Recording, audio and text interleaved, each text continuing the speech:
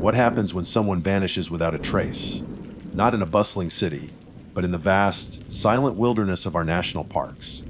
Every year, millions of us visit these incredible landscapes for adventure and escape. But for the park rangers who patrol these woods, the beauty sometimes hides a much darker reality. They are the first responders, the searchers when a hiker doesn't return to the trailhead or a camper is gone from their tent. They see things the average visitor never does. They follow tracks that lead to nowhere, find campsites abandoned in a hurry, and hear stories from survivors that defy easy explanation. They are on the front lines of some of the most chilling and baffling missing person cases. Tonight, we're delving into one of those stories. This clip from the popular True Scary Park Ranger Stories series focuses on a case that left even seasoned rescuers with a sense of unease. Get ready, turn the lights down, and make sure you have your headphones on for this one. You're about to hear a story that will make you think twice before you next step into the woods. Let's watch. My name is Samuel Thorne, and for the better part of 2 decades, I've been a search and rescue ranger for the National Park Service. I've worked in the sweeping deserts of Utah, the dense forests of the Pacific Northwest, and now, for the last 10 years, in the rugged, ancient mountains of this vast wilderness preserve. In my line of work, you see humanity at its most vulnerable. You learn that the wild doesn't play favorites. It's beautiful, yes, but it's an impartial, often brutal beauty. Most missing person cases, the ones that make up the bulk of our yearly incident reports, are tragically mundane. A day hiker gets turned around and spends a cold night off trail. A tourist misjudges the terrain and takes a bad fall, resulting in a broken ankle.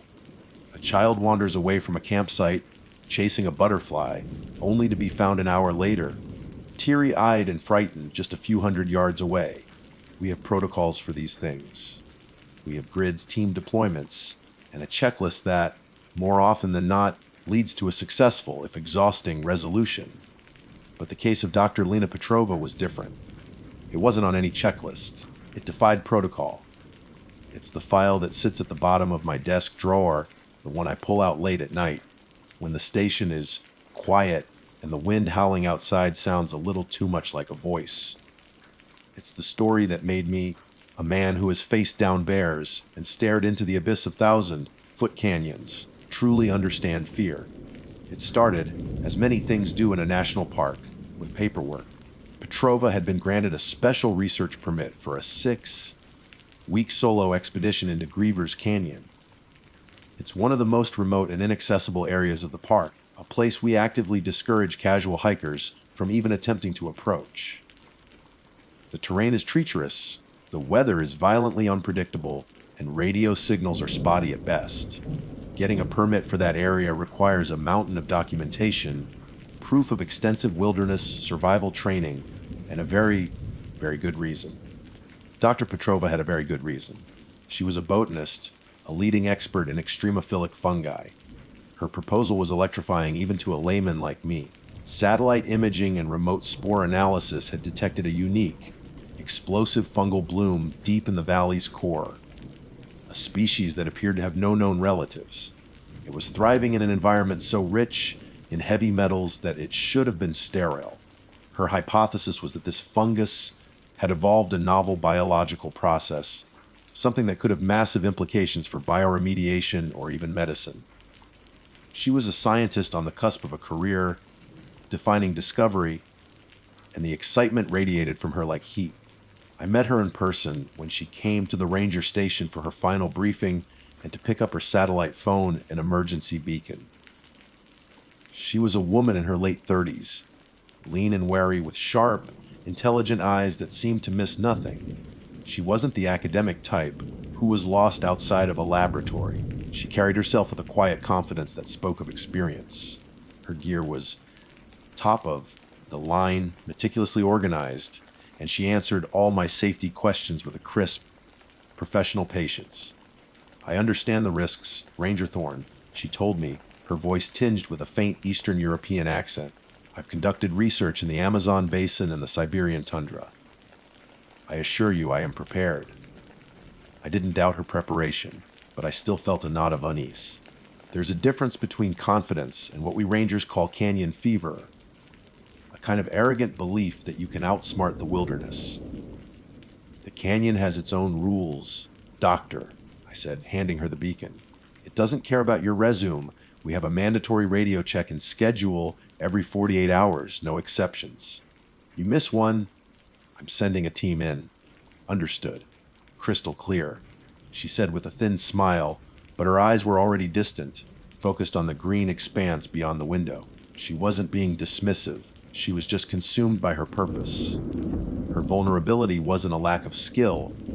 It was her unyielding fascination with the unknown. It was the very thing that drove her to be great, and the same thing that was pulling her toward the heart of that isolated valley.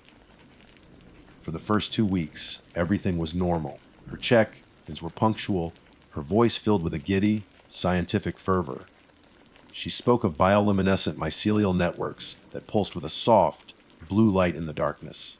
She described fungal structures that mimicked the shapes of the surrounding flora, almost as if they were learning. "It's not just a bloom, Sam," she'd said during one call, dropping the formal ranger thorn. "It's an ecosystem. A single, interconnected intelligence, maybe. The patterns are complex. They're not random. I'm recording terabytes of data. I'm not a scientist, but I've spent my life observing nature." I chalked her single intelligence talk up to a researcher's passion and the effects of prolonged isolation. "It's easy for the silence of the wild to start playing tricks on you." The change began in the 3rd week. It was subtle at first. Her voice lost some of its clinical precision. The check-ins became less about data and more about feelings. "They react to my presence," she said in one call, her voice hushed, conspiratorial. "When I move my equipment, the light patterns in the network shift. They're watching me, Sam. They're curious. Probably just reacting to vibrations or changes in carbon dioxide, Doc." I'd replied, trying to keep her grounded. A dry, airy laugh came through the static. "That's what my instruments say. But it's not what I see. It's like a language. I just don't know the vocabulary yet." The knot of unease in my stomach tightened. I discussed it with my supervisor, but he waved it off. "She's a scientist getting good results, Sam. Let her have her moment." The last call I ever received from Dr. Lena Petrova came on a Tuesday evening. It was a day ahead of schedule. Her voice on the satellite phone was unnervingly calm. All the previous excitement was gone, replaced by a serene, almost blissful tranquility that chilled me to the bone. "Sam," she began, and the way she said my name sounded different, elongated. "I wanted you to know. You don't need to worry about me anymore."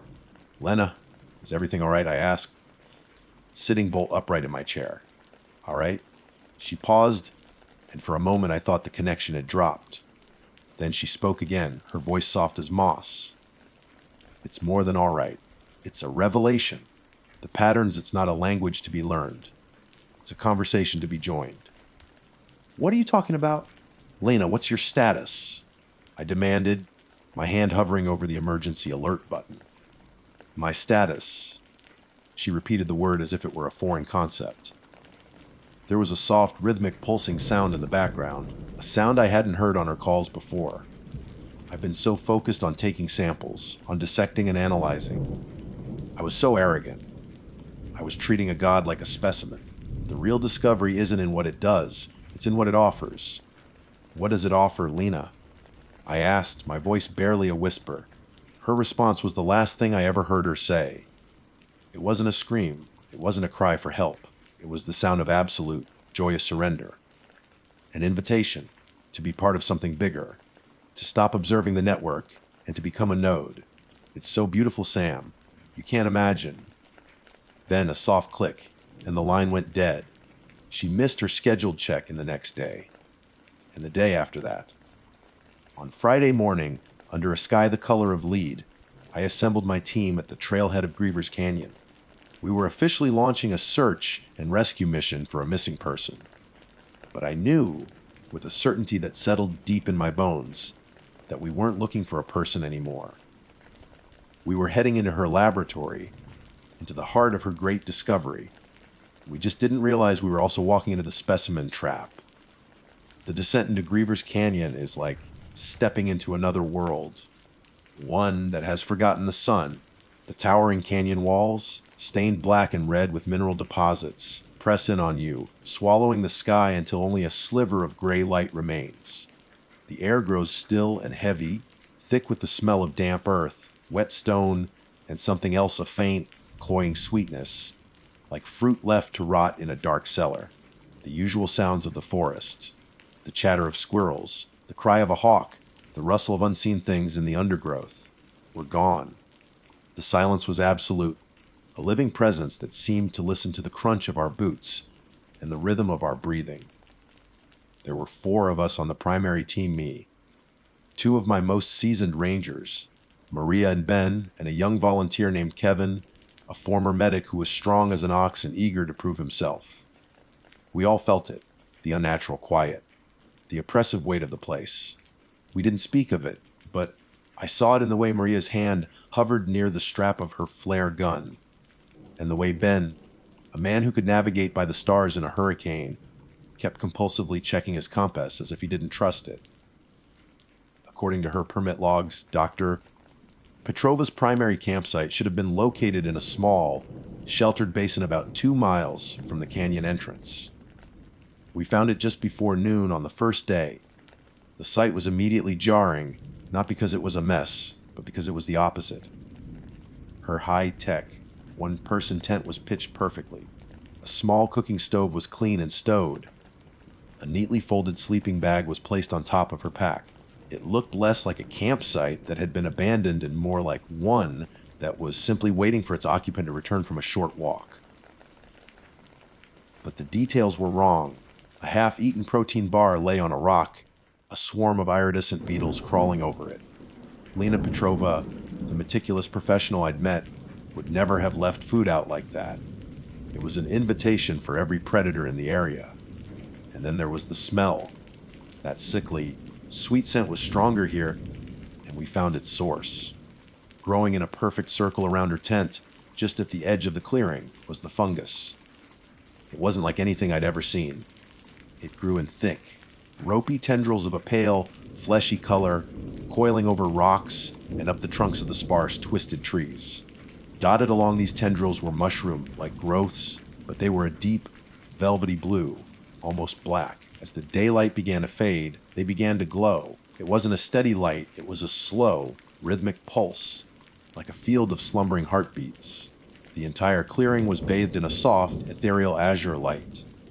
It was hypnotically beautiful and deeply, fundamentally wrong. My God, Kevin whispered, his voice full of awe. It's just like she said. Don't touch it, I ordered, my voice sharper than I intended. Treat this whole area as a contamination zone. We bag and tag everything, but we don't make contact with the local flora. Ben found her research kit first. It was open, and a digital microscope was still powered on, its small screen displaying a complex, branching pattern. Beside it lay her field journal. The first couple of weeks of entries were exactly what you'd expect, precise, clinical, filled with scientific jargon, diagrams of cell structures, and notes on growth rates. But then, just as her radio calls had changed, so did her writing. The neat, scientific script became a sprawling, looping scrawl. The entries became less about observation and more about communication. Week 3, day 40, it responds to sound. I hummed a simple scale C, D, E, and a corresponding cluster of nodes brightened and dimmed in sequence. It isn't mimicry. It feels like an answer. The air is thick with spores, but I've had my respirator off for days. It feels clean. Cleaner than the air outside. Week 4, day 20, I made a mistake. I thought of it as a plant. It's not. It's a nervous system laid bare on the forest floor. The network beneath the soil connects every part of this valley. I am not in its territory. I am inside its body. Week 4, day 60, the dreams are incredible. I see the world from 1,000 different perspectives at once. I feel the moisture in the soil, the slow crawl of a beetle over a leaf a mile away, the subtle shift of moonlight on the canyon wall. I am not sleeping. I am connecting. Sam wouldn't understand. He sees the rules. I see the truth behind them. The last entry was barely legible. It was written in a shaky hand, the pen having pressed so hard it tore the waterproof paper. It doesn't want to be studied. It wants to be known. It doesn't want samples taken. It wants to give a gift, the ultimate integration. To shed this clumsy, isolated vessel and join the chorus. It showed me how. Such a simple, beautiful process. It's time. A cold dread washed over me. She wasn't lost, I said to the team. She wasn't taken. She walked right into it. As if on cue, a soft, melodic humming began to fill the air. It wasn't coming from any single direction. It seemed to resonate from the ground beneath our feet. It was a complex, multi-layered harmony that was both beautiful and nauseating. The blue lights of the fungi pulsed faster, matching the rhythm of the sound. What is that? Maria asked, her eyes wide, scanning the darkness beyond the glow. It's the song, Kevin said, his face pale in the blue light. He was staring transfixed at the pulsing network, the one she wrote about. Suddenly, Ben let out a choked gasp. We turned to him. He was staring at his hand. A faint, blue tracery of light was glowing on his skin. A delicate, web-like pattern that looked eerily like the mycelial network at our feet. It's the spores. He stammered, his voice tight with panic. They're everywhere. We all looked at our own exposed skin. Under the pulsing blue light, we could all see it. Faint, shimmering patterns were appearing on our hands, our necks, our faces. The air wasn't just filled with spores, it was a living medium, a fine, invisible dust that we had been breathing in, absorbing, since the moment we entered the canyon. The humming grew louder, more insistent. The patterns on our skin glowed brighter. I felt a strange sense of lethargy creep into my limbs, a pleasant, fuzzy warmth that told me to just sit down, to rest, to listen to the beautiful song. My thoughts felt slow, syrupy. The file in my desk, Lena's voice on the phone. It's an invitation to become a node. It was Kevin who snapped me out of it. He let out a yell of pain and surprise, stumbling backward and tripping over a root. He had been staring at a large, pulsating blue mushroom, and as he fell, his hand brushed against it. The moment he made contact, the humming stopped. The light from every fungus in the clearing intensified, flaring into a brilliant, blinding azure. And then we saw her. She wasn't in the tent. She wasn't in the woods. She was part of the network. About 20 yards away, what I had thought was just another large, thick trunk of coiled, fleshy tendrils was not a trunk. It was a human form, entwined and integrated into the fungal mass. The shape was unmistakably female. The head tilted back in a silent, ecstatic scream. The entire body was covered in the pale, ropey growth, but through it, we could see the tattered remains of her clothes, her research uniform, and from her chest, where her heart would be, grew a single, massive, luminous blue mushroom, pulsing with a light brighter than all the others. Dr. Lena Petrova hadn't just been consumed. She had been repurposed. She was the central node, the broadcaster. And as we stood there, frozen in horror, the humming started again, this time with a new, distinct undertone. It sounded unmistakably like a woman's voice, and it was calling our names. For a heartbeat that stretched into an eternity, we were statues carved from ice and fear. The sight of what Lena Petrova had become, a grotesque monument of flesh and fungus, a human antenna for an alien consciousness, had short-circuited our brains. But the sound is what shattered our paralysis. The humming melody that now carried the distinct, ghostly cadence of Lena's voice wasn't just a sound wave hitting our eardrums. It was an intrusion.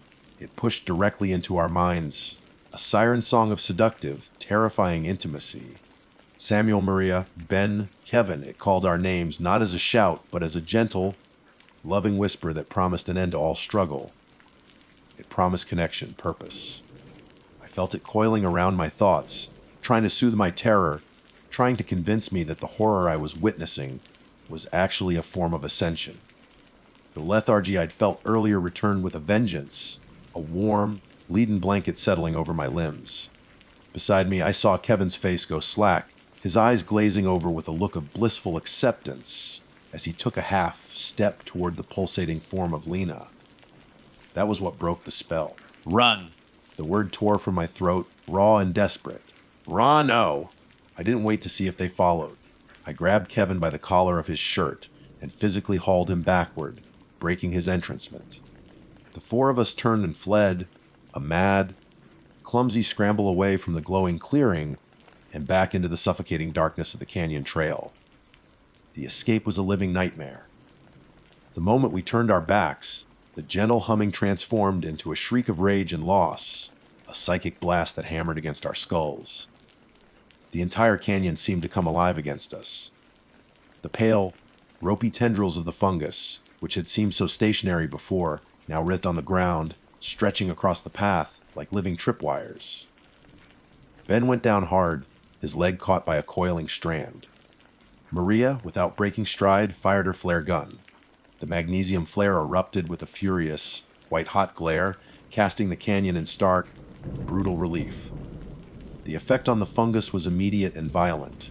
Every glowing part of it recoiled from the intense light and heat. The tendril around Ben's leg withered into black ash, and the psychic shriek faltered, replaced by a hiss of what I can only describe as pain. "Keep moving," I yelled, pulling Ben to his feet. The flare bought us maybe 30 seconds. We ran blindly, our lungs burning, the sickly sweet air feeling like poison gas. The spores were thicker now, a visible, shimmering haze in the beam of our headlamps. I could feel them on my skin, a crawling, tingling sensation, and the blue, webbed like patterns on our arms and faces were now glowing with a feverish intensity, visible even without the fungus's own light. The psychic assault resumed, but it had changed tactics. It was no longer trying to lull us. It was trying to tear us apart from the inside out. It dredged up our deepest fears and regrets, projecting them into our minds with vivid clarity. I saw the face of a young hiker I'd failed to find in time years ago, her eyes accusing me. I heard my father's disappointed voice from my childhood. It was a targeted, psychological warfare, and it was devastatingly effective. Maria cried out, stumbling as she clutched her head. Ben was muttering to himself, his eyes wide with a terror that wasn't directed at the canyon, but at something only he could see. We were breaking, but it was Kevin who fell first. He just stopped. He stood stock still in the middle of the trail, his shoulders slumped. "Kevin, come on," I screamed, turning back for him. He looked at me, and his face was a mask of serene tragedy. Tears streamed from his eyes, but he was smiling. "I can't," he whispered, his voice sounding distant, disconnected.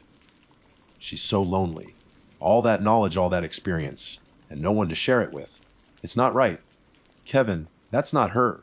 It's a trap," I pleaded, taking a step toward him. "No," he said, his smile widening. "It's a gift." He turned and began walking calmly back toward the clearing, his steps steady and sure.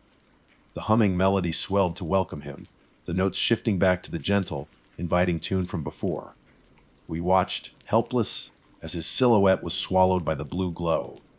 We heard no scream, just a soft, contented sigh carried on the wind, which was immediately followed by the humming growing infinitesimally stronger, a new voice added to its choir. There was no time to mourn. Grief was a luxury we couldn't afford. The loss of Kevin seemed to focus the entity, and the ground itself began to tremble. The fleshy tendrils were erupting from the soil all around us now, faster, more aggressive.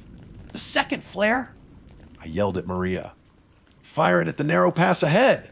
She fumbled with the pistol, her hands shaking, but she got it loaded. She fired. The flare shot forward, ricocheting off the canyon wall and landing in a dense patch of the fungus that blocked our path.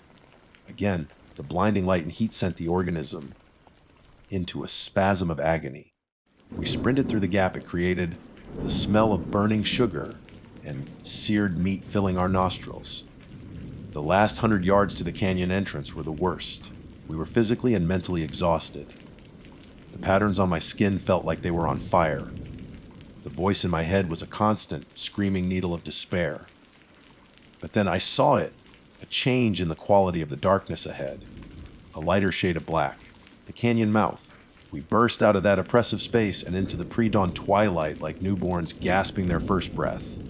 We collapsed onto the blessedly normal, non-glowing dirt, coughing and retching, the air The beautiful, clean, spore-free air felt like a cool drink to a man dying of thirst.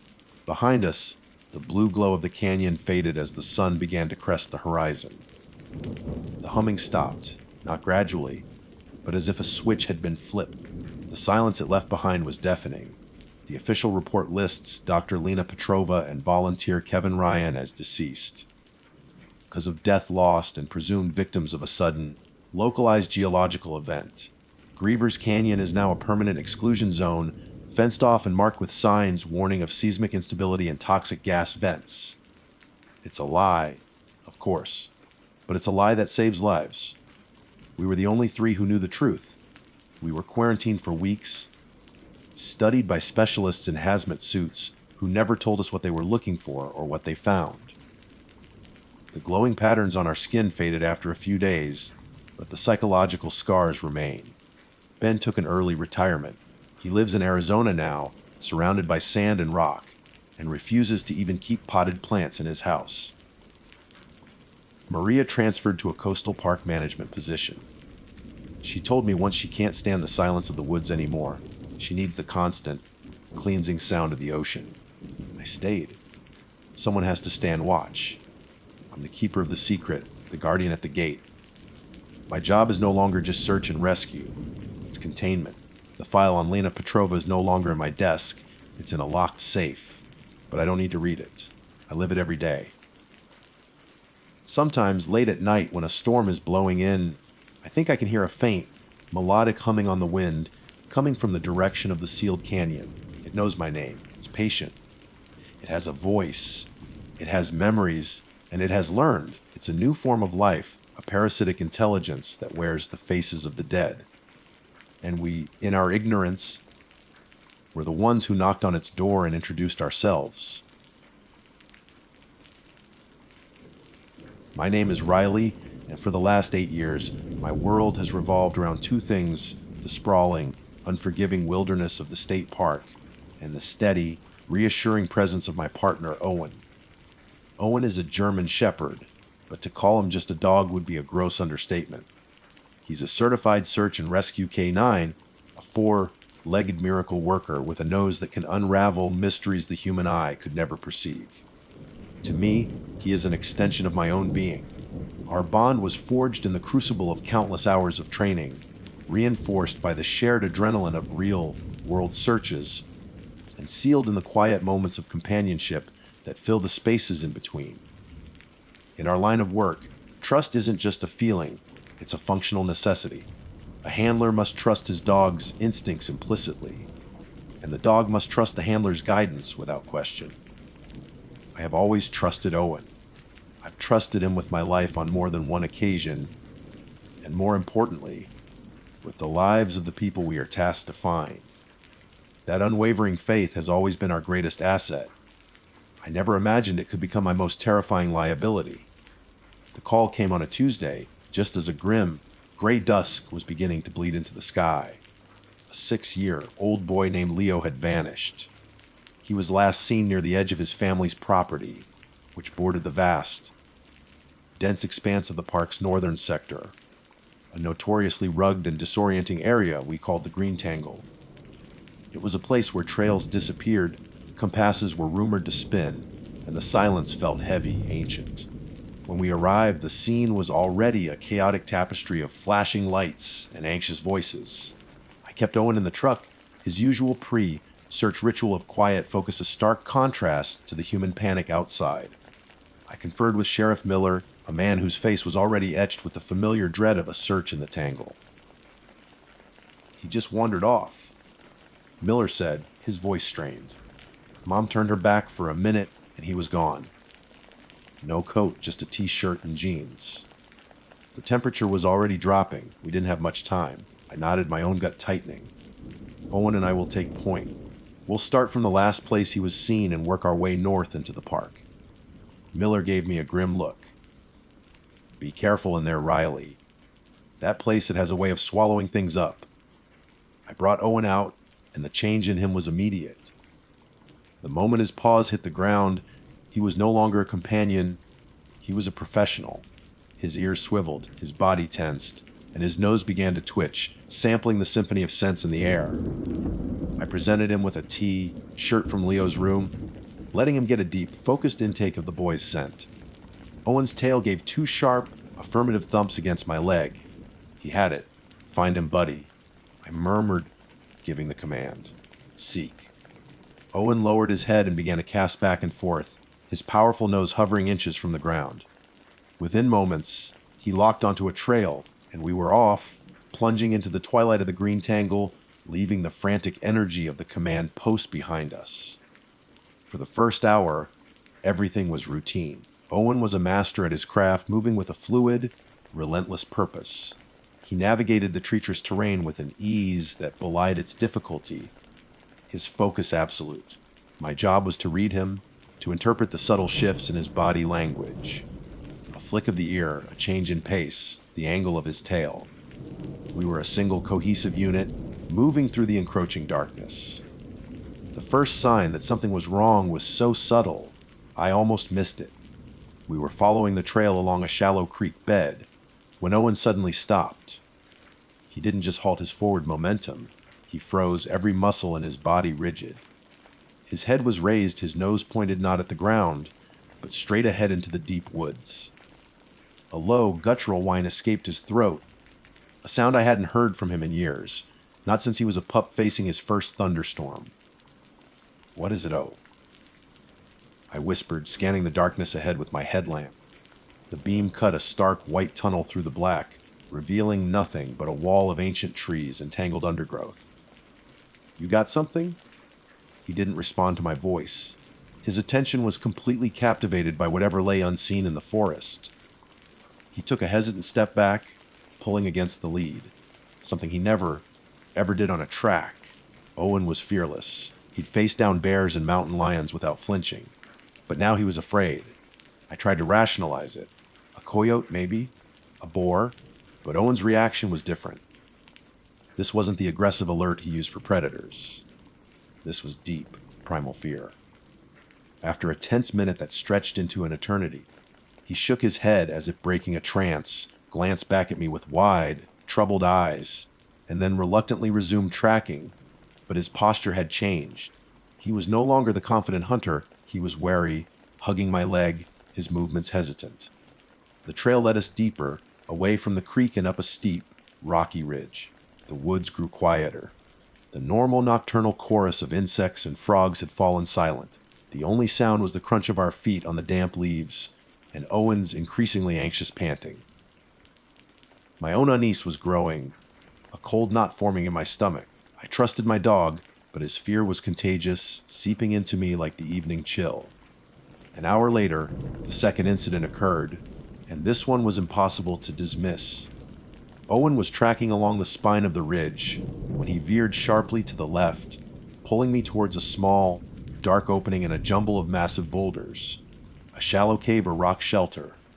He stopped at the entrance, his whining returning, more insistent this time. Is he in there? Boy, I asked, my heart hammering. Did you find him? But Owen wasn't signaling a find. His found bark was a series of loud, joyous explosions. This was different. He was whimpering, pawing at the ground, and refusing to enter. He kept looking from the dark maw of the cave back to me, his eyes pleading. It felt less like he was telling me the boy was in there, and more like he was warning me away from it. Against my better judgment, driven by the protocol that demanded I check every potential shelter, I handed Owen's lead to my own belt loop and cautiously approached the cave. Hello. Leo. I called out, my voice sounding small and thin in the oppressive silence. No answer. I clicked on the high beam of my headlamp and peered inside. The space was small, barely deep enough for a person to lie down. The air that drifted out was cold and smelled strangely metallic, like old blood, but also carried a bizarre, sweetish undertone, like rotting flowers. The beam swept across the dusty floor, revealing nothing but dirt and a few scattered leaves. And then I saw it. In the very back of the cave, almost hidden in the shadows, was a small pile of rocks. It was no natural formation. The stones were neatly stacked, forming a small, deliberate cairn about a foot high. Atop the cairn sat a single object, a child's shoe. It was a small, blue sneaker, identical to the one Leo's mother had shown me back at the house. A wave of cold dread washed over me. This wasn't right. A lost child doesn't stop to build a neat little monument and place his shoe on top. My mind raced, trying to find a logical explanation. Maybe someone else found the shoe and left it here as a marker. But who would do that in the middle of nowhere and not report it? I turned to tell Owen to stay put while I retrieved it, but he was gone. The lead was still attached to my belt, but the collar at the end of it was empty, the buckle undone. I spun around, my light slicing through the darkness. "Owen, heel!" A frantic crashing sound came from the woods about 50 yards away. I saw his shape for a fleeting moment in the edge of my beam, a dark silhouette fleeing into the night. He was running. My partner, the dog who never left my side, who would walk into fire for me, was running away from me, from this place, as if his life depended on it. And in that moment, standing alone in the suffocating silence of the green tangle, with a child's shoe on a makeshift altar, I felt a terror unlike any I had ever known. The fear wasn't just that the boy was gone. It was that something else was here with us, something that had terrified my fearless dog into abandoning me, and I was standing right at its door. Panic is a cold, sharp thing. It doesn't burn, it freezes. For a long moment I was paralyzed, standing at the mouth of that shallow cave with the empty leash swaying from my belt like a hangman's noose. The silence that Owen's frantic escape had left behind rushed back in, heavier and more profound than before. It pressed in on my ears, a physical weight. My mind, usually a disciplined space of procedure and logic, became a chaotic storm of disbelief and terror. He ran. He unclipped his own collar and he ran. My first instinct was purely primal to run after him, to yell his name until my throat was raw, to plunge into the same darkness that had swallowed him. He was my partner, my other half. The thought of him out there, terrified and alone, was a physical ache in my chest. But 8 years of training screamed back at me. I was on an active search. A child's life was on the line. The protocol was clear: you do not abandon your post, you do not compromise the search area, and you report all findings immediately. My hand trembled as I reached for the radio on my shoulder harness. I had to call it in. The shoe, the cave, the bizarre cairn. But what would I say about Owen? My K9 partner, a dog decorated for bravery, slipped his collar and fled in terror. They'd think I was crazy. They'd pull me from the field, send me for a psych evaluation. The shame of it was a bitter taste in my mouth, but it was dwarfed by the cold, creeping dread that coiled in my gut. What could possibly scare Owen so badly? "Command, this is Riley," I said, my voice cracking on the first word. I cleared my throat and tried again, forcing a steadiness I didn't feel. "Riley to command, do you copy?" The radio hissed back at me, a storm of static. The green tangle was notorious for its dead zones. I took a few steps away from the rock formation, holding the radio high. "Read you barely. What's your status?" Sheriff Miller's voice was a fractured ghost in the speaker. "I have a possible find," I said, choosing my words carefully. "A single shoe, child-sized, blue. Matches the description of Leo's. It's located in a small rock shelter. Coordinates." I read the numbers from my GPS, my eyes darting nervously into the impenetrable blackness around me. The shoe was placed on top of a small, man-made cairn. The static crackled for a few seconds. A cairn. What the hell, Riley? Are you okay? Where's your K9? Here it was. The question I was dreading. "Owen is. He's casting wide." I lied, the words feeling like poison on my tongue. He picked up something on the wind and took off. I'm trying to call him back. "Stay put." Miller's voice ordered, cutting through a wave of static. "I'm diverting the second team your position. Do not, I repeat, do not enter shelter. Wait for back, Pi." The transmission dissolved into a final long hiss. "I copy, command," I said to the dead air, staying put. The silence that followed was worse than before. Now I was under orders. I couldn't search for Owen. I couldn't leave. I had to wait here, at this place that felt profoundly wrong, a place that my dog, my infallible partner, had identified as a source of pure terror. I backed away from the cave, my headlamp beam fixed on its dark opening as if expecting something to crawl out.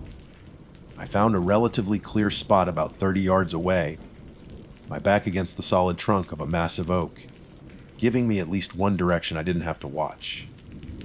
And then the waiting began. Time stretched and warped in the oppressive quiet.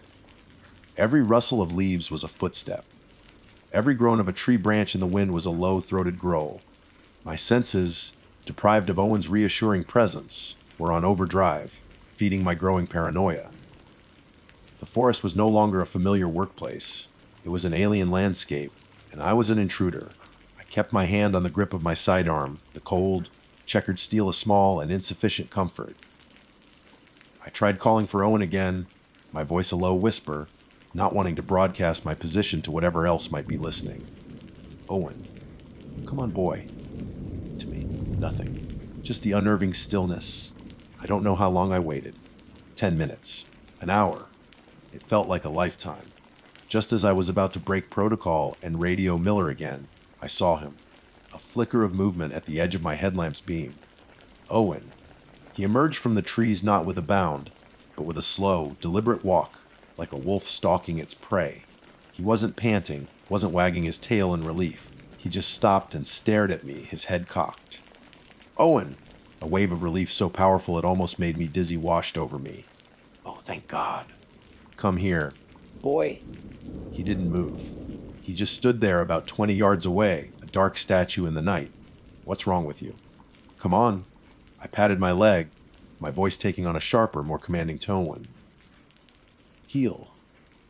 He took a slow step forward, and my beam caught his fur. It was matted along his back and neck with something dark, wet and sticky. It wasn't mud. And his eyes were wrong. They weren't the intelligent, warm, expressive eyes of my partner. They were flat, glassy, like polished stones, reflecting the light of my lamp with a dead, empty sheen.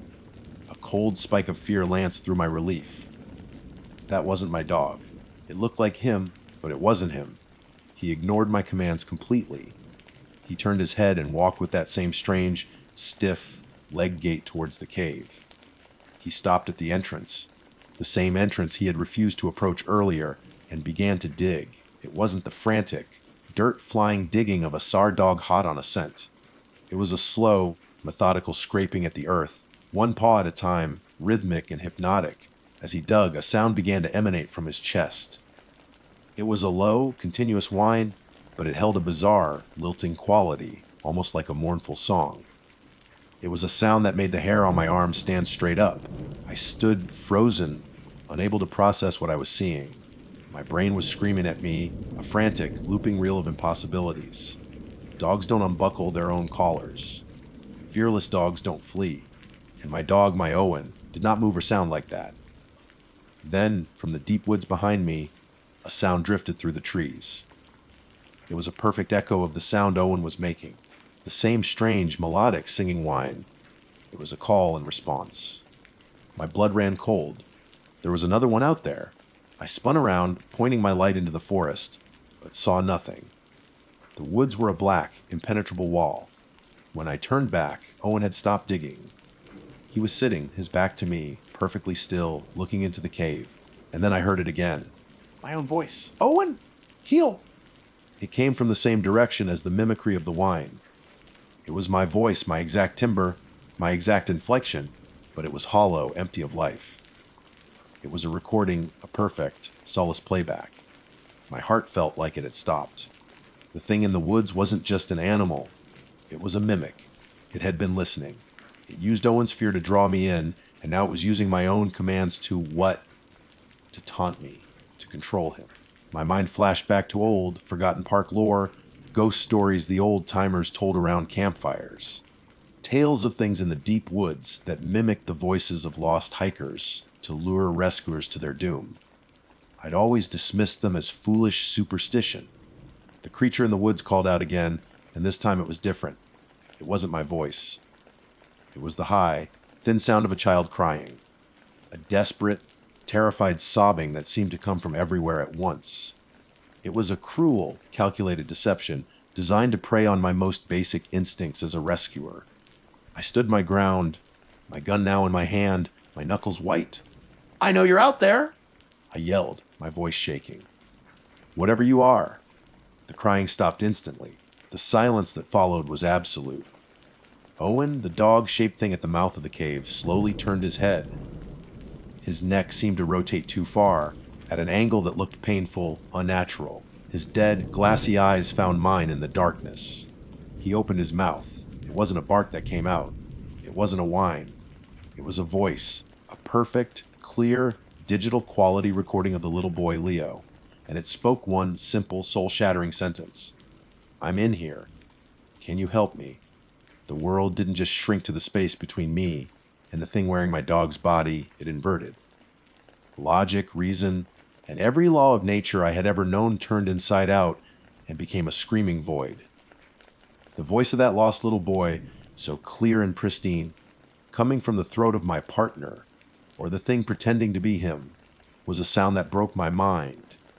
It was a key turning a lock on a door I never knew existed, and behind it was a sheer drop into madness. My finger was on the trigger of my pistol, but what was I aiming at? A monster? A ghost? A memory? Or was I aiming at the best friend I ever had? "I'm in here. Can you help me?" Leo's voice, piped through the vessel of my dog, echoed in the dead air. My training and my instincts were at war. The rescuer in me, the part that had sworn an oath to find the lost, screamed to answer the call.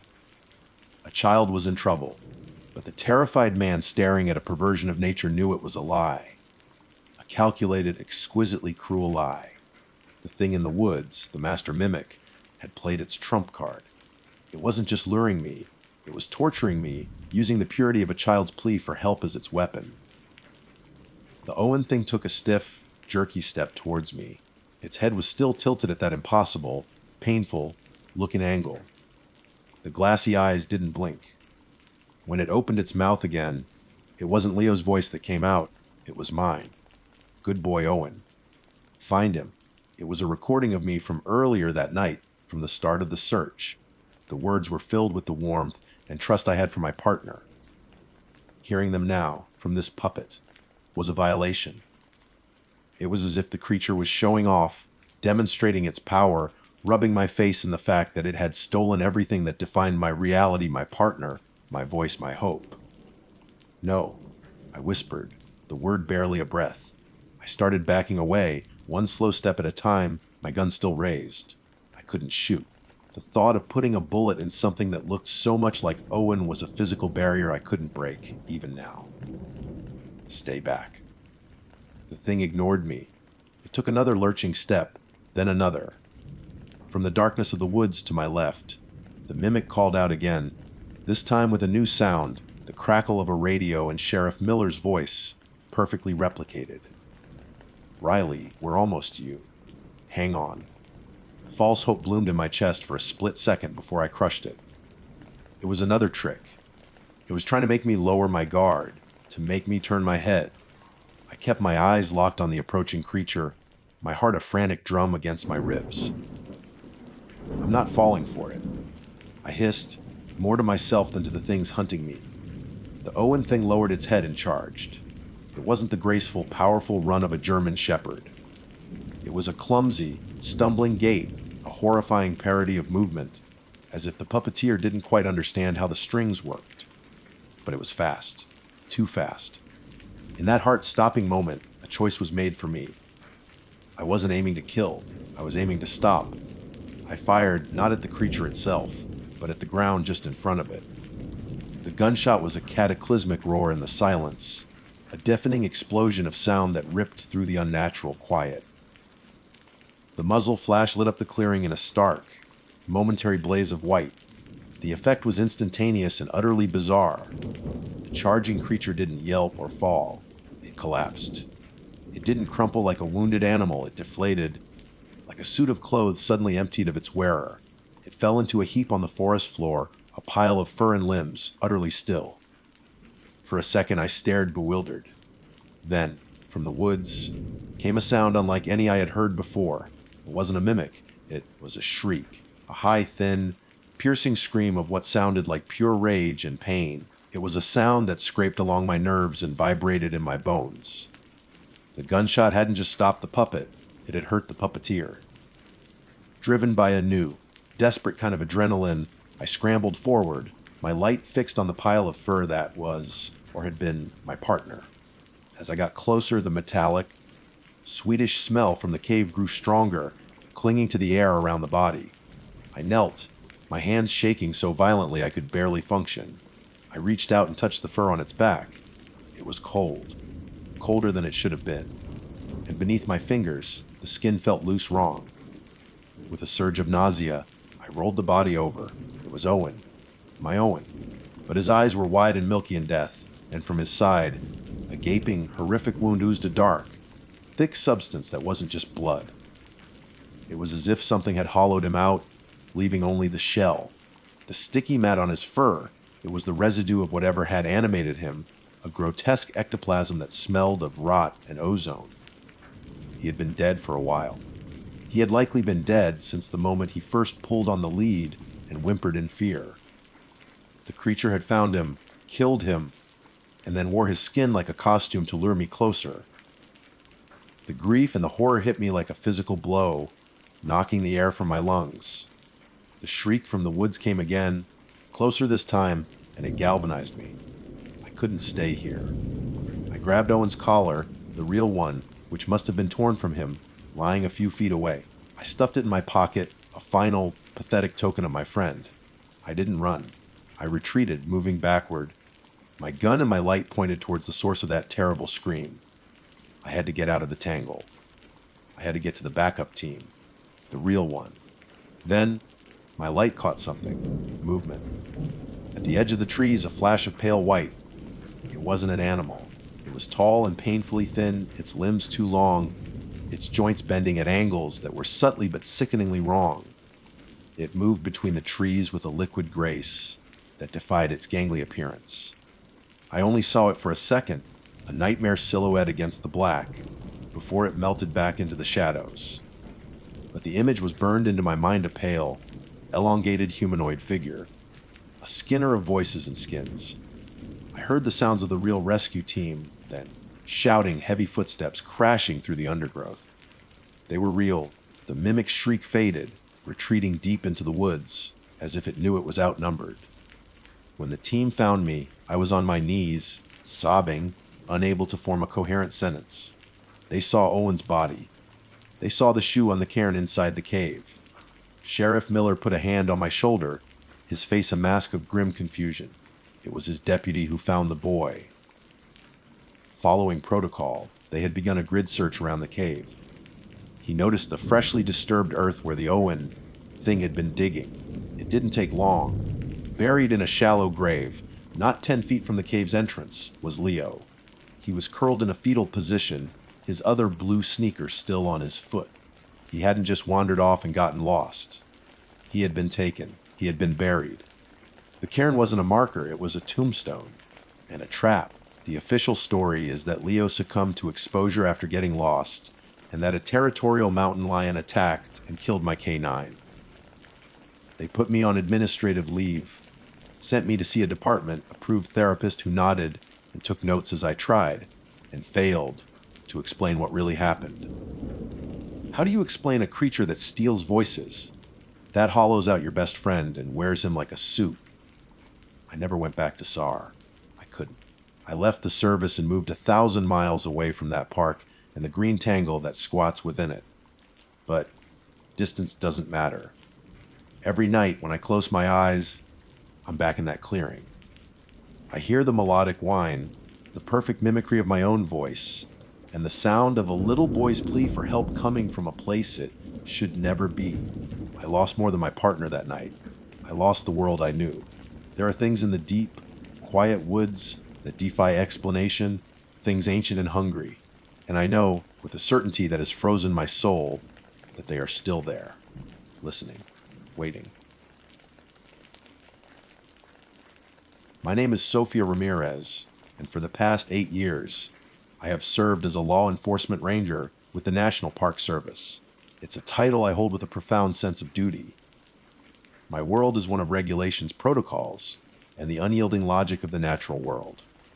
I deal in facts, in evidence. If a situation arises, there is a procedure to follow. If a person is lost, there is a search and rescue grid. If a crime is committed, there is a chain of custody.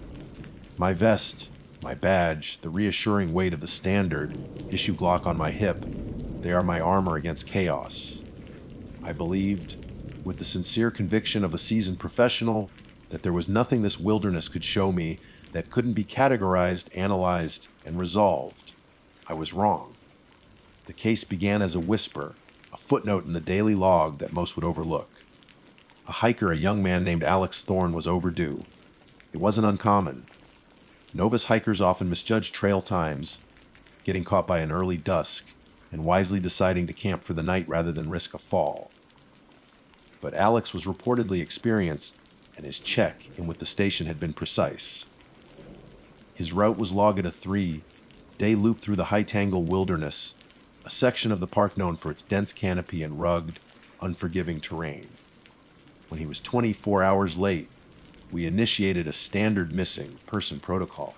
His car was still in the trailhead parking lot, a film of yellow pollen already blanketing the windshield.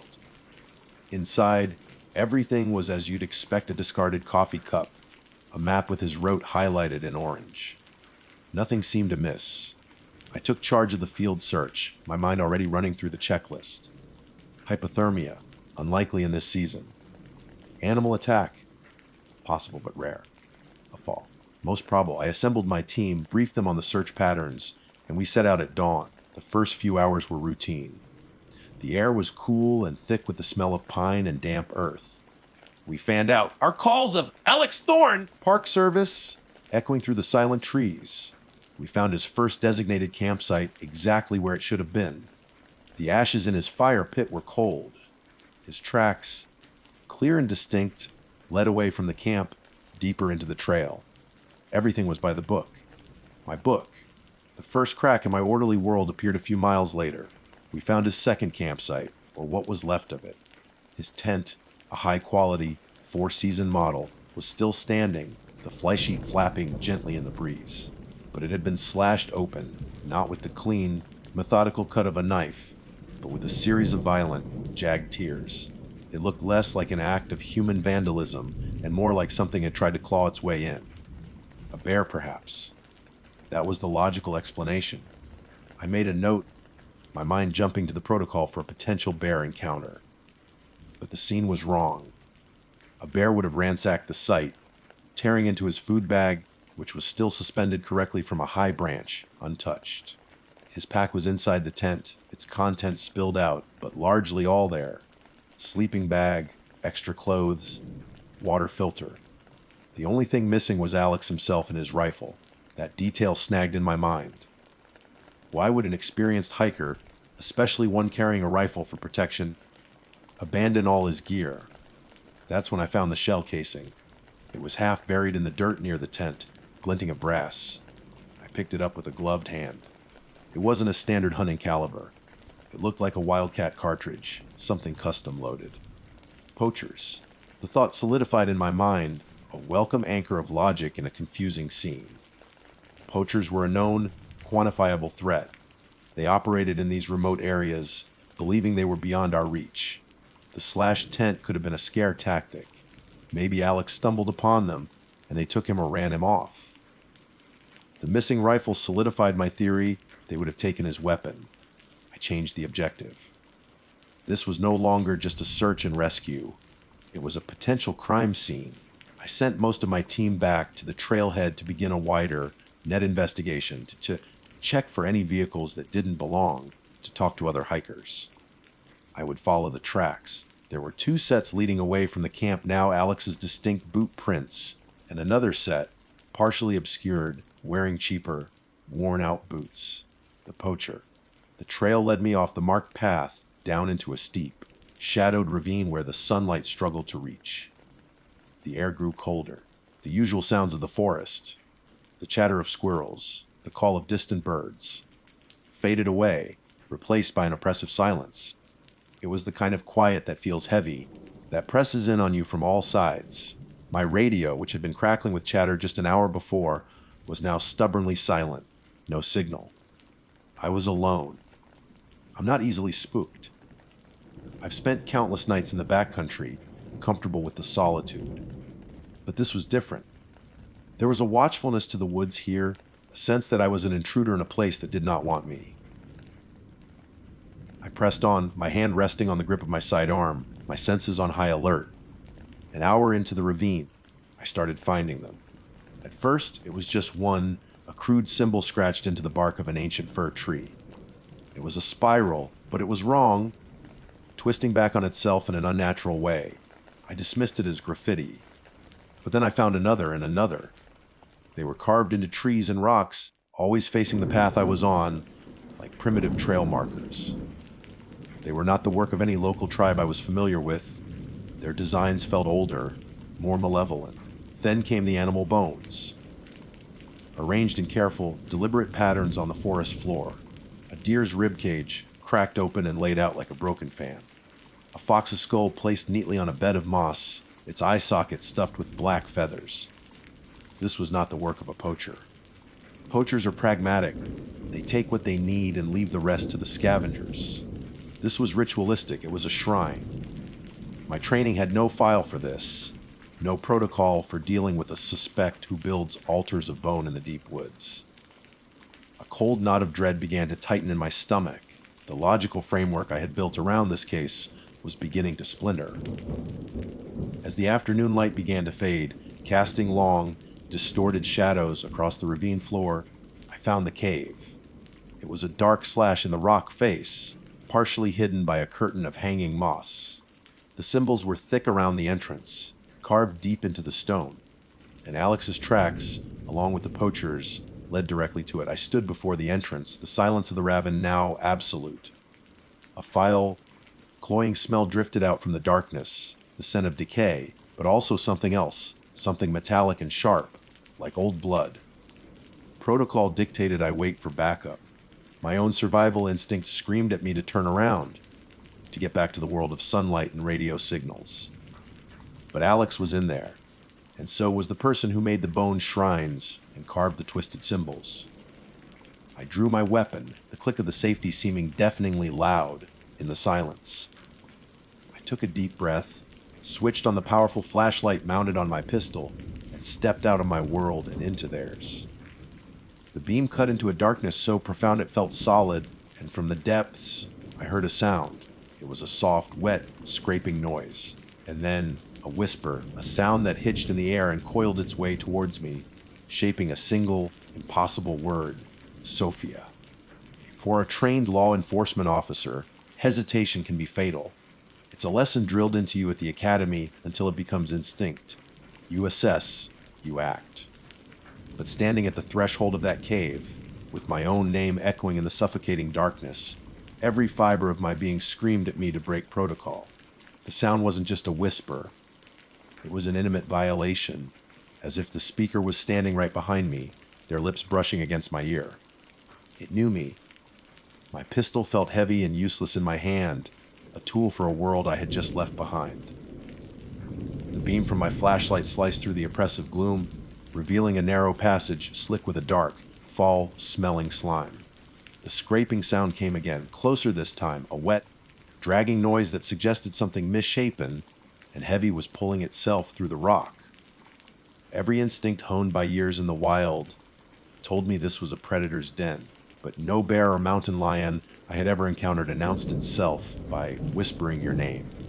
My training had no contingency for this. My mind, usually a fortress of logic and procedure, was starting to crumble. The poacher theory, once a comforting anchor, now seemed hopelessly naive. Poachers didn't create bone altars. They didn't carve symbols that made your skin crawl. And they certainly didn't have this presence. A feeling of ancient, malevolent intelligence was seeping from the cave, a pressure against my skull. But there was still a missing person. Alex Thorne. My duty was to him. That thought, that single, clear objective, was the only thing that propelled me forward. I took a step into the cave, and the temperature dropped instantly. The air was frigid and stagnant, thick with the coppery tang of old blood and something else a musky, fungal odor of decay that clung to the back of my throat. My light beam danced across the walls. They weren't natural rock. The surface was covered in a layer of what looked like dried mud and organic matter, pulsating faintly in the light. And the symbols were everywhere, not just carved, but seemingly growing out of the walls themselves, interwoven with dark, vein-like roots. The passage twisted and turned, a claustrophobic tunnel that seemed to intentionally disorient. The scraping sound was intermittent now, sometimes ahead, sometimes seeming to come from the walls around me. I kept my back to the rock, moving slowly, trying to control the frantic beating of my heart. Then my light fell upon a niche in the wall. Huddled inside was a man. He was gaunt and pale, his eyes wide with a terror so profound they seemed disconnected from reality. He wore the tattered remains of a cheap plaid shirt and worn-out boots. The poacher. He was clutching a small, crudely made wooden totem, a spiral just like the ones outside. He didn't seem to notice my light or my gun. He was rocking back and forth, muttering to himself in a frantic, broken litany. It sees you. It knows you. Where's your skin? Where's your voice? Park ranger?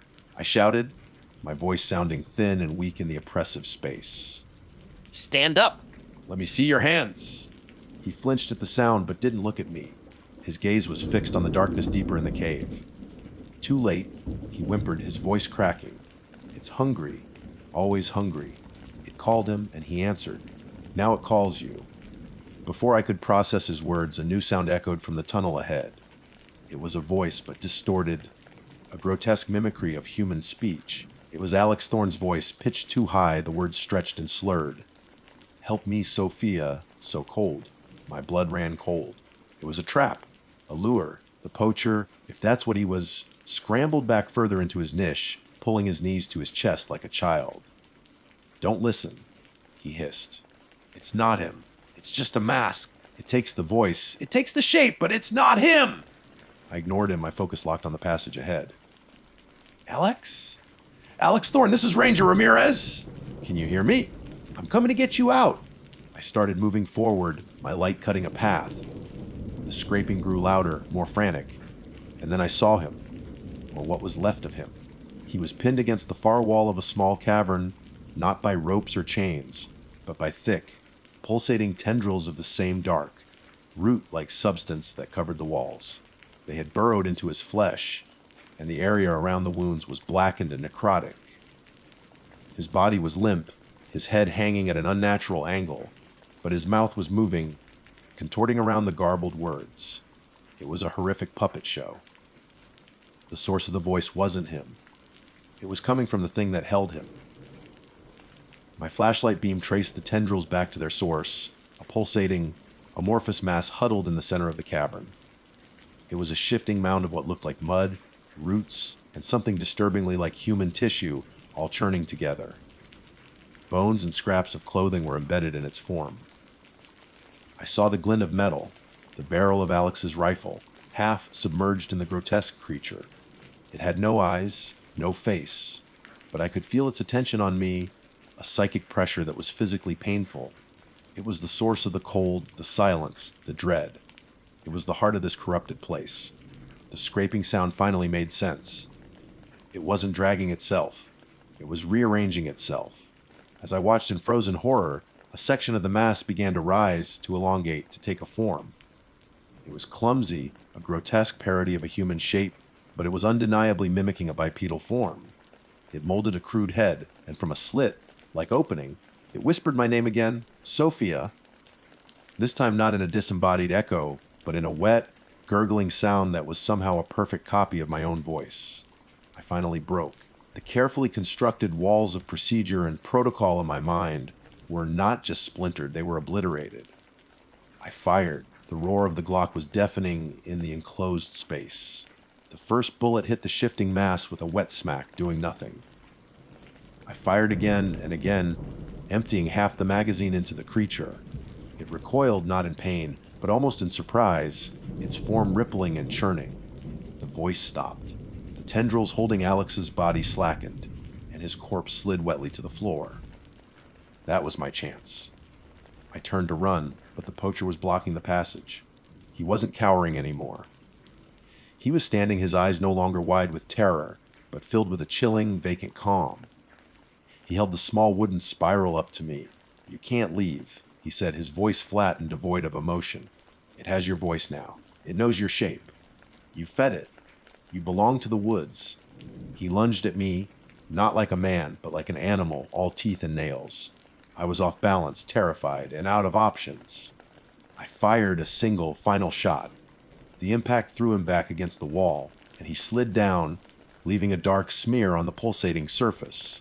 There was a moment of absolute silence. Then, from the cavern behind me, a new sound began. It was a low, guttural chuckle that slowly, horribly, began to morph and shift until it was a perfect imitation of the poacher's terrified whimpers. The creature was learning, and it was mocking me. I didn't wait to hear more. I scrambled past the fallen man and ran, my lungs burning, my mind a screaming void of pure terror.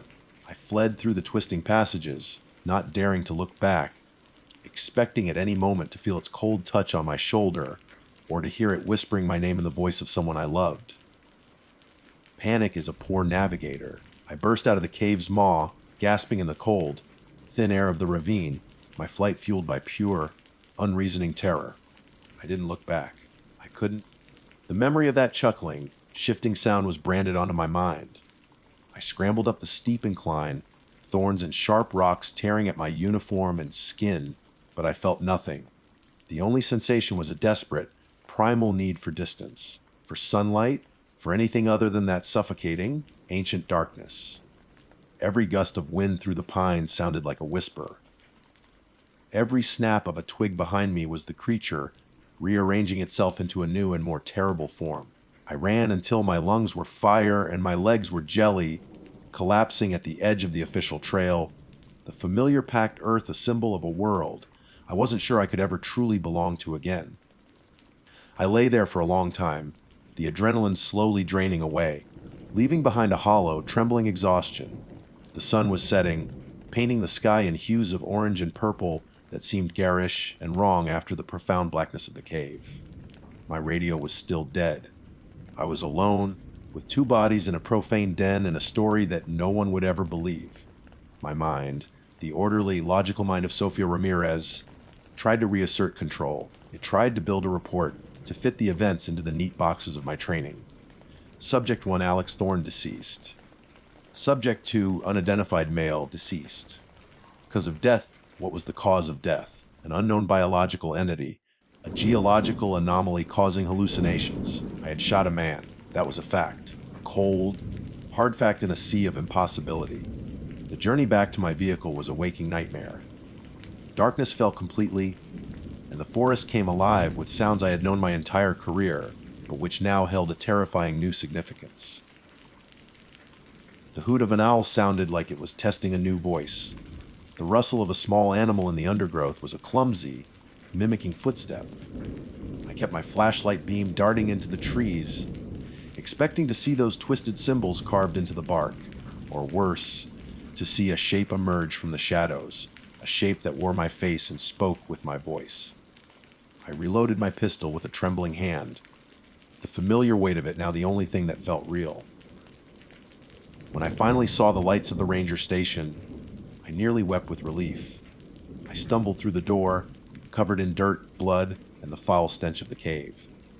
My supervisor, a grizzled veteran named Miller, took one look at my face and the carefully constructed calm he wore like a uniform shattered. The debriefing was a disaster. I tried to stick to the facts, but how do you report a sentient, shape-shifting mound of earth and flesh? How do you explain that it whispered your name? I started with the poacher theory. Alex Thorne stumbled upon an illegal operation. The second man, the poacher, attacked him. There was a struggle. I followed the trail to a cave. And what happened in the cave? Sofia. Miller asked, his voice gentle the way you speak to a spooked horse. There was a confrontation. I said, my voice hoarse. The suspect was unstable. He attacked me. I was forced to defend myself. It was the truth, but it was a tiny, insignificant sliver of the whole monstrous truth. And Alex Thorne? I hesitated, the image of his body, puppeted by those obscene tendrils, flashing in my mind. He was already dead when I arrived. The suspect, he killed him. They accepted my story, or at least they pretended to. A team was dispatched at first light. My firearm was taken for ballistics. I was placed on administrative leave, a standard procedure. They found the bodies, just as I'd said. The official report was a masterpiece of sanitized fiction. Alex Thorne and an unidentified transient, the poacher, died in a cave collapse, a tragic accident. My discharge of my weapon was deemed a justified response to a perceived threat under extreme stress.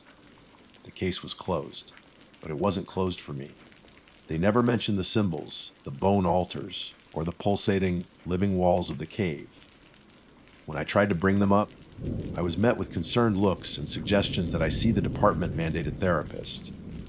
They said the stress of the situation, the darkness, the isolation had caused me to hallucinate. They told me I had done a brave thing in a terrible situation, but my mind was playing tricks on me. They stripped the horror of its reality, leaving me alone with the knowledge of what truly lived in the heart of that park. I live in a small apartment in town now. The windows are always locked. I've resigned from the park service. I can't go back into the woods. Sometimes I hear things.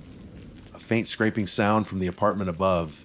Even though I know it's vacant, I'll be watching television, and for a split second, the actor on screen will turn, look directly at me, and their lips will form my name.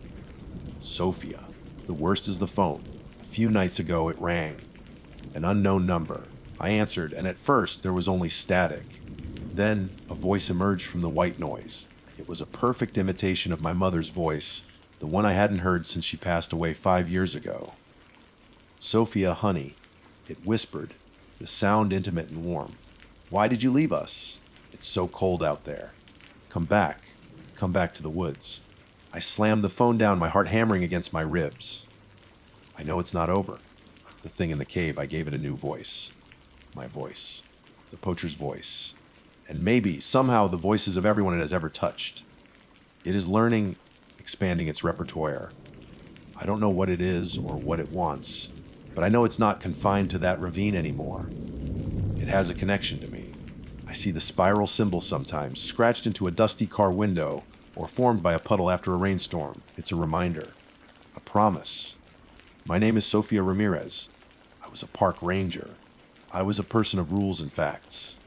Now, I'm just a woman who is afraid of the dark, who jumps at the sound of her own name, and who waits for the day the woods come to claim her. My name is Arthur Blackwood, and for 37 years, I've worn the uniform of a national park ranger.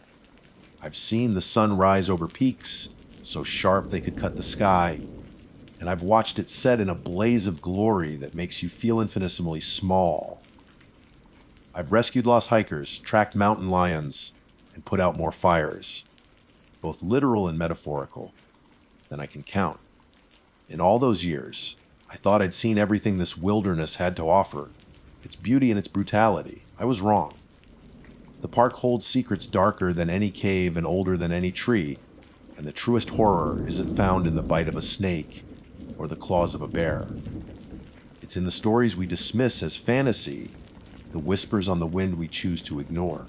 This is the story of Hannah Jacobs, and how her disbelief in those whispers led her into the heart of a silence from which she never returned.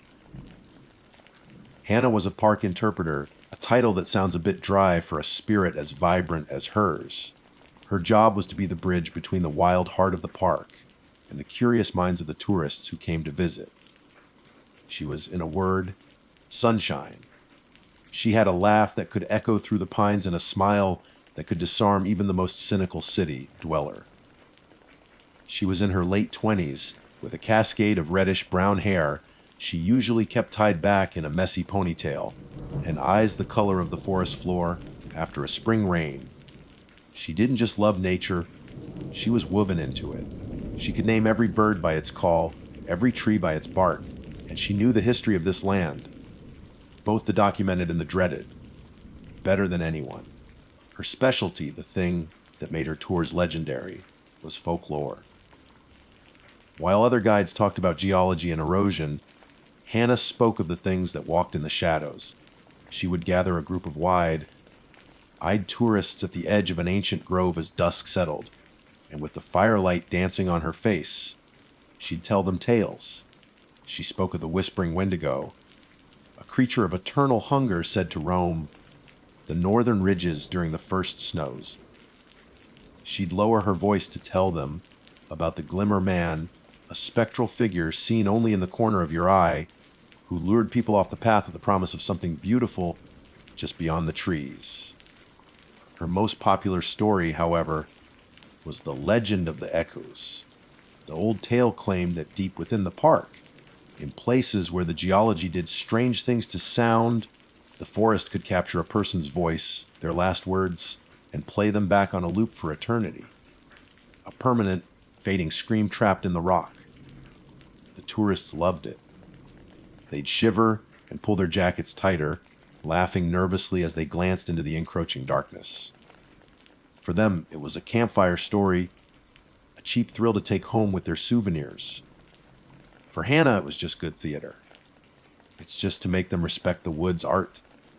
She told me once, leaning against the railing of the visitor center, sipping her coffee, if a scary story makes someone think twice about wandering off trail after dark, then I've done my job. Some of those stories are older than this park, Hannah. I'd warned her, my voice gruffer than I intended. They come from somewhere. People don't just invent monsters for fun. She just waved a dismissive hand, that bright smile never faltering. Oh, you and your superstitions. They're just stories, tools of the trade. It's not real. The real dangers are dehydration and bears, and you and I both know it. That was her vulnerability, her fatal flaw. She saw the folklore as a collection of quaint, harmless fictions. She handled these venomous old tales as if they were defanged snakes, forgetting that in the wild, the venom always returns. The last time I saw her was on a Tuesday in late October. The air was crisp, and the mountains were on fire with the colors of autumn. She was leading the final Twilight folklore tour of the season. A group of about 15 people were gathered around her near the trailhead of the Sentinel Loop, a path known for its strange rock formations and unnerving quiet. She was in her element, her voice animated as she began the preamble to her stories. She caught my eye as I drove past in my truck and gave me a theatrical wink, as if to say, "Here I go, scaring the city folk again." I just nodded, a familiar, uneasy feeling stirring in my gut. It was a feeling I'd grown used to whenever she started a tour, one I always dismissed as the over-cautiousness of an old ranger. Her tour was supposed to end at 8:00 p.m. She was meant to walk the group back to the main parking lot and then drive her small Jeep to her ranger cabin a few miles down the service road. Standard procedure. But at 9:00 p.m., a call came over the radio. It was Dale, one of the younger rangers, from the main gate. A couple from Hannah's tour had stopped on their way out. They were a little flustered. They said the tour was great, really spooky, but the guide, Hannah, had said she was just going to check on a strange sound she heard from a small, unmarked trail just off the main loop. She'd told them to wait, that she'd be right back. She'd left them about 10 minutes from the parking lot. They waited for 20 minutes, calling her name. But the only reply was the wind. They figured she knew a shortcut and had gone on ahead, but when they got to the lot, her Jeep was still there, and so were the cars of the other tour members. No Hannah. My first instinct wasn't panic. It was annoyance. It was unprofessional and unlike her to leave a tour group, but maybe she genuinely heard something. An injured animal, perhaps, and her radio wasn't working. I grabbed my headlamp and a spare radio, telling Dale I was heading to the Sentinel Loop trailhead. "Art," he said, his voice crackling with static. The couple said something else. They said right before she left the path, she was telling them the story of the echoes. A cold finger traced its way down my spine. The Sentinel Loop was silent when I arrived. The moon was hidden behind a thick blanket of clouds, and the darkness was absolute, broken only by the narrow beam of my headlamp. It felt different from the usual night in the woods. The air was heavy, expectant. I followed the trail, my boots crunching on fallen leaves, calling her name every 100 feet. Hannah! Ranger Blackwood. Only the rustle of some small, unseen creature in the undergrowth answered. I found the spot the tourists described easily enough. A small, almost invisible path leading away from the main trail into a dense thicket of rhododendron. It wasn't a designated trail. It was a game trail, maybe one made by deer. No reason for a ranger to use it, especially at night. I followed it. The branches scraped my clothes, and the air grew colder. After about 50 yards, the trail opened into a small, unnatural clearing. In the center stood a single, massive boulder, shaped like a contorted hand reaching for the sky. It was one of the formations she talked about on her tour, a place the old tribes called the Listener. It was said to be one of the places where the echoes were strongest. My light beam danced across the clearing, probing the shadows, and then it landed on something at the base of the rock. It was Hannah's day pack. It was sitting upright, as if she had carefully placed it there. I moved closer, my heart starting to pound a heavy, frantic rhythm against my ribs. The pack was unzipped. Her water bottle was there, her first aid kit. Her radio switched off, and sitting right on top of all of it was a small leather-bound book. It was her personal journal, the one she used to jot down notes and ideas for her stories. It was open to the last page she'd written in. The handwriting was hers, but it was messy, scrawled in a hurry. My light trembled as I read the few words she had written. It isn't just a story, it's calling my name. Staring at those hastily scrawled words, the cold that had been seeping into my bones all night solidified into a block of ice in my chest. It isn't just a story, it's calling my name. The phrase replayed in my head, each word a hammer blow against the wall of logic and reason I had built over a lifetime in these woods. The wind picked up, howling through the clearing and making the branches of the surrounding trees claw at the empty air. For a fleeting, insane moment, the sound of the wind seemed to shape itself into a whisper, a long, drawn-out syllable that sounded unnervingly like "hey and now." I snapped my head up, my light cutting a frantic arc through the darkness. There was nothing there. Of course, there was nothing there. It was just the wind. But the thought, once planted, had taken root. My training kicked in, a lifetime of procedure wrestling back control from the burgeoning panic. I couldn't stand here gawking at a ghost story. I had a missing person, a ranger, one of my own. I carefully zipped up the pack, leaving the journal exactly as I found it, and slung it over my shoulder. This was a potential scene, and I had to treat it as such.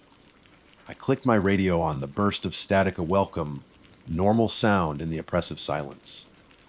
Blackwood to base. Come in, Dale. His reply was immediate, tinny and laced with anxiety. Base here. Go ahead, Art. Did you find her? I took a breath, the cold air burning my lungs. Negative. I found her pack and personal effects at the base of the Listener Rock Formation, approximately 50 yards north of the Sentinel Loop trail. There are no signs of her. No tracks leading away from the clearing that I can see. I'm declaring this a full-scale search and rescue operation. I need you to initiate the protocol. Call in the off-duty teams.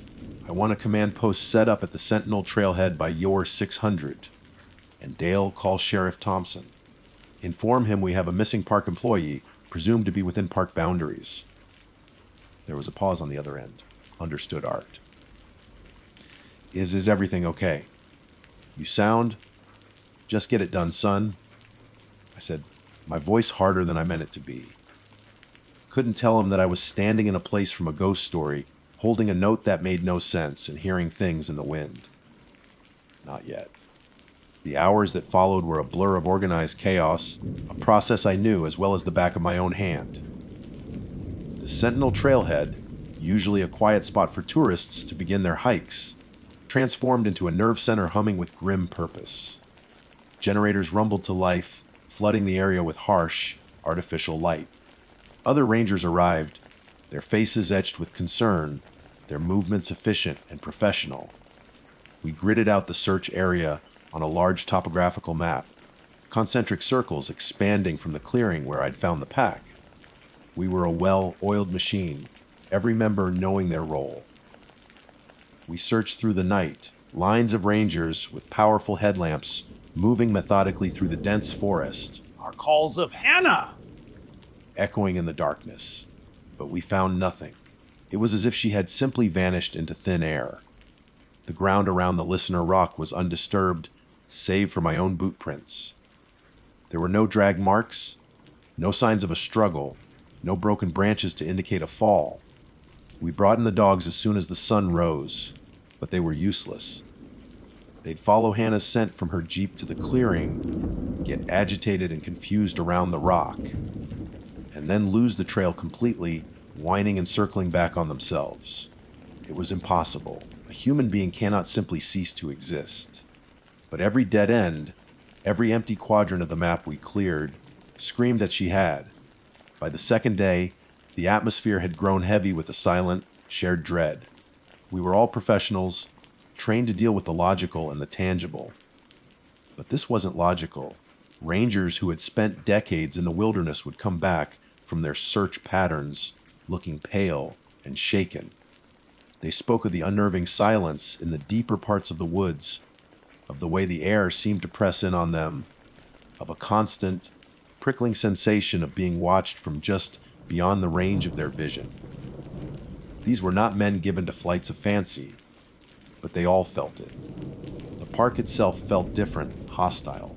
That evening, as the search command post buzzed with quiet conversations and the smell of stale coffee, a call came in that changed everything. It was from Team Alpha, a group searching the treacherous terrain near the Echo Canyon, a deep chasm about 2 miles east of the listener. Alpha to CP, come in. I grabbed the receiver. This is Blackwood. Go ahead. The team leader's voice was strained. Art, we've got something weird out here. We've been hearing a sound for the last 20 minutes. It's faint, but it sounds like a voice. My grip on the receiver tightened. Can you identify it? Is it a call for help? Negative. It's not clear enough. It comes and goes with the wind. It sounds high-pitched, almost like a woman's voice. We can't pinpoint the source. It seems to be coming from the canyon itself, from the rocks. I was moving before he finished the sentence, grabbing my pack and a fresh set of batteries for my flashlight. Dale intercepted me at the edge of the light. Where are you going, Art? To Echo Canyon. I want to hear this for myself. Let me come with you. I looked at his young, earnest face and shook my head. No, I need you here. Keep this channel clear. I'll report in 30. The hike to the canyon was grueling. The trail was steep and slick with damp leaves. The sun had set, and the woods were once again plunged into a profound, inky blackness. But as I drew closer, I began to hear it. It was almost imperceptible at first, a faint, melodic whisper carried on the breeze, so soft I thought I was imagining it. But then it came again, clearer this time. It was a voice. Hannah's voice. I broke into a clumsy run, stumbling over roots and rocks, my heart hammering against my ribs. I reached the canyon rim, a sheer drop of several hundred feet into the darkness below, and the sound was clearer here, though no less ethereal. It wasn't a call for help. It was a fragment of speech, a few words spoken in a tone of breathless wonder, trapped in a seamless, horrifying loop. So beautiful. It's so beautiful. The voice was unmistakably Hannah's, but it was hollow, thin, and devoid of life. It didn't come from a single point. It was everywhere. It swirled up from the depths of the chasm, whispered from the rock face in front of me, and rustled in the leaves of the trees behind me. It was an echo. A perfect, impossible echo, just like the ones in her stories. It was the sound of her fascination, captured and replayed for eternity by the ancient, hungry stones of the canyon. I stood there, frozen on the precipice, the logical world of search grids and procedure dissolving into the sheer, supernatural horror of that endlessly repeating phrase. I had spent my life searching for lost people in these mountains. Now, for the first time, I was forced to confront the chilling possibility that Hannah wasn't just lost. She had been found by something else. How long I stood there on the edge of Echo Canyon, I don't know. Time seemed to have frayed at the edges, dissolving into the endless, looping whisper that was once Hannah Jacobs. So beautiful, so beautiful. Each repetition was a fresh wave of horror that washed over me, eroding the bedrock of a world I thought I understood. My mind, a place of logic and procedure, of animal tracks and weather patterns, was frantically trying to find purchase, but there was nothing to hold on to. This wasn't a phenomenon of acoustics. This was a scar on reality. It was the sound of a soul snared in a trap made of rock and time.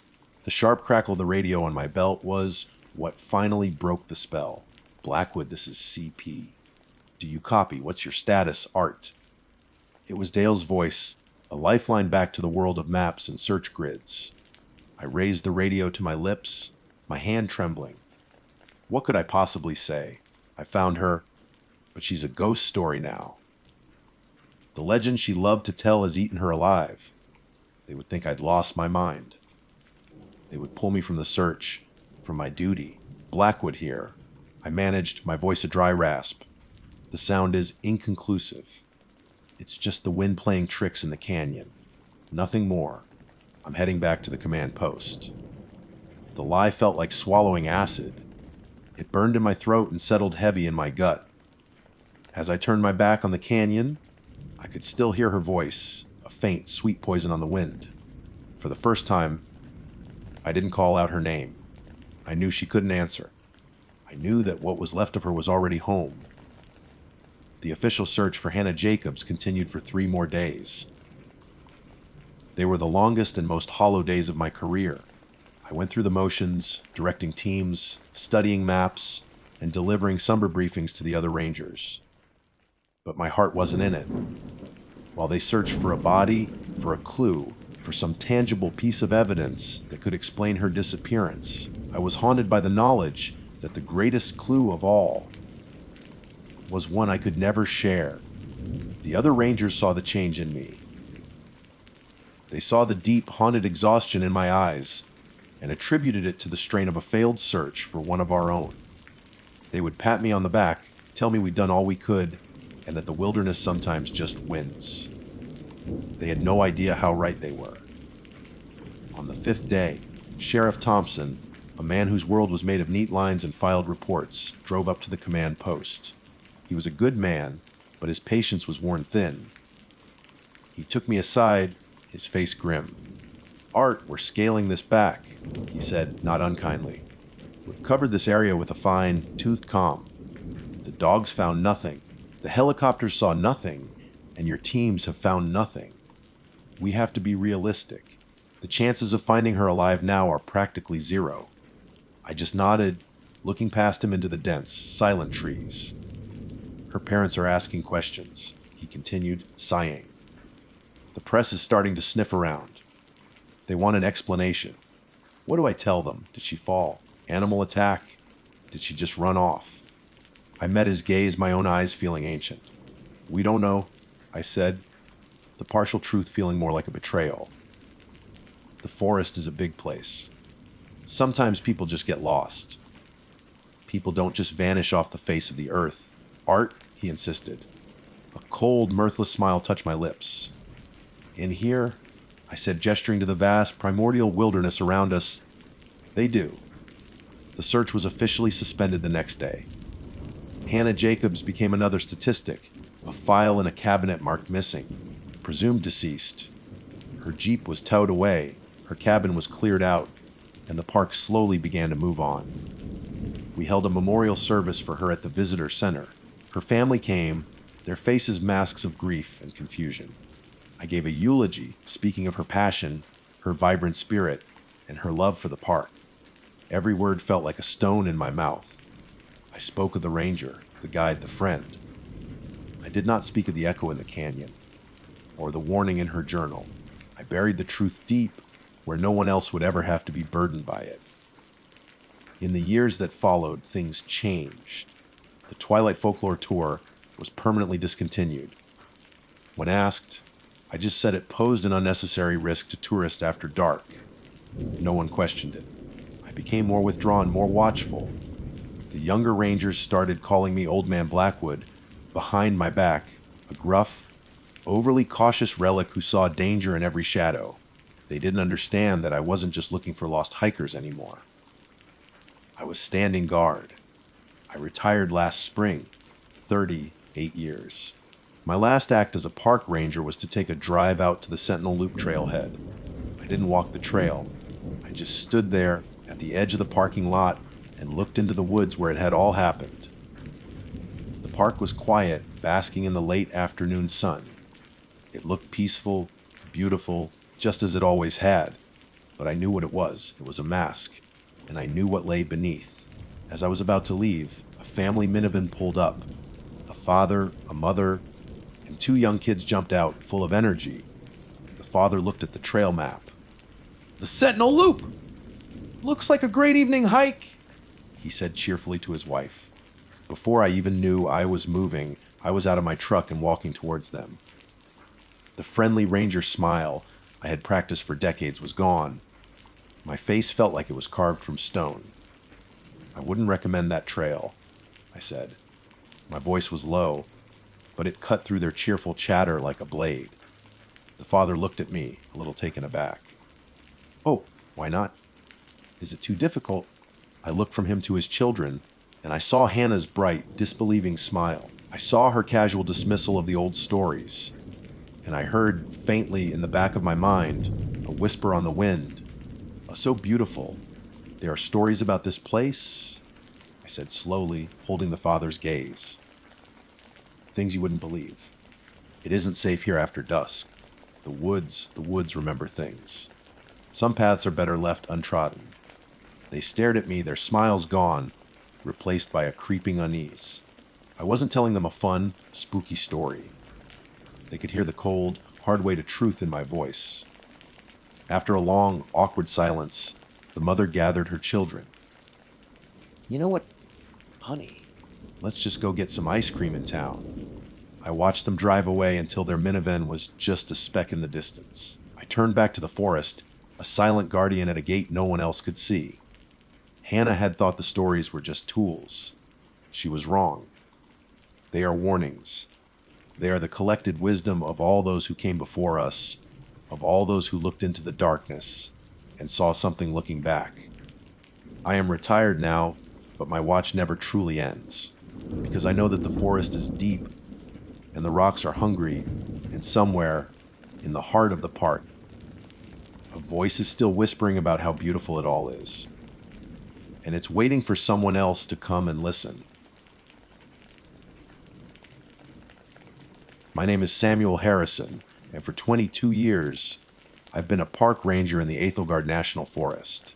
Most people think this job is about picturesque hikes and friendly chats with campers, and sometimes it is. But when you're responsible for over 800 Zalozan acres of rugged, untamed wilderness, you learn that nature's beauty is just a thin veil over something much older and far less benevolent. You learn to respect the quiet places, the ones that don't show up on tourist maps. You learn that some places hold secrets they are not willing to share. The crown jewel of these secrets is a place we call the Azure Sink. It's not on any public map of Ethelgard. From satellite images, it looks like a misplaced sapphire, a stunningly blue alpine lake cupped in a high-altitude basin ringed by ancient pines and unforgiving granite peaks. But it's a geological anomaly. Most alpine lakes are relatively shallow, carved by glaciers. The sink, however, is a caldera, the throat of a long, dead volcano. We've used sonar, and while we can map the edges, the central column of water is so deep our equipment simply can't find the bottom. The water is preternaturally clear but also dense, and below a certain depth, the light just gives up. It's a place of profound silence and suffocating solitude. We rangers have an unspoken rule.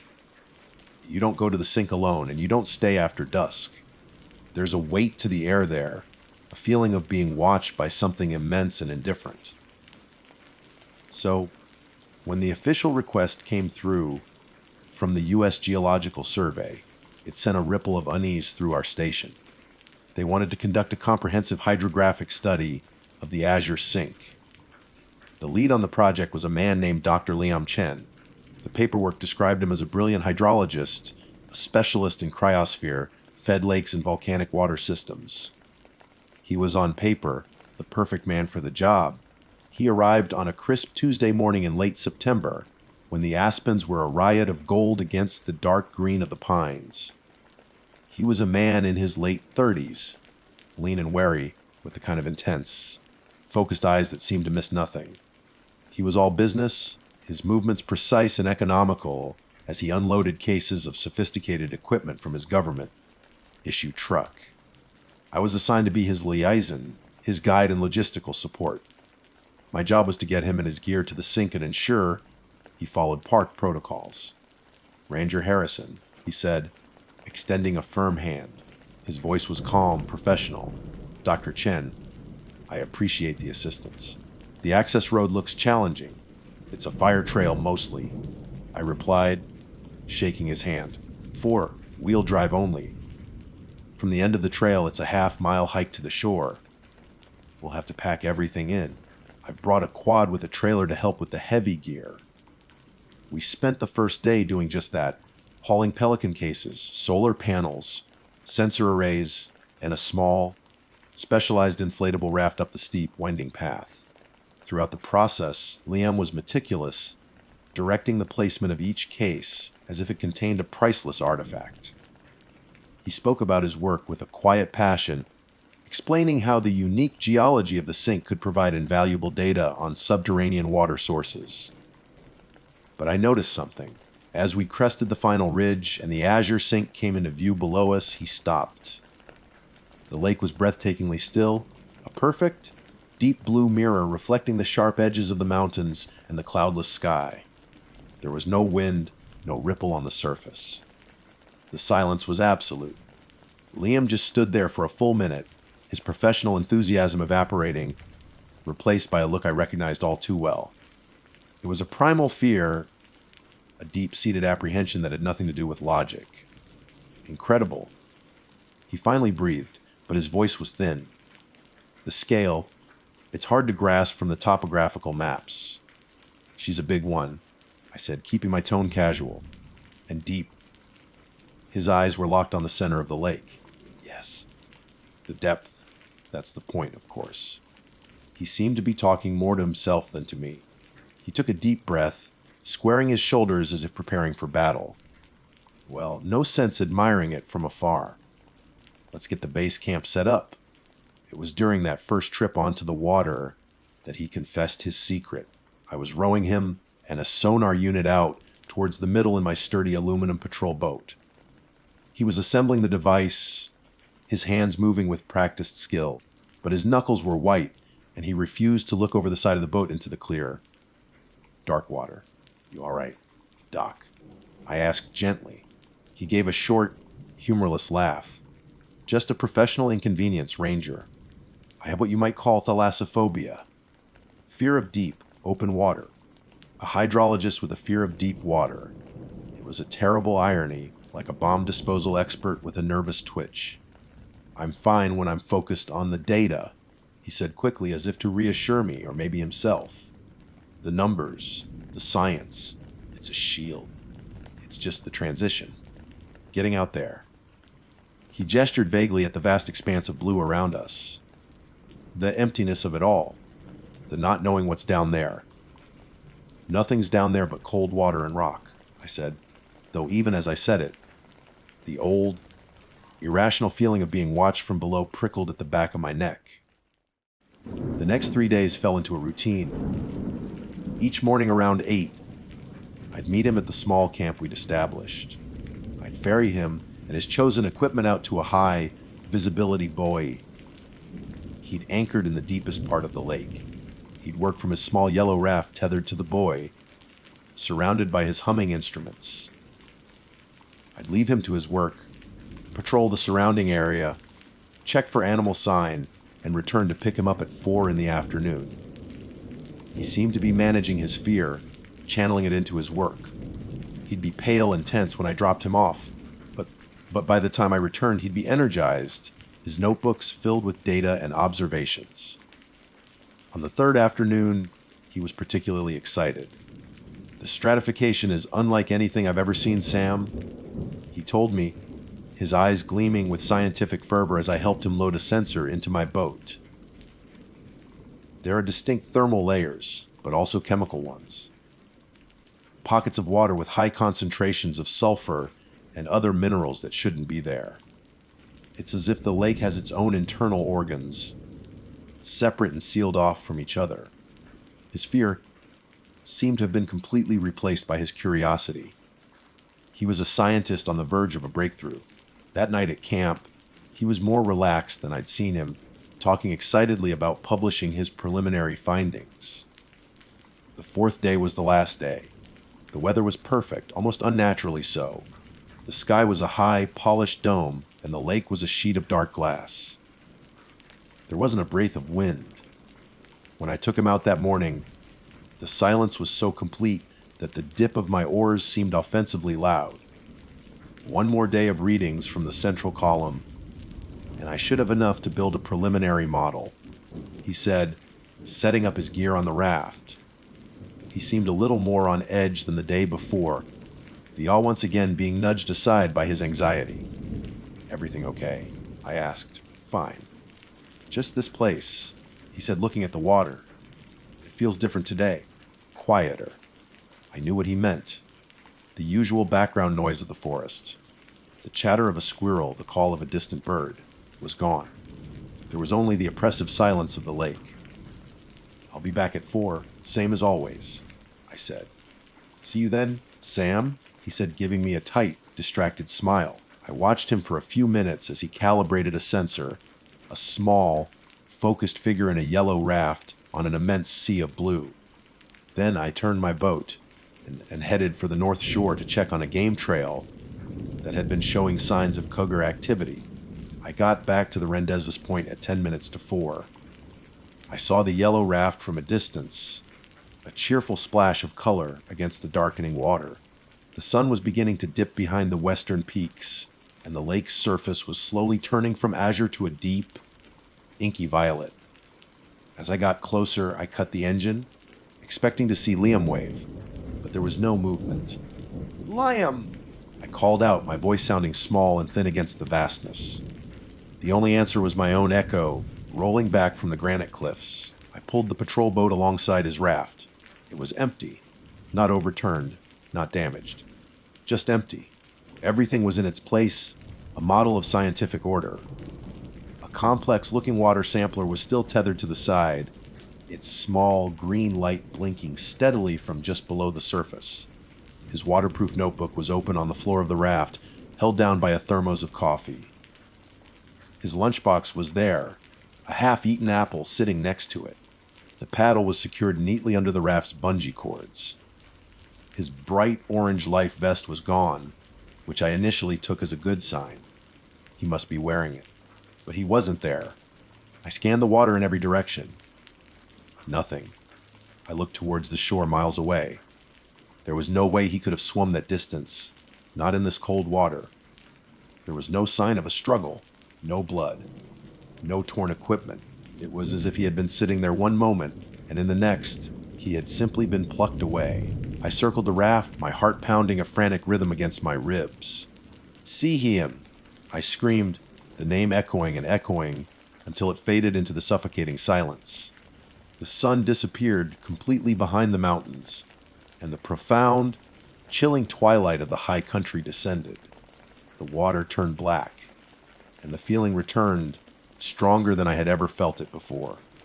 The feeling of being watched by something ancient, something vast, something that had been waiting patiently in the cold, dark, bottomless water below. My hand was shaking as I grabbed the radio. My training took over, but my voice was a stranger's. "Ethelgard Station, this is Harrison at Azure Sink. Do you copy?" The static crackled for a moment before the dispatcher's voice came through. "Copy. Harrison." "What's your status?" I took a deep, shuddering breath, the black water seeming to rise up to meet me. "Dispatch, I have a code red. Dr. Lam Chen is missing. A code red in a national park is not just a phrase, it's a switch being flipped. It transforms the serene wilderness into a grid, map problem to be solved. It means a life is on the line, and the clock has started ticking. In the case of the Azure sink, that clock was ticking in an abyss of freezing, bottomless water. The moment I uttered those words into the radio, the immense, indifferent quiet of the place was shattered, replaced by the crackle of procedure and the frantic energy of a search and rescue operation. But as the hours turned into days, I realized we weren't just searching for a man. We were intruding somewhere we didn't belong, and the silence we had broken was now listening to our every move. The first to arrive was my immediate superior, Chief Ranger Mike O'Connell, a man who had seen more than his fair share of crises in his 30 years with the service. He landed in the park's helicopter on a small granite shelf a quarter-mile from the shore just as the last of the twilight bled from the sky. The wash from the rotors was the first real wind I'd felt all day, and it felt profane in the stillness. Mike, a stout man with a face weathered like an old leather map, lumbered over to me, his expression grim. "Talk to me, Sam," he said, his voice cutting through the ringing in my ears. I recounted the day's events, my voice steady from years of training but my insides churning. The routine drop-off, the unnatural calm, the empty raft. I showed him the scene, the perfectly ordered equipment, the half-eaten apple, the blinking green light of the water sampler, just below the surface. Mike peered into the inky blackness of the water. "He was wearing his PFD, you said?" "It's gone. I have to assume he was..." I replied. "It's protocol." He was meticulous about protocol, but no sign of a struggle. Boat's not capsized. No distress call. Nothing, Mike. It's like he just evaporated. That first night was hell. Search and rescue protocols dictated that we couldn't put divers or boats on the water in the dark on an unmapped body like the sink. The risk was too high, so we were left to sweep the shoreline with high-powered flashlights, our beams cutting feeble paths through a darkness that felt solid and ancient. We called his name until our throats were raw, the echoes mocking us from the encircling cliffs. The feeling of being watched intensified with every passing hour. It wasn't the feeling of a predator like a cougar or a bear, which is a straightforward and understandable fear. This was different. It was a cold, intelligent pressure against the back of your mind, a sense of being scrutinized by something that didn't live by the same rules of biology as everything else in the forest. By dawn, the area was swarming. The official SAR team had arrived, a dozen highly trained men and women who brought with them an arsenal of technology and an air of determined optimism. They set up a command post near Lyam's camp, unfurling maps and establishing communication relays. The star of their show was a side-scanned sonar unit, a sophisticated, torpedo-shaped device they called the Fish. The plan was to tow it back and forth across the lake in a precise grid pattern, mapping the bottom and looking for any anomaly that could be a body. The lead SAR diver, a man named Jake, briefed us. The water temp is 38 degrees Fahrenheit at the surface, colder as you go down. If he went in, even with the vest, hypothermia would have set in within minutes. The body would sink quickly in this dense, cold water. The good news is the cold will preserve it. If he's down there, the fish will find him. His confidence was reassuring, but it didn't penetrate the deep unease that had settled over me. As their boat set out, towing the fish, I watched from the shore with Mike. The lake seemed to tolerate their presence, the surface remaining placid and glassy. But the silence had changed. It was no longer empty. It was watchful. For 2 days they scanned. They dragged that sonar back and forth from shore to shore, the technicians in the boat staring intently at a laptop screen that slowly painted a picture of the lakebed. The results were bizarre. The sonar confirmed our initial readings. The lake was a massive funnel-shaped caldera. The sides were steep, almost sheer cliffs of volcanic rock, dropping away into blackness. But in the center, directly under the buoy Liam had anchored, the sonar signal simply vanished. It's like a hole in the world, Jake told us, pointing to the blank spot on his digital map. We're getting readings down to about 3,000 feet, then nothing. Signal doesn't bounce back. It's either a geological formation that absorbs the sonar, or it's a straight-up vertical shaft that's deeper than anything our gear is rated for. Dr. Liam Chen had tethered his raft directly over an abyss. The search continued. A dive team, roped together for safety, did a sweep of the shallower parts of the lake, their powerful lights cutting through the clear water. They found nothing. No clothing, no equipment, not a single sign that a human being had entered the water. It defied all logic. In a drowning, there is almost always some trace left behind. On the afternoon of the third day, I decided to retrieve Liam's remaining equipment from the yellow raft. It was still anchored to the buoy, a lonely speck of color in the vast blue. As the SAR team continued their grid search, I took my patrol boat out and tied up to the raft. The feeling of being watched was overwhelming out there, a palpable presence that made the hairs on my arms stand up. I tried to ignore it, focusing on the task. I carefully packed away his sensors and instruments. Finally, all that was left was his waterproof notebook and the water sampler, which was still dangling in the depths. Its green light blinking patiently, I leaned over the side and began hauling it up. It was heavier than I expected. The line was taut, resisting my pull. I braced myself, thinking it must have gotten snagged on a rock outcropping. I gave a hard, steady pull, and it came free with a sudden lurch that almost sent me toppling. I continued to haul it in, hand over hand. As the device broke the surface, I saw that it wasn't snagged. Something was attached to it. It was his orange life vest. My heart hammered against my ribs. The vest was tangled in the sampler's tether line. But it wasn't just tangled. The straps had been systematically unbuckled. All 3 clips on the front were undone, laid open neatly. The vest hadn't been torn off in a panic. It had been deliberately and calmly removed. That was chilling enough, but it wasn't the worst part. Dangling from the lowest strap, which was caught on the sampler's housing, was a single, pale, and horribly familiar object. It was a human hand, or what was left of it. It was severed cleanly at the wrist, as if by a surgeon's blade. There was no blood, only a pale, puckered edge to the flesh, bleached by the intensely cold water. The fingers were long and slender, the nails immaculately clean. It was the hand of a scientist. It was Liam Chen's hand, and it was holding something. My breath hitched in my throat. I forced myself to look closer. The fingers were curled tightly, almost protectively, around a small, dark object.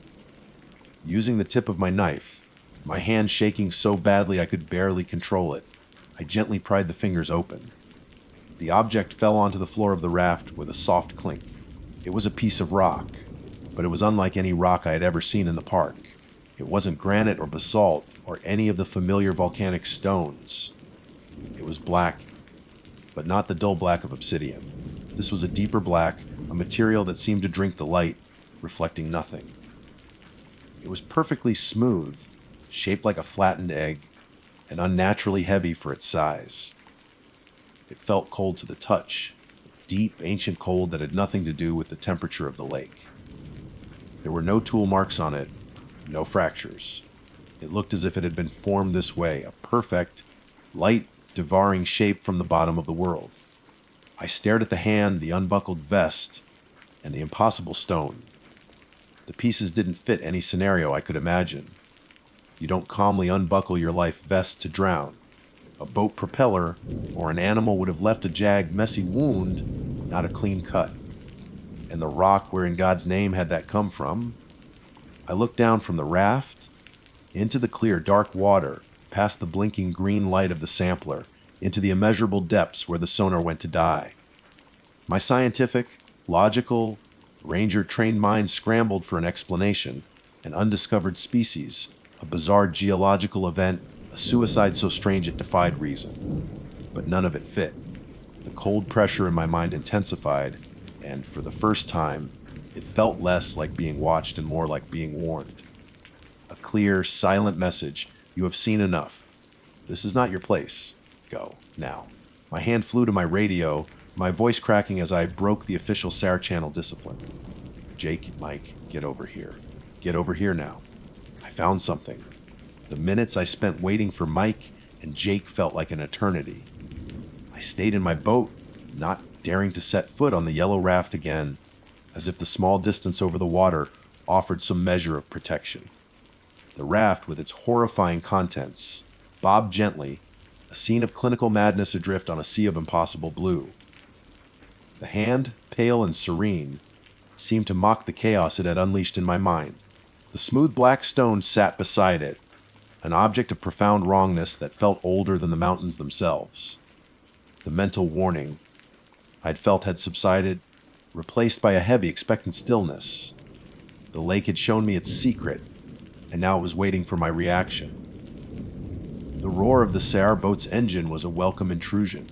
Jake steered it expertly alongside my patrol boat, with Mike in the bow, his face a thundercloud of concern. His eyes went from me to the raft, and his jaw tightened. Sam, what is it? You look like you've seen a ghost. I couldn't speak.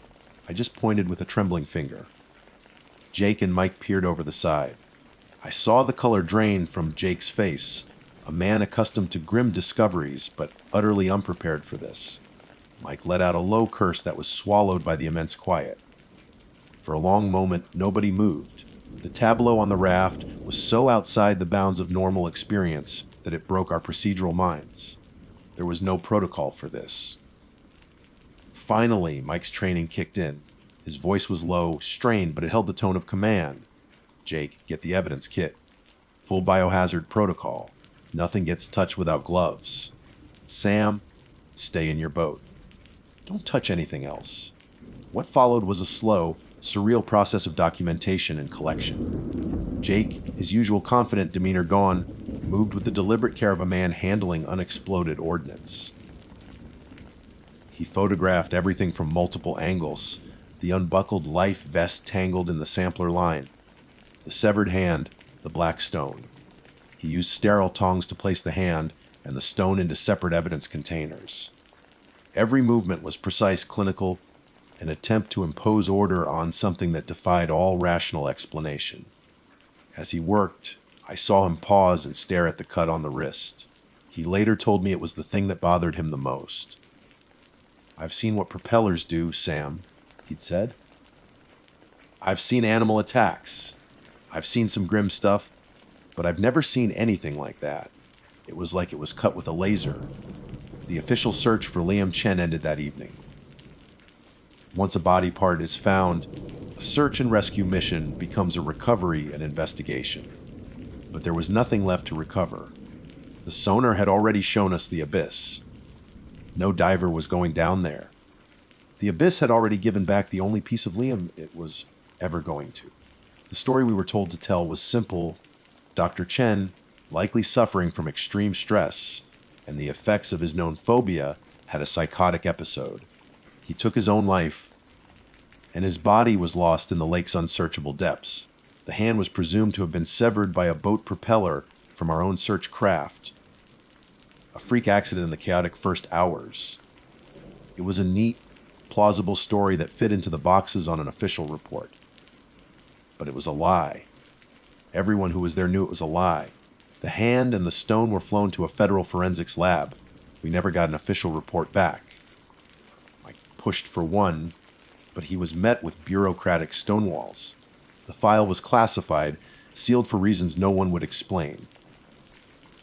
Unofficially, a friend of Mike's at the lab passed on a rumor the hand showed no cellular damage consistent with a blade or propeller. The cells at the point of separation were just terminated. As for the stone, they couldn't identify it. It wasn't any known terrestrial mineral. It was incredibly dense, non-magnetic, and registered a temperature that was consistently, inexplicably, a few degrees below its surrounding environment, a property that violated the second law of thermodynamics. After that rumor, the source went silent.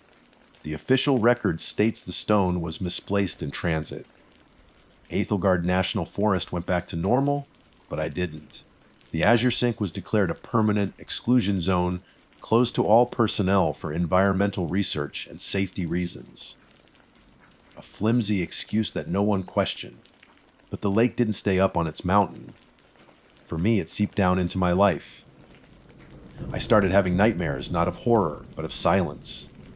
I would dream I was floating in an immense, dark space, the crushing weight of water all around me, and I would feel a profound sense of peace, a desire to simply let go and sink.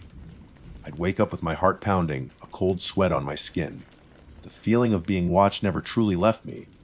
Sometimes, I'd be walking a trail miles from the sink, and the woods would suddenly fall silent, and I'd feel that same cold, intelligent pressure on the back of my neck. I'd catch a glimpse of something dark and smooth in the reflection of a window, only to find nothing there. I started avoiding still water of any kind. A placid pond, a puddle after a rainstorm, they all held a hint of that bottomless, waiting darkness.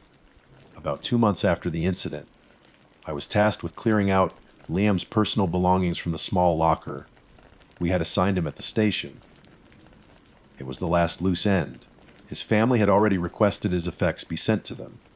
As I packed his worn hiking boots and a few changes of clothes, I found a small, leather-bound journal tucked into a side pocket of his duffel bag. This wasn't his official scientific notebook. This was his real thoughts. My hands shook as I opened it. His early entries were exactly what you'd expect: notes on logistics, excitement about the project, frustrated comments about his thalassophobia. But about 2 days before his disappearance, the tone changed. Day 2 at the sink, he wrote, "The fear is changing. It's less of a panic and more of a hum. A resonance. When I'm out on the raft, over the deepest point, I can feel it through the soles of my feet. It's not a sound. It's a frequency. It's the vibration of something immense." The next entry was even more disturbing. Day 3. I dropped a hydrophone deeper than the standard array today. Off the record. Had to know. The sounds aren't geological. They're structured. Complex.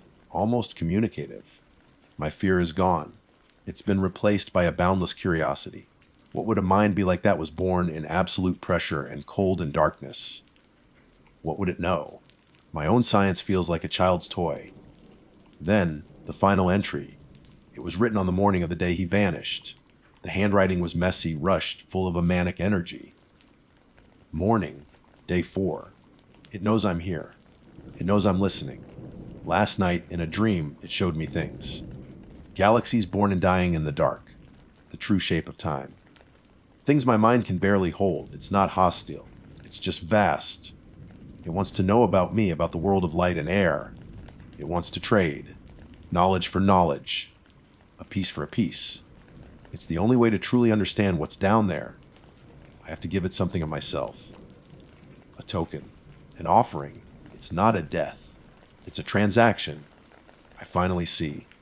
My fear of the deep was never about drowning. It was about being afraid of going home.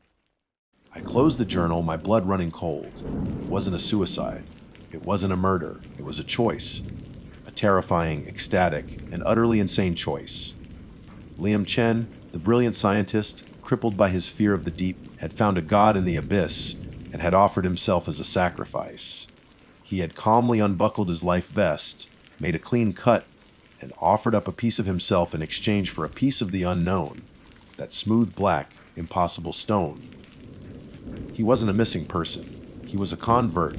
I sealed the box with the journal inside and sent it to his family. I never told anyone what I read. Who would believe me? It was the final secret of the Azure Sink, a truth far more terrifying than a simple drowning. I still work at Aethelgard. I'm good at my job. But I never go near the high country anymore. Sometimes, on a clear night, I look up at the granite peaks that cradle the Azure Sink, and I feel that cold, quiet pressure in my mind. It's not watching me anymore. It's just there. A reminder that the maps we make are just lines on paper, and that in the wild, silent places of the world, there are things older and deeper than we can ever imagine, waiting patiently for those who are willing to listen and to trade. My name is Sam Keeler, and I've been a park ranger for a little over 15 years. Most of my time has been spent in the vast, sprawling wilderness of the Pacific Northwest, a place where nature's beauty is so profound it can make you forget how unforgiving it can be. You learn to respect the land, to read its signs, and to understand that you are never truly in charge out here. The forest has its own rules, ancient and unwritten, and sometimes it decides it wants to keep you. I've seen my share of lost hikers and unfortunate accidents, but the case of David Chen was different. It wasn't an accident. It was a disappearance that peeled back the veil of the ordinary world and showed me something dark and hungry waiting underneath. It started on a Tuesday in late October. The air was crisp with the promise of a cold winter, and the trees were ablaze in fairy shades of red and gold. I was in my office, finishing up some paperwork, when the call came through from dispatch. The voice on the other end was calm, professional, but carried an undercurrent of urgency that always puts a ranger on alert. Sam, we've got a possible missing person, a comms tech named David Chen. His employer, a company called West, Link Communications, reported him overdue. I grabbed a pen and a fresh notepad.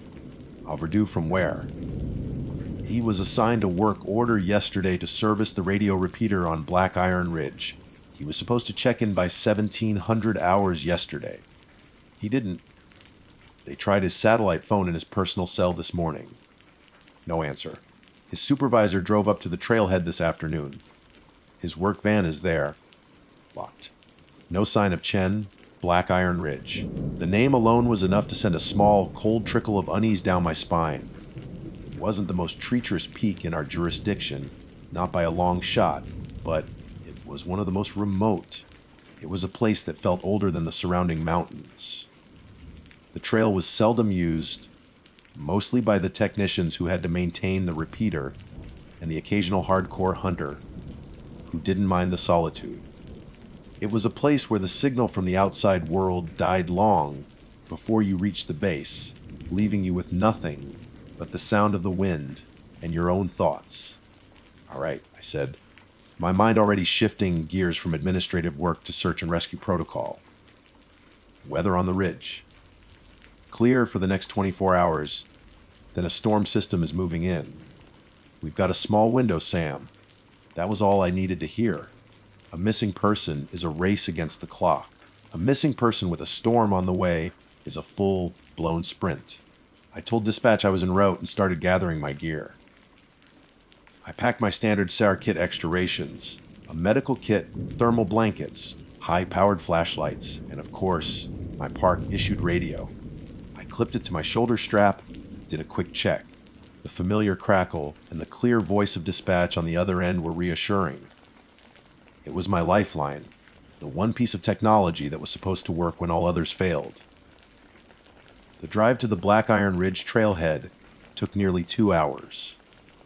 The paved road turned to gravel, and the gravel eventually dissolved into a deeply rutted dirt track that rattled the frame of my truck. The tall, welcoming firs of the lower elevations slowly gave way to gnarled, ancient pines, their branches twisted into grotesque shapes by centuries of wind. The last bar of cell service on my phone flickered and died. I was officially off the grid. Just as the supervisor had reported, David Chen's work van was parked in the small, overgrown clearing that served as a trailhead. It was a standard white utility van, the West Link Communications logo peeling slightly on the side. Everything looked normal at first glance. I peered through the driver's side window. The cab was neat. A clipboard with a work order was on the passenger's seat, along with a half-empty bottle of water and a bag of trail mix. In the back, through the grimy window of the cargo divider, I could see the shadowy outlines of tools and equipment, all seemingly in their proper place. There were no signs of a struggle. No broken glass, no footprints scuffed in panic. It looked exactly like a technician had parked his van to go do a job. But the silence around the vehicle was heavy, unnatural. The birds were quiet. The wind seemed to hold its breath. It was the kind of stillness that precedes a predator's strike. I walked a slow circle around the van, my boots crunching on the dead leaves. That's when I noticed it. A small detail, but one that was profoundly wrong. Tucked under the rear tire was a single, pristine white envelope. My heart gave a little lurch. This was not standard. I crouched down, my hand hesitating for a moment before I plucked it from its hiding place. It was a standard business envelope, sealed. There was no name, no address.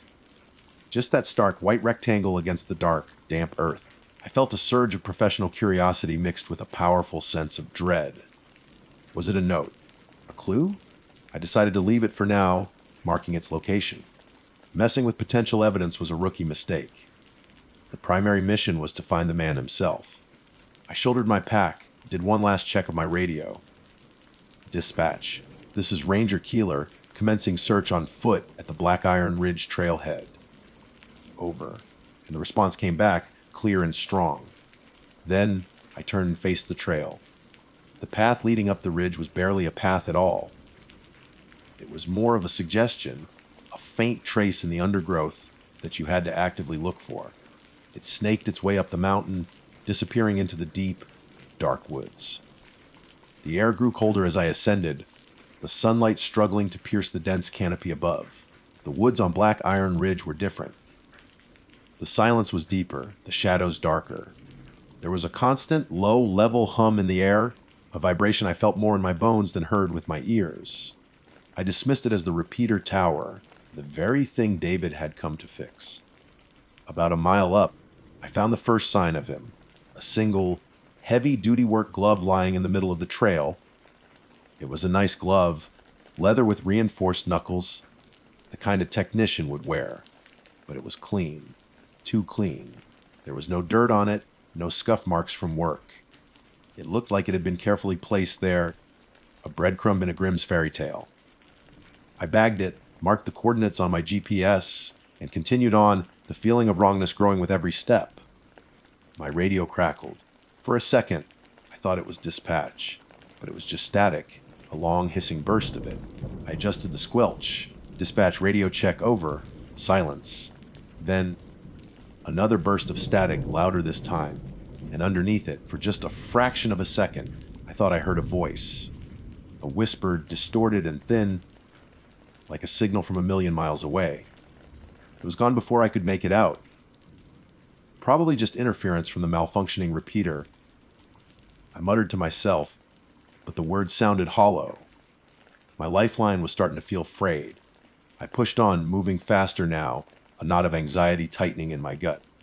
The sun was beginning to dip below the western peaks, painting the sky in violent streaks of orange and purple. The shadows in the forest deepened, turning from gray to an inky, impenetrable black. I had to find him before nightfall. That's when I saw it another quarter mile up the trail, lying next to a moss-covered boulder. It was David Chen's entire toolkit. A heavy-duty canvas bag, unzipped with expensive, specialized instruments spilling out onto the damp leaves. Pliers, wire cutters, a multimeter, all scattered as if the bag had been dropped and abandoned in a frantic rush. This was the moment the search changed. A technician like David Chen would never, under any circumstances, abandon his tools. They were his livelihood. He would sooner abandon his own wallet. This wasn't a man who had gotten lost. This wasn't a man who had a medical emergency and sat down to wait for help. This was a man who had dropped everything and fled.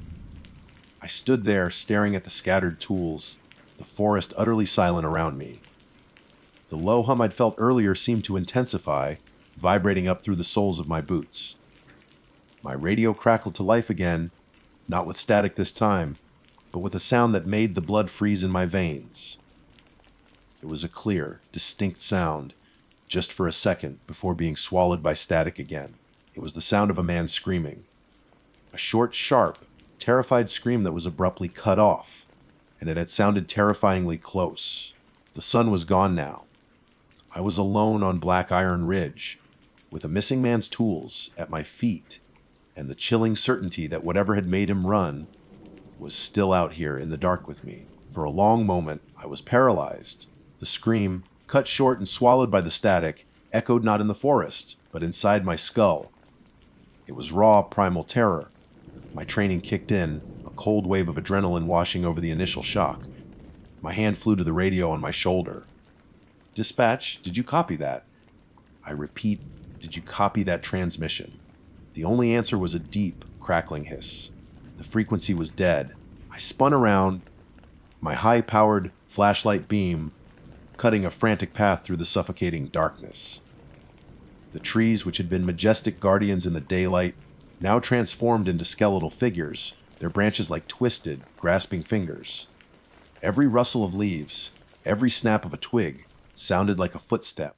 The profound silence that followed the scream was somehow more terrifying than the noise itself. The forest was listening, waiting. My heart was hammering against my ribs like a trapped bird. The logical part of my brain, the part that had been through countless hours of SAR training, screamed at me to establish a protocol, but the older, more primitive part of my brain screamed something else entirely: run. I took a deep, shuddering breath, the icy air burning my lungs.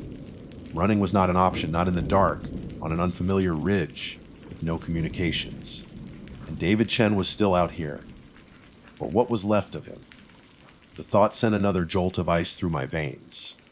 The scattered tools at my feet were a stark testament to his panic. He had been running from something. What had he seen? Or what had he heard? My objective hadn't changed, but the parameters had shifted into a nightmare. I needed to get to the repeater tower. It was the only man-made structure on this entire ridge, the last known destination for David. It was a defensible position, a place to think, to try and re-establish contact. And if David had made it there, I needed to find him. Leaving the tools where they lay, I pushed onward and upward, my flashlight beam bouncing nervously ahead of me. The trail was steeper here, the climb more strenuous, but I barely noticed the physical exertion. My senses were on fire. The low, vibrating hum I'd felt earlier was stronger now, a constant pressure against my eardrums. It wasn't just coming from the direction of the tower anymore. It felt like it was emanating from the ground beneath my feet, from the very air I was breathing. My radio, my supposed lifeline, had become an instrument of torture. Every few minutes, it would burst to life with a fresh hell. Once, it was a cascade of whispers, dozens of voices Dizai war, speaking in a language I couldn't understand, yet the frantic, pleading tone was universal. I tried to shut it off, but the power knob seemed stuck. Another time, a snippet of music played, a tinny, cheerful circus tune that was so jarringly out of place in the oppressive darkness that I almost cried out. It was a calculated madness, designed to break a person's nerve. This wasn't just interference, it was intelligent. It was malicious. After what felt like an eternity of climbing through that pulsing, hostile darkness, I saw it. A single red light, blinking rhythmically in the distance, high above the trees. The repeater tower. It was maybe another half-mile ahead. The sight should have brought relief, but it didn't. The blinking red light felt less like a beacon and more like a warning. Like the unblinking eye of something monstrous. As I got closer, the structure of the tower began to resolve against the star-dusted sky. It was a skeletal lattice of steel, 100 feet tall, crowned with an array of antennas and dishes. At its base was a small, windowless concrete hut, the service shed where the sensitive electronics were housed. The hum was deafening here, a physical force that made my teeth ache. The door to the hut was slightly ajar. I drew my sidearm. It felt absurd, pulling a firearm against a sound, but it was the only comfort I could give myself. "David? David Chen, are you in there?" I called out, my voice sounding small and weak against the overwhelming hum. No reply. With my boot, I pushed the heavy steel door open. It groaned on its hinges, the sound excruciatingly loud. I swept the interior with my flashlight beam. The single room was small, filled with racks of humming, blinking machinery. In the center of the room was a small workbench, and there were signs of David, a half-eaten protein bar on the bench, a metal thermos still warm to the touch. It was clear he had made it here. He had started his work, but he hadn't finished. My light fell upon the wall behind the main server rack. My blood ran cold.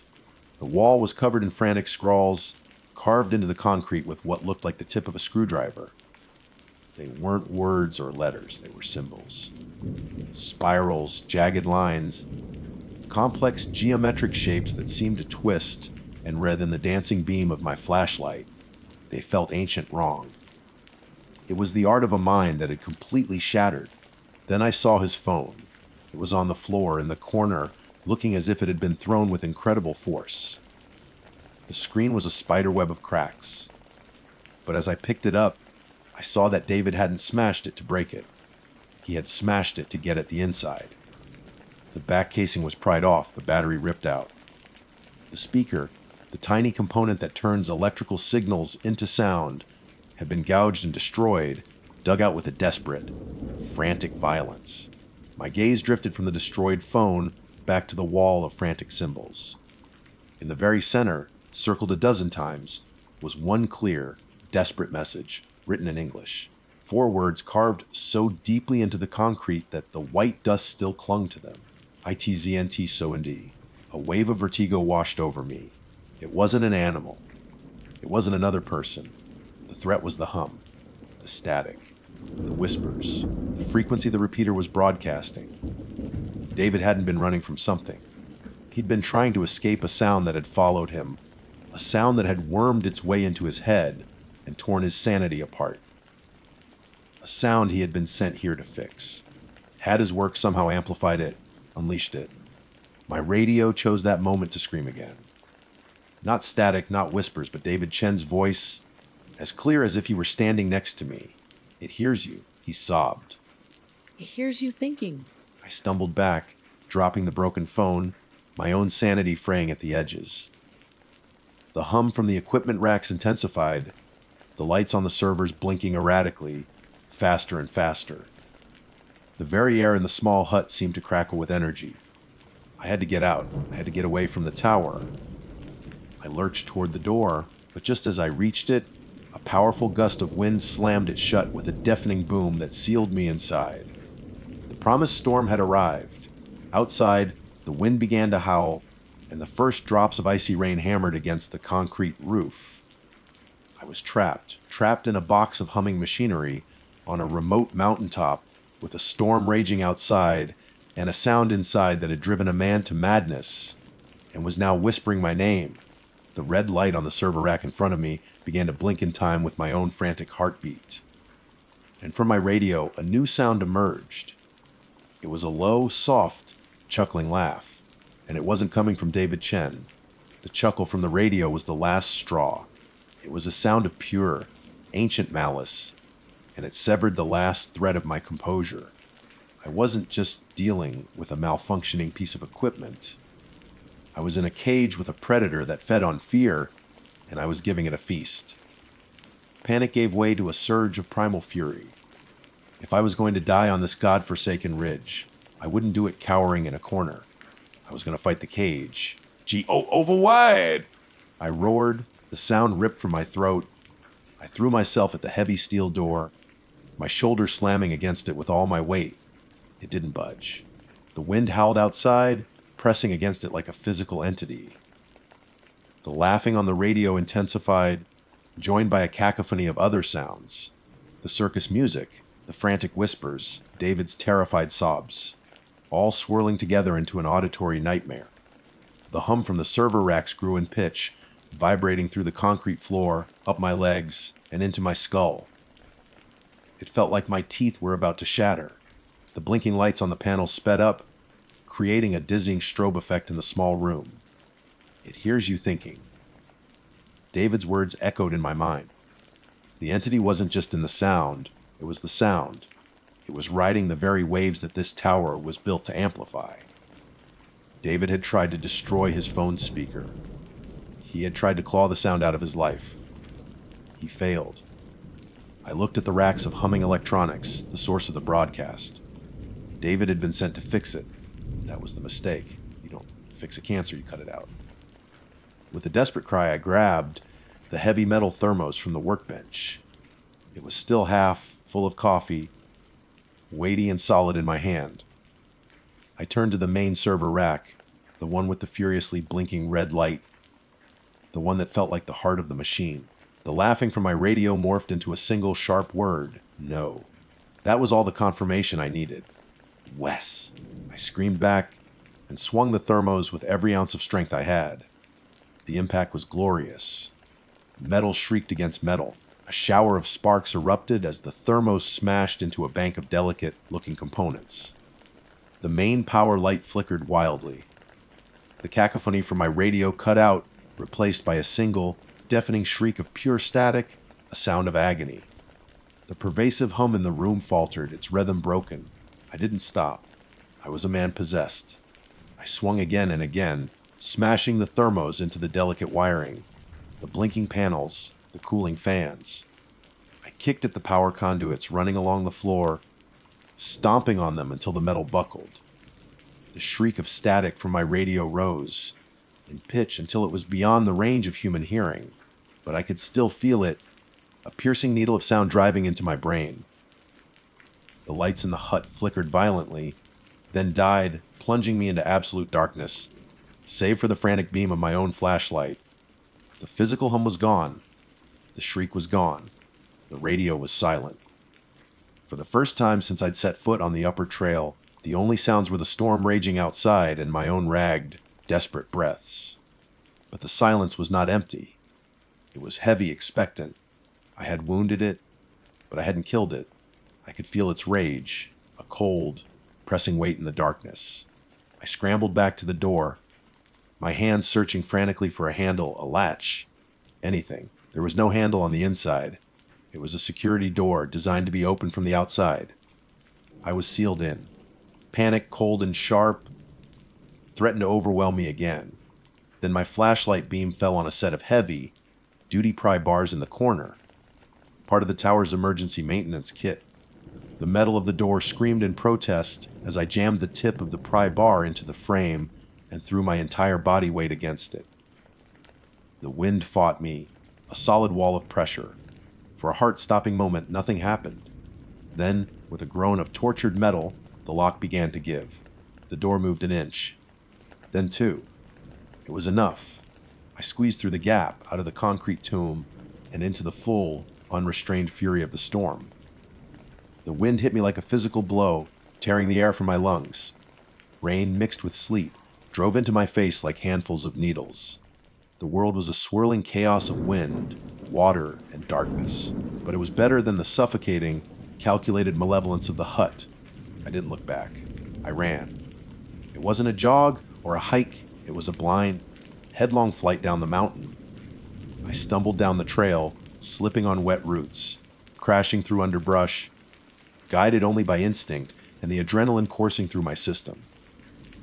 I fell a dozen times, my knees and hands raw and bleeding, but I always scrambled back up, propelled by the terrifying certainty that something was behind me. I didn't hear it, not with my ears, but I felt it.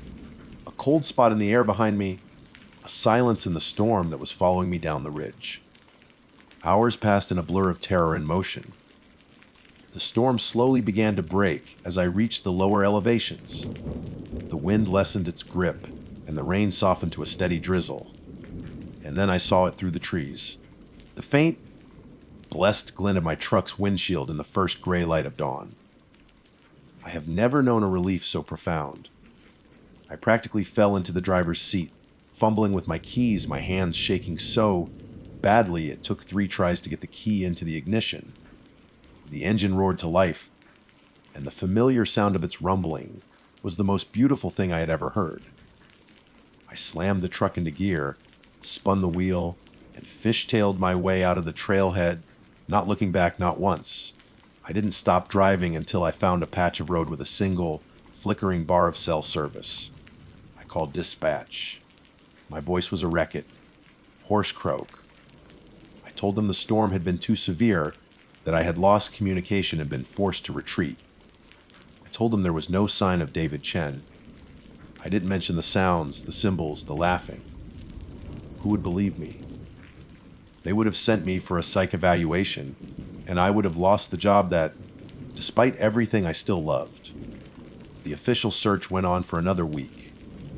full team went up Black Iron Ridge once the storm cleared. They found the van. They found the glove. They found the scattered tools. They found the service hut, the door hanging off its hinges, the interior equipment smashed beyond repair. The official report cited severe weather damage and possible vandalism. Of David Chen, they found nothing. Not a footprint, not a shred of clothing, not a single drop of blood. He had vanished from the face of the earth. West Link Communications decided not to repair the repeater. The cost was too high, the area too remote. They decommissioned the site. Black Iron Ridge went silent again. It's been 5 years since that night. I still work as a park ranger, but something in me is broken. I can't stand static on the radio. Certain high frequency sounds make my skin crawl. Sometimes when the wind blows through the pines just right, I hear whispers, and the old terror comes rushing back. I never found out what that thing on the ridge was. An ancient entity the repeater woke up. A form of life that exists as pure frequency. I don't know. But I know it's still out there. David Chen wasn't the first person to go missing in these woods, and he won't be the last, because the thing he was sent to fix, the thing I tried to destroy, wasn't just on the mountain. That tower was a repeater. Its job was to take a signal and broadcast it. And as I lie awake at night, listening to the hum of the power lines, I can't help but wonder, where else did that signal go? The chuckle from the radio was the last straw. It was a sound of pure, ancient malice, and it severed the last thread of my composure. I wasn't just dealing with a malfunctioning piece of equipment. I was in a cage with a predator that fed on fear, and I was giving it a feast. Panic gave way to a surge of primal fury. If I was going to die on this godforsaken ridge, I wouldn't do it cowering in a corner. I was going to fight the cage. I roared, the sound ripped from my throat. I threw myself at the heavy steel door, my shoulder slamming against it with all my weight. It didn't budge. The wind howled outside, pressing against it like a physical entity. The laughing on the radio intensified, joined by a cacophony of other sounds. The circus music, the frantic whispers, David's terrified sobs, all swirling together into an auditory nightmare. The hum from the server racks grew in pitch, vibrating through the concrete floor, up my legs, and into my skull. It felt like my teeth were about to shatter. The blinking lights on the panel sped up, creating a dizzying strobe effect in the small room. It hears you thinking. David's words echoed in my mind. The entity wasn't just in the sound, it was the sound. It was riding the very waves that this tower was built to amplify. David had tried to destroy his phone's speaker. He had tried to claw the sound out of his life. He failed. I looked at the racks of humming electronics, the source of the broadcast. David had been sent to fix it. That was the mistake. You don't fix a cancer. You cut it out. With a desperate cry, I grabbed the heavy metal thermos from the workbench. It was still half full of coffee, weighty and solid in my hand. I turned to the main server rack, the one with the furiously blinking red light, the one that felt like the heart of the machine. The laughing from my radio morphed into a single sharp word, no. That was all the confirmation I needed. Was! I screamed back and swung the thermos with every ounce of strength I had. The impact was glorious. Metal shrieked against metal. A shower of sparks erupted as the thermos smashed into a bank of delicate-looking components. The main power light flickered wildly. The cacophony from my radio cut out, replaced by a single, deafening shriek of pure static, a sound of agony. The pervasive hum in the room faltered, its rhythm broken. I didn't stop. I was a man possessed. I swung again and again, smashing the thermos into the delicate wiring, the blinking panels, the cooling fans. I kicked at the power conduits running along the floor, stomping on them until the metal buckled. The shriek of static from my radio rose in pitch, until it was beyond the range of human hearing. But I could still feel it, a piercing needle of sound driving into my brain. The lights in the hut flickered violently, then died, plunging me into absolute darkness, save for the frantic beam of my own flashlight. The physical hum was gone. The shriek was gone. The radio was silent. For the first time since I'd set foot on the upper trail, the only sounds were the storm raging outside and my own ragged, desperate breaths. But the silence was not empty. It was heavy, expectant. I had wounded it, but I hadn't killed it. I could feel its rage, a cold, pressing weight in the darkness. I scrambled back to the door, my hands searching frantically for a handle, a latch, anything. There was no handle on the inside. It was a security door designed to be opened from the outside. I was sealed in. Panic, cold and sharp, threatened to overwhelm me again. Then my flashlight beam fell on a set of heavy, duty pry bars in the corner. Part of the tower's emergency maintenance kit. The metal of the door screamed in protest as I jammed the tip of the pry bar into the frame and threw my entire body weight against it. The wind fought me, a solid wall of pressure. For a heart-stopping moment, nothing happened. Then, with a groan of tortured metal, the lock began to give. The door moved an inch. Then two. It was enough. I squeezed through the gap, out of the concrete tomb and into the full, unrestrained fury of the storm. The wind hit me like a physical blow, tearing the air from my lungs. Rain mixed with sleet drove into my face like handfuls of needles. The world was a swirling chaos of wind, water, and darkness, but it was better than the suffocating, calculated malevolence of the hut. I didn't look back. I ran. It wasn't a jog or a hike. It was a blind, headlong flight down the mountain. I stumbled down the trail, slipping on wet roots, crashing through underbrush, guided only by instinct and the adrenaline coursing through my system. I fell a dozen times, my knees and hands raw and bleeding, but I always scrambled back up, propelled by the terrifying certainty that something was behind me. I didn't hear it, not with my ears, but I felt it. A cold spot in the air behind me. A silence in the storm that was following me down the ridge. Hours passed in a blur of terror and motion. The storm slowly began to break as I reached the lower elevations. The wind lessened its grip, and the rain softened to a steady drizzle. And then I saw it through the trees, the faint, blessed glint of my truck's windshield in the first gray light of dawn. I have never known a relief so profound. I practically fell into the driver's seat, fumbling with my keys, my hands shaking so badly it took 3 tries to get the key into the ignition. The engine roared to life, and the familiar sound of its rumbling was the most beautiful thing I had ever heard. I slammed the truck into gear, spun the wheel, and fishtailed my way out of the trailhead, not looking back, not once. I didn't stop driving until I found a patch of road with a single, flickering bar of cell service. I called dispatch. My voice was erect, hoarse croak. I told them the storm had been too severe, that I had lost communication and been forced to retreat. I told them there was no sign of David Chen. I didn't mention the sounds, the symbols, the laughing. Who would believe me? They would have sent me for a psych evaluation, and I would have lost the job that, despite everything, I still loved. The official search went on for another week. A full team went up Black Iron Ridge once the storm cleared. They found the van. They found the glove.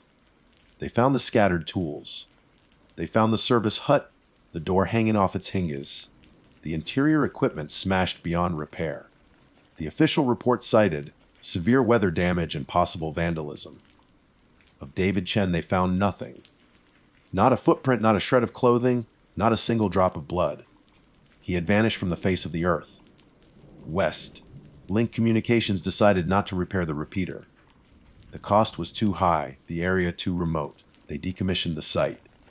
Black Iron Ridge went silent again. It's been 5 years since that night. I still work as a park ranger, but something in me is broken. I can't stand static on the radio. Certain high-frequency sounds make my skin crawl. Sometimes, when the wind blows through the pines just right, I hear whispers, and the old terror comes rushing back. I never found out what that thing on the ridge was.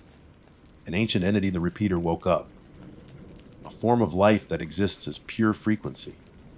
I don't know. But I know it's still out there. David Chen wasn't the first person to go missing in these woods, and he won't be the last. Because the thing he was sent to fix, The thing I tried to destroy wasn't just on the mountain. That tower was a repeater. Its job was to take a signal and broadcast it. And as I lie awake at night, listening to the hum of the power lines, I can't help but wonder, where else did that signal go? My name is Dr. Grace Holloway. I hold a doctorate in clinical psychology with a specialization in wilderness therapy. It's a niche field, but one I believe in with every fiber of my being. The core principle is simple: remove individuals from the chaotic, over-stimulated environments that foster their anxieties and maladaptive behaviors, and place them in the stark, honest reality of nature. In the wild, there are no social media posts to envy, no familial pressures simmering in the next room, no easy escapes into digital oblivion. There is only the trail, the weight of the pack on your shoulders, and the raw, unfiltered version of yourself. For a decade, this philosophy has been the bedrock of my practice. I've led retreats for executives suffering from burnout, families struggling to reconnect, and, most frequently, troubled teenagers. The teens are my most challenging and rewarding work. They arrive cloaked in layers of defiance, trauma, and expertly crafted cynicism. My job is to peel those layers back, not with sterile clinical questioning in a beige office, but through shared hardship and the quiet epiphanies found while filtering water from a stream or watching the sun dip below a ridge of ancient pines. I am not a camp counselor. I am a therapist who uses the wilderness as my office. I've seen it all: fabricated stories for attention, drug-induced paranoia, full-blown psychotic breaks. I am trained to find the rational psychological root of every behavior. It's a skill, a professional necessity. And, as I would come to learn in the suffocating quiet of Blackwood National Forest, it was my greatest vulnerability. Our group that autumn consisted of 4 teenagers, a standard size for my retreats.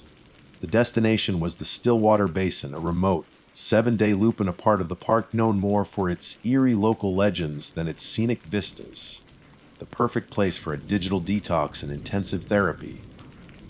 There was Leo, 16, whose file was thick with incidents of oppositional defiance and aggression. He carried his anger like a shield, his default expression a sullen glower. I suspected it was a cover for a deep-seated fear of inadequacy, a textbook case. Then there was Maya, 17, quiet and artistic. She was with me for severe anxiety and panic attacks, often triggered by social situations. She communicated more through the frantic charcoal sketches in her notepad than with her own voice. Her parents hoped the wilderness would force her out of her shell. I hoped it would show her the shell was a safe place she could control. Ben and Chloe, both 16, were the wild cards.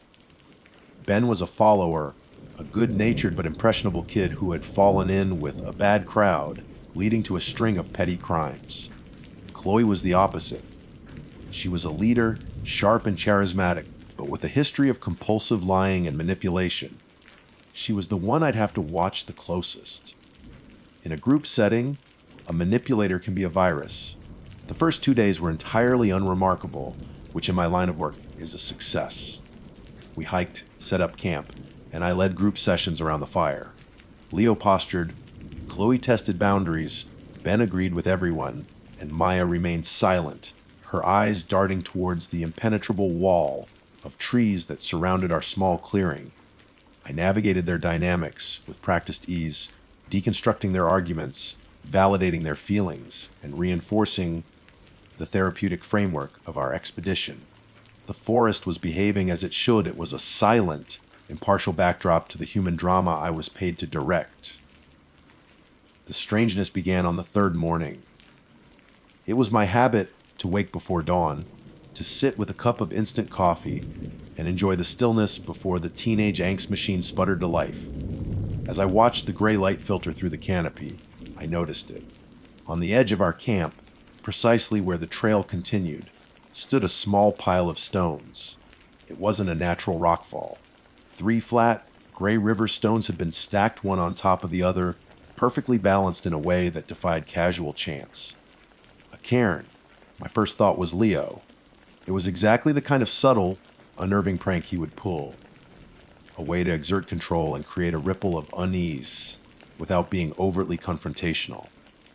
I made a mental note to address it in our next session, perhaps as a way to discuss non-verbal communication and passive aggression. I kicked it over with my boot and thought nothing more of it. That evening, as we made camp several miles deeper into the basin, Ben called me over to the creek where he was filtering water. Dr. Holloway, you should see this. There, on a large, moss-covered boulder in the middle of the gurgling water, were 3 more cairns. Each was identical to the one I had found that morning. 3 flat stones, impossibly balanced. My brow furrowed. Leo couldn't have done this. He had been in my sight for the entire day's hike. Perhaps another hiker. It was possible, though the ranger at the entrance had said we were the only ones registered for the Stillwater Basin loop this week. It's just a trail marker, Ben, I said, my voice projecting a confidence I wasn't entirely feeling. Some hikers like to build them. It's nothing to worry about. But it was worrying. These weren't like the large, obvious cairns used by park services to mark junctions. They were small, deliberate, and felt personal. Sacrative, the mood of the group began to shift. A low, grade paranoia, as tangible as the evening chill, began to set in. During our campfire session, Chloe suggested it was a ghost, a local legend about a logger who lost his way. She delivered the story with theatrical flair, her eyes wide. It was classic Chloe, manufacturing drama to become the center of attention. Leo scoffed, accusing her of being a baby, and the ensuing argument was a welcome distraction, a familiar fire I knew how to put out. Only Maya seemed genuinely terrified. She refused to participate, pulling the strings of her hoodie so tight that only her nose and lips were visible. She spent the entire session sketching furiously in her book. Later, after the others were in their tents, I saw her by the dying embers of the fire, tearing the page she'd been working on into tiny pieces and throwing them into the ashes. The 4th morning I awoke to a scream. It was Ben. I scrambled from my tent, my heart pounding, a canister of bear spray already in my hand. He was standing outside his tent, pointing a trembling finger. All around our campsite, in a loose, deliberate circle, were at least a dozen of the 3 stone cairns. One was on the stump we used as a table. One was on the fire pit. And one, the one that made the blood freeze in my veins, was sitting directly on the zippered flap of my tent. This was no longer a prank or a coincidence. This was an intrusion. It was a message. My professional mind raced, desperately trying to assemble a rational explanation. A disturbed local, a park ranger with a sick sense of humor, but the silence, the complete and utter lack of any sound of another human, no snapped twigs, no crunching leaves, was absolute. The cairns had simply appeared. Everyone, pack up. Now, I ordered, my voice tight. We're hiking a double day.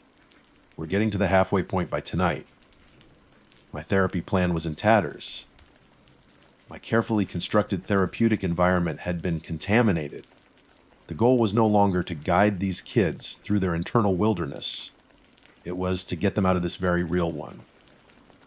As we hastily broke down our camp, I saw Maya staring into the deep woods, her face pale. They were watching us all night, she whispered, her voice so soft I almost didn't hear it. There was a man, a tall man. He didn't have a face. I put a firm, reassuring hand on her shoulder. Maya, it was a dream. The stress is getting to you. There's no one out here but us.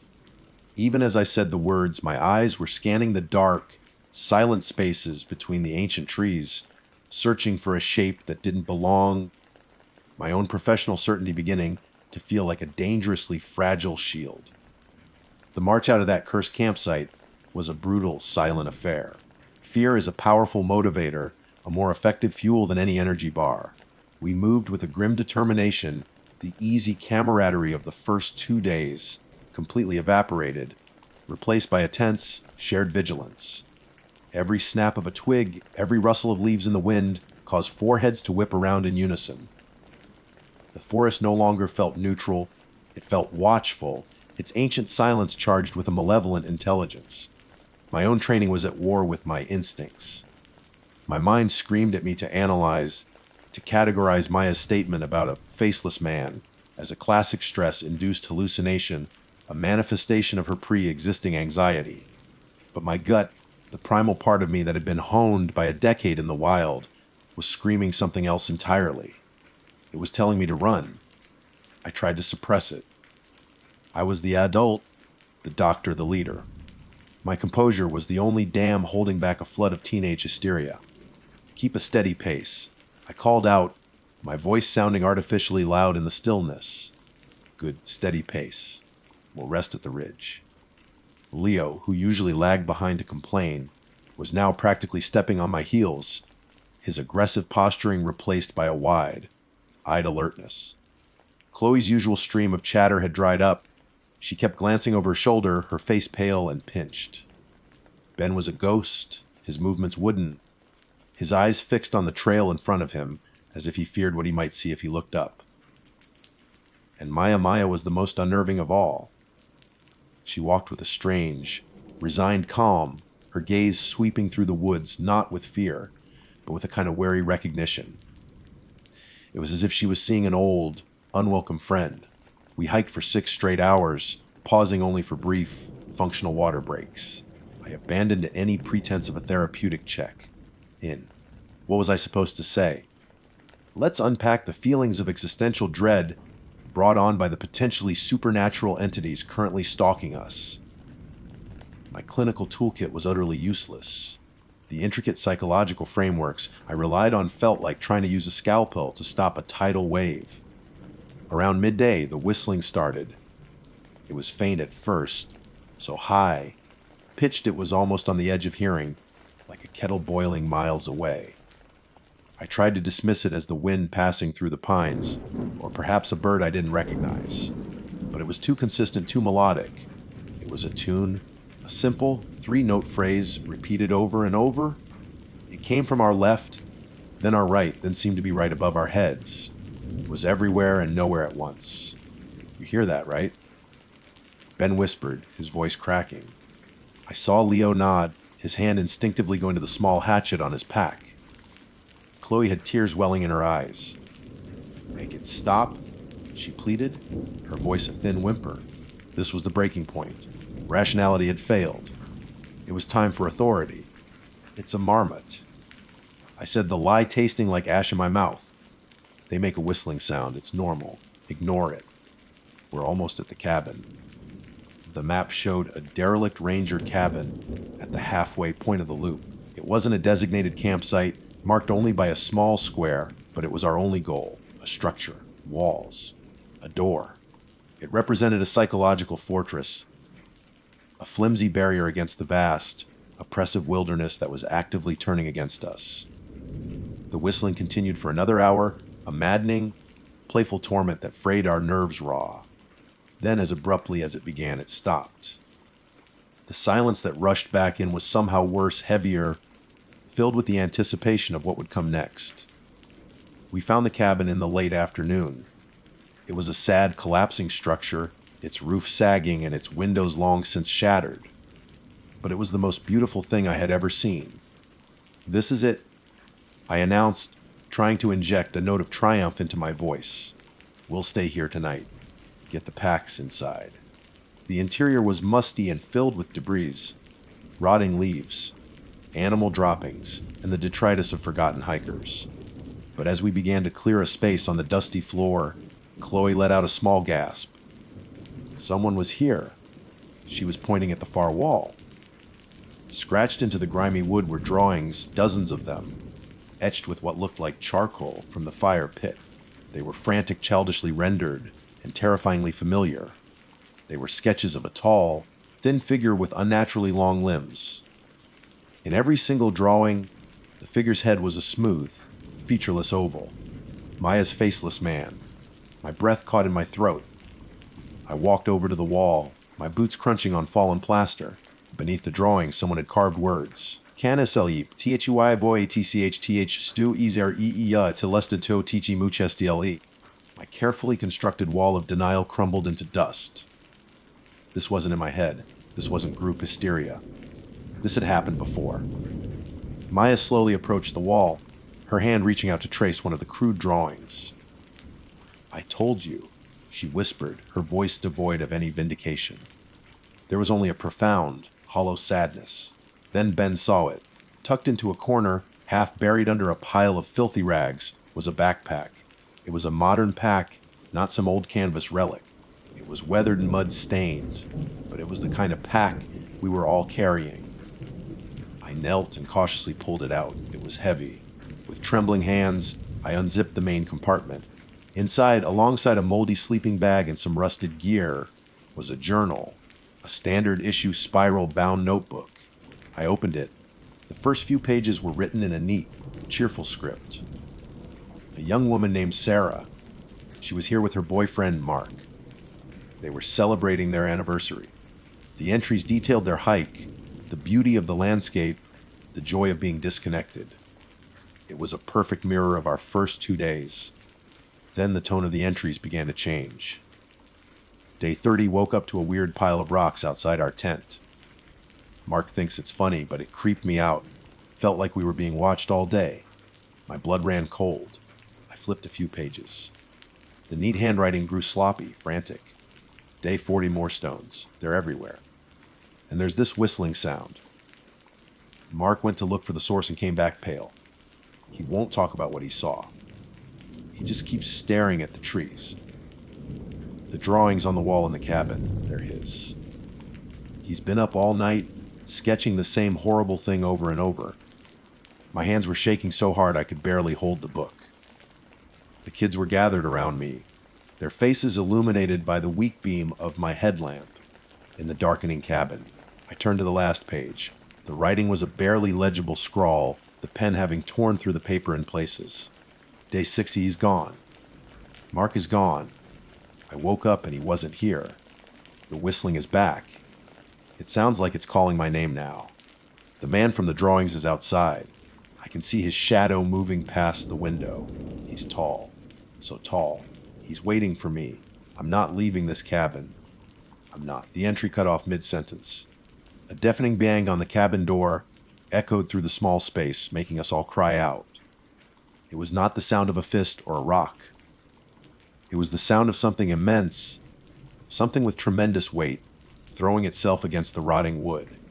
Leo screamed, a raw, terrified sound unlike anything I'd ever heard from him. Chloe and Ben scrambled backwards, huddling together against the far wall. Through the grime of the window next to the door, I saw a shape pass by, a fleeting silhouette against the dying light. It was impossibly tall and unnaturally thin, and for a horrifying stomach-lurching moment, it paused and turned its head towards the cabin. A head that was perfectly, unnervingly blank.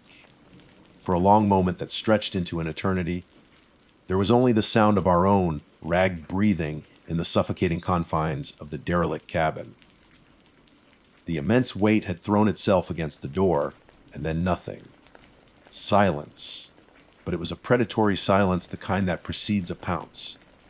My doctorate in psychology, my years of clinical training, my entire professional identity, it all combusted into a single, primal instinct. Keep them alive. Get away from the door. I hissed, my voice a raw, unfamiliar thing. Get to the back wall. Now, we scrambled, crab walking backwards over the filthy floor, our eyes locked on the groaning wooden door. Splinters of rotten wood had showered inwards from the impact. Leo, who had always projected such bravado, was openly weeping, clutching the small hatchet to his chest like a child's toy. Chloe and Ben were a single, trembling mass of limbs, their faces buried in each other's shoulders. Then the scratching started. A slow, deliberate scrape against the outside of the door. It was the sound of a long nail or a sharpened stone being dragged across the wood, methodically testing its integrity. My clinical mind, in its death throes, tried to offer a rational explanation. A bear, a mountain lion. But a bear would have been a comfort. A bear has a face. A bear is a known quantity. This was something else. Dr. Holloway. Chloe sobbed, her voice muffled. What does it want? Before I could formulate a lie, another sound joined the scratching. It was the whistle. That same three-note melody, but it was different now. It was no longer a distant, ethereal tune. It was close, intimate, and impossibly, it was coming from inside the cabin. It was as if the sound itself had seeped through the cracks in the walls. It curled around our ears, a playful, questioning tune that seemed to mock our terror. And then Maya answered it. She had been preternaturally calm, standing apart from the others, her eyes fixed on the door now. She began to hum. It wasn't a hum of fear, but a soft, melodic response. She hummed the same three notes back at the whistling, a perfect, eerie harmony. "Maya, stop," I commanded, my voice shaking. "Don't make a sound." She turned to look at me, and for the first time, her expression wasn't one of anxiety or terror. It was one of profound, heartbreaking pity. "You don't understand," she said, her voice clear and steady. "It's not trying to hurt us. It's looking for a friend." The scratching stopped. The whistling from outside stopped. There's only Maya's soft, haunting hum filling the cabin. A new sound began, this time at the shattered window. A soft, rhythmic tapping on the remaining shards of glass. Tap, tap. Leo finally broke. "We have to get out of here!" he shrieked, scrambling to his feet. "It's going to get in." He was right. This cabin wasn't a fortress, it was a trap. The rotting wood wouldn't hold. But to run meant going out there, into the darkness with it. To stay meant waiting for the moment when the door splintered and a tall, faceless shape stooped to enter. I grabbed the journal from the floor, my mind clinging to the last vestiges of logic. The stones are eyes. Don't listen to the whistle. We had failed on the second count. Maya had not only listened, she had engaged. What about the first? The stones, a sudden, horrifying realization washed over me. The cairns weren't just markers. They were anchors, eyes, a way for it to see. And we had let it right here. Siraske, a board near the top of the door split open, and a sliver of profound, featureless darkness appeared in the opening. The whistling started again, closer now, emanating from that very crack. And then a voice. It was a grotesque mimicry, a distorted, high-pitched version of Ben's voice. "Let me in." It chirped. "It's cold out here." Ben let out a choked scream of pure denial. That was it. We were leaving. The back window, I yelled, pointing to a small, grimy window on the opposite wall. "Go! Go now! Don't look back!" Chaos erupted. I shoved Ben and Clue towards the window, pushing them through the rotted frame into the night. Leo was right behind them. As I prepared to follow, I turned back for Maya. She hadn't moved. She was still standing in the center of the room, humming, her gaze fixed on the splintering door. "Maya, come on!" I screamed, grabbing her arm. She pulled away, her strength surprising me. She said, tears now streaming down her blank face. "It's him. It's Mark." She pointed a trembling finger at the journal I was still clutching. "He never left. He's lonely. He just wants Sarah to come back." My blood turned to ice. My neatly categorized world of psychosis and trauma collapsed. This was something older, something primal, something my science had no name for. A long, pale appendage, thin as a branch, snaked through the crack in the door. It wasn't an arm. It wasn't a tentacle. It was just a thing. And it was reaching for Maya. I didn't wait. I abandoned every principle I had ever held. I left her. I scrambled through the back window and ran, blind and sobbing, into the pitch black forest. I could hear the screams of the others ahead of me and the sound of the cabin door finally giving way behind me. I didn't hear Maya scream. I only heard the whistling stop. The next hours, or days, are a blur. We ran. We ran until our lungs burned and our legs gave out. We ran without direction, fueled only by terror. The forest was a nightmare labyrinth of grasping branches and unseen roots. We lost Leo at some point. One moment he was there, crashing through the undergrowth behind me. The next, there was only silence. We didn't stop to look for him. Eventually, Ben, Chloe, and I collapsed in a heap at the base of a great oak, too exhausted to move, too terrified to speak. We huddled together as the sun finally rose, its weak light feeling like a hollow promise. We were found 2 days later by a search party, miles off the trail, suffering from dehydration, exposure, and a shared catatonic trauma that baffled the park rangers. The official story is that we were a poorly prepared group who got lost. We suffered a collective psychological break due to stress and malnutrition.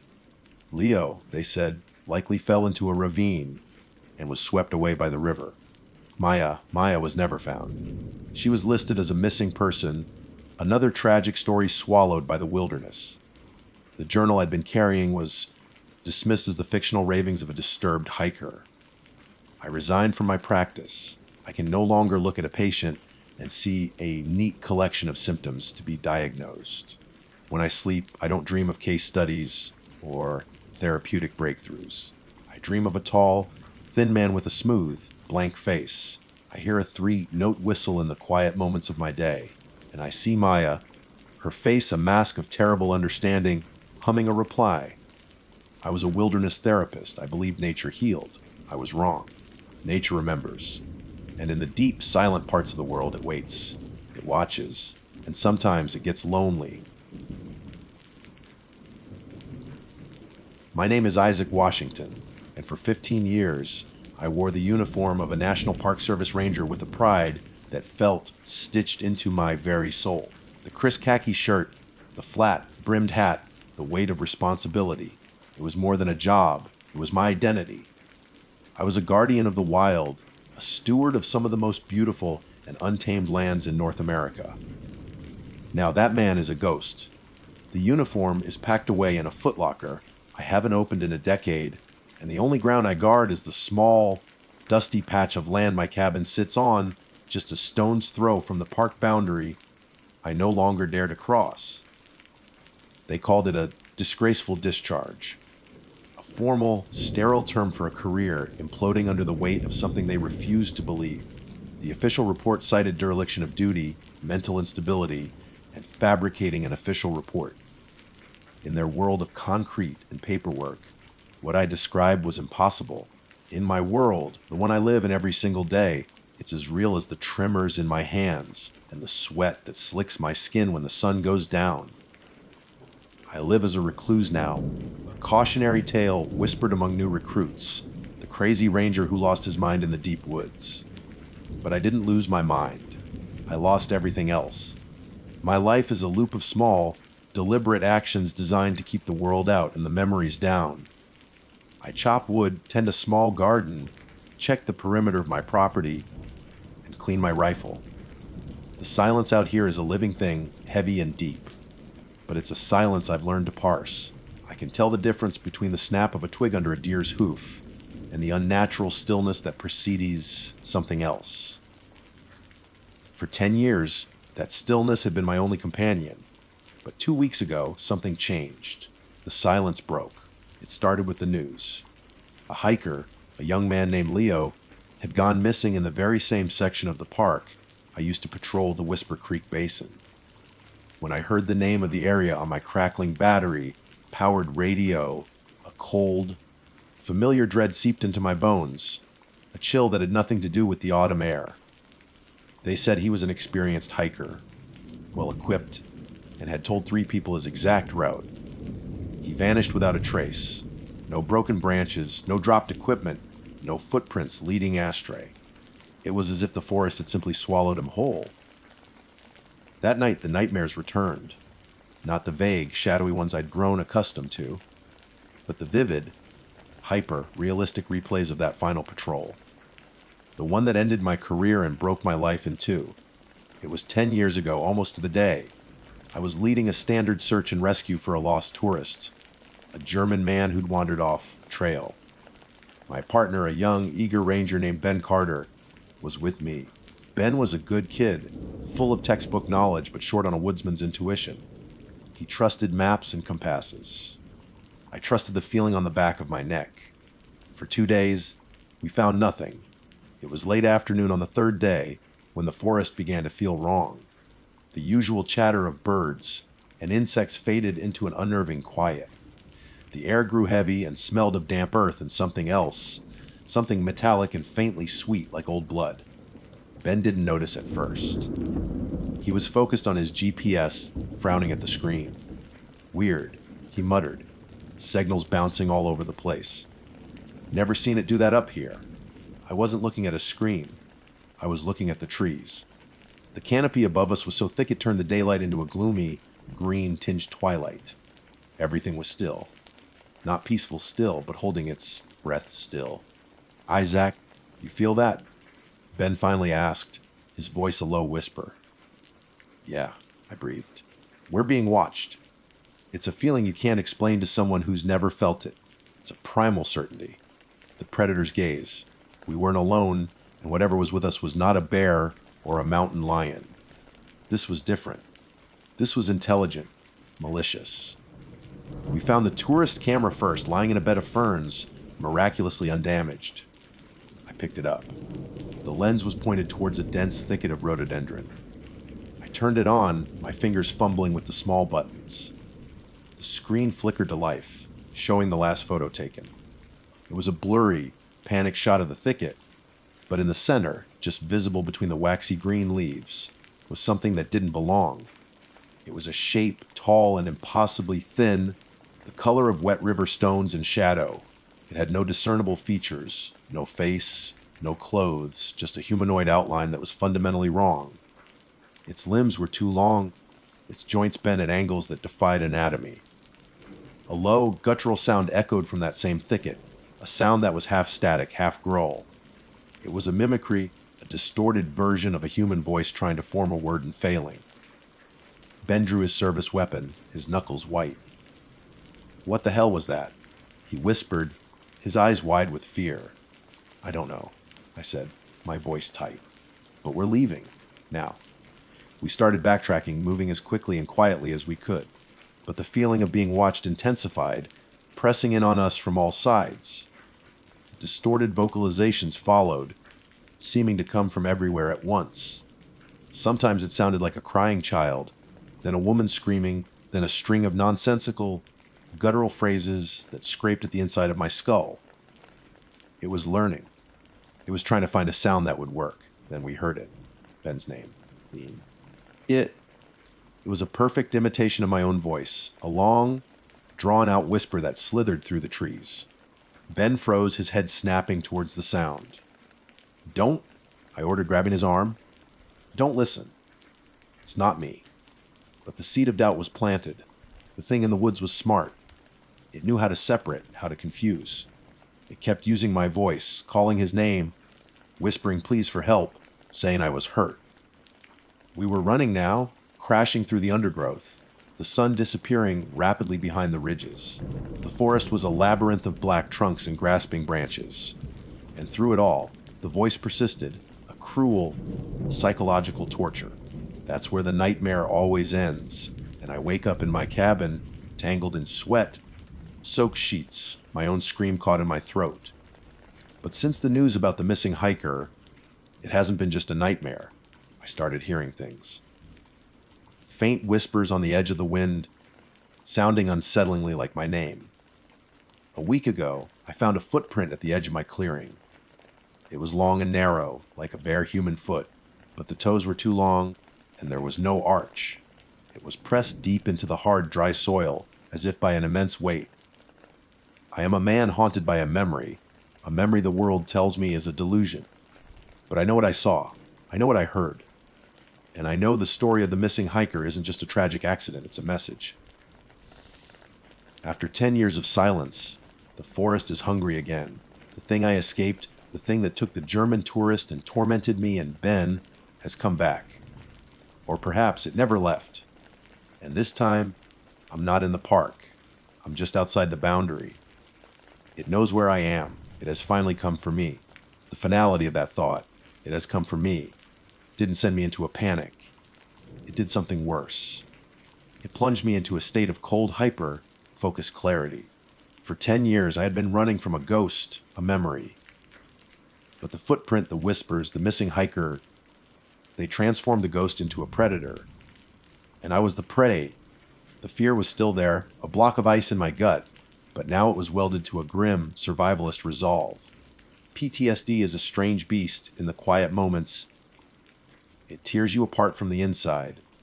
But when the threat becomes real and immediate, The training, the instincts that were drilled into me for 15 years can sometimes surface through the cracks of a broken psyche. The next 48 hours were a blur of methodical preparation. I dragged heavy furniture in front of the windows, leaving only small slits to peer through. I boarded up the back door entirely. My cabin had only one entrance now, the front door, which I reinforced with a heavy oak beam. I checked my rifle, a Winchester 30-30, and its action, cleaning and oiling it until it felt like an extension of my arm. I laid out every box of ammunition I owned on the small kitchen table. I filled every spare container with water from the well, knowing a trip outside could be my last. My property was surrounded by a simple wire fence, meant to keep deer out of my garden, not to stop a monster. But I walked its perimeter anyway, stringing up a network of tin cans filled with pebbles, a primitive alarm system. It felt futile, like trying to stop a tidal wave with a sandcastle. But I had to do something. During the day, an oppressive silence reigned.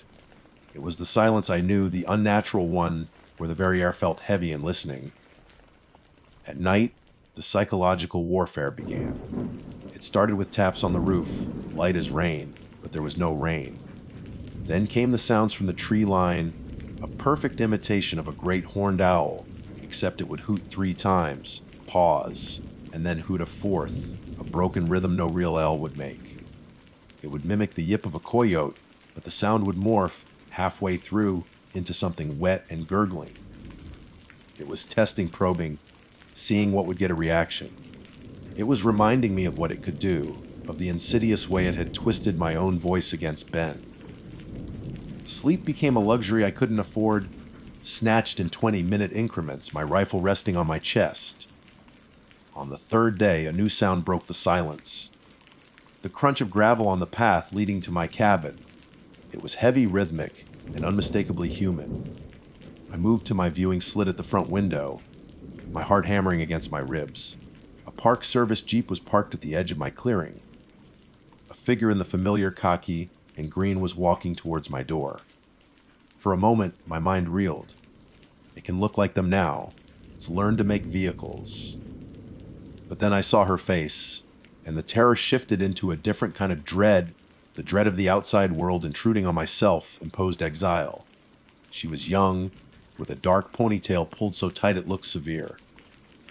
She moved with a purpose I recognized, the confident stride of someone who belongs in the wild. She stopped 10 feet from my porch and raised a hand. Mr. Washington. Isaac Washington. Her voice was clear, professional. My name is Ranger Maya Flores. I'd like to ask you a few questions. My first instinct was to stay silent, to pretend the cabin was empty, but they knew I was here. And if I ignored her, she might get it in her head to start snooping around the property. Alone. The thought sent a fresh spike of fear through me. I lifted the heavy beam and opened the door a crack, the rifle held low at my side but not pointed at her. I'm retired, and I have nothing to say. Ranger Flores didn't flinch. Her eyes flicked down to the rifle, then back to my face. I know, sir. I've read your file, all of it. The unredacted version. She paused, letting that sink in. I'm on the search team for Leo Martinez, in Whisper Creek. Then you're wasting your time? I grunted. You're not looking for a body. You're looking for what's left. Her expression hardened slightly, but she didn't dismiss me. I was hoping you could tell me what to look for. Your report from the Schmidt case 10 years ago, it was detailed. Before they made you retract it, this was new. No one had ever mentioned the original report. They'd buried it, labeled it the ravings of a madman. They told you I was crazy, a liability. Why come to me? Because I was up there for 2 days. She said, her voice dropping lower. And things are wrong. The comms don't work right. The wildlife is gone. Yesterday, my partner and I heard a woman screaming for help. We searched for an hour. Found nothing. No tracks, no sign of anyone. And the sound, it kept moving. I stared at her.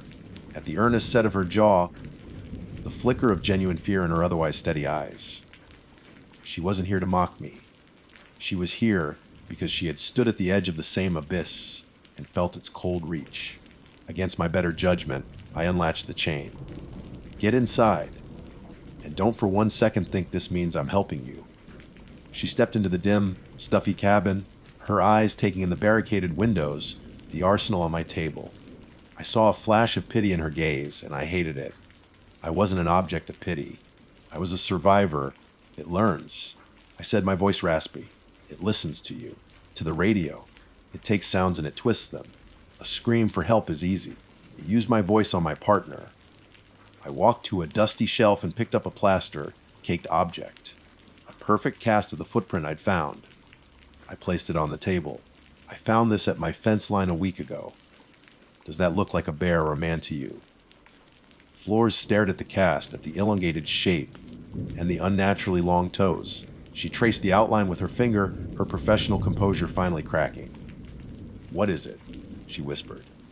I don't have a name for it, I replied. It's tall, thin, and the color of shadow.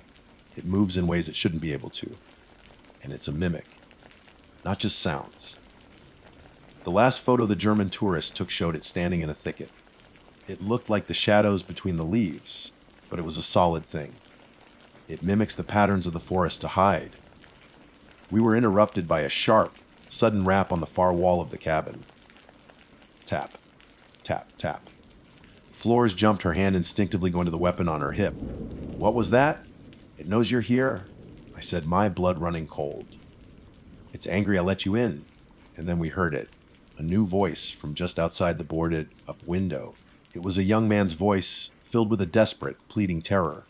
Hello, is anyone in there? Please, help me. My name is Leo. I'm so lost. Flores gasped, her face going pale. That's him. That's Leo Martinez. We have his voice from a voicemail he left his mother. No, I said, grabbing her arm as she made a move towards the door. That is not him. Please, the voice cried, now sounding like it was right outside the door. It's so cold. I can hear something in the woods with me. Help. The voice was a perfect replica of a terrified human, filled with sobs and shivering undertones. It's a trap, I whispered fiercely. It's doing what it did to Ben. It's using a voice you want to help, a voice you're trained to rescue. If you open that door, it will take you. The voice began to scream, a raw, piercing sound of pure agony that went on and on. It was a sound designed to shred the nerves, to force a reaction. Flores stood frozen, her training at war with the raw, instinctual terror the scream induced. My hands were shaking again, the memory of Ben's wide, terrified eyes flashing before me. I had lived in fear for 10 years, hiding, waiting for the end. But seeing this young ranger, this determined woman who had been brave enough to seek out the truth, standing on the precipice of the same fate that had destroyed my life, something inside me snapped. The old ranger, the guardian, stirred from his long sleep. Hiding hadn't worked. It had only brought the monster to my door. Waiting was a death sentence. There's only one way this ends, I said, the words tasting like rust and resolve. I looked at Flores, my eyes hard. It has to be hunted. I have to go back in. The scream outside the cabin finally died, fading into a wet, gurgling sigh that was somehow more horrifying than the shriek itself. Silence rushed back in, thick and suffocating. Ranger Flores stood rigid, her face a mask of disciplined terror. The resolve in my voice had hung in the air between us, a statement that changed everything. I was no longer a broken-down recluse. I was a man with a purpose forged in a decade of fear and regret. Flores finally turned from the door, her eyes meeting mine. The fear was still there, but beneath it, I saw the steel that had led her to my door in the first place. She gave a single, sharp nod. What's the plan? There is no plan. I said, the words coming out rough. There's only a direction. We go in. We find it. We end it, but not in the dark. In the dark, we're just meat. We wait for dawn. The rest of the night was the longest of my life. The thing outside went quiet, a predator's patient stillness. It knew it had failed to lure us out now. It was waiting. We didn't speak. There was nothing to say. I handed Flores one of my spare canteens and a dry biscuit, and we sat at the small kitchen table, the plaster cast of the footprint a silent centerpiece between us. I watched her clean her service pistol, her movements economical and precise. I dismantled the locking mechanism on my Winchester. For a final check, the familiar clicks and scrapes of the metal a comforting rosary in the oppressive quiet. As the first pale gray light of dawn began to seep through my viewing slits, I went to the old footlocker I hadn't opened since my discharge. The smell of cedar and regret hit me as I lifted the lid. Beneath my folded uniform lay two items. The first was a flare gun, heavy and solid. The second was a small, battery-powered device with two headsets attached, an old model white noise generator. Ben and I had used it on long stakeouts to block out distractions. A desperate, flimsy idea began to form in my mind. "What's that for?" Flores asked, her voice low. "It mimics sounds," I said, holding up the generator. "Maybe we can give it too many sounds to mimic." It was a long shot, a fool's hope, but it was better than nothing.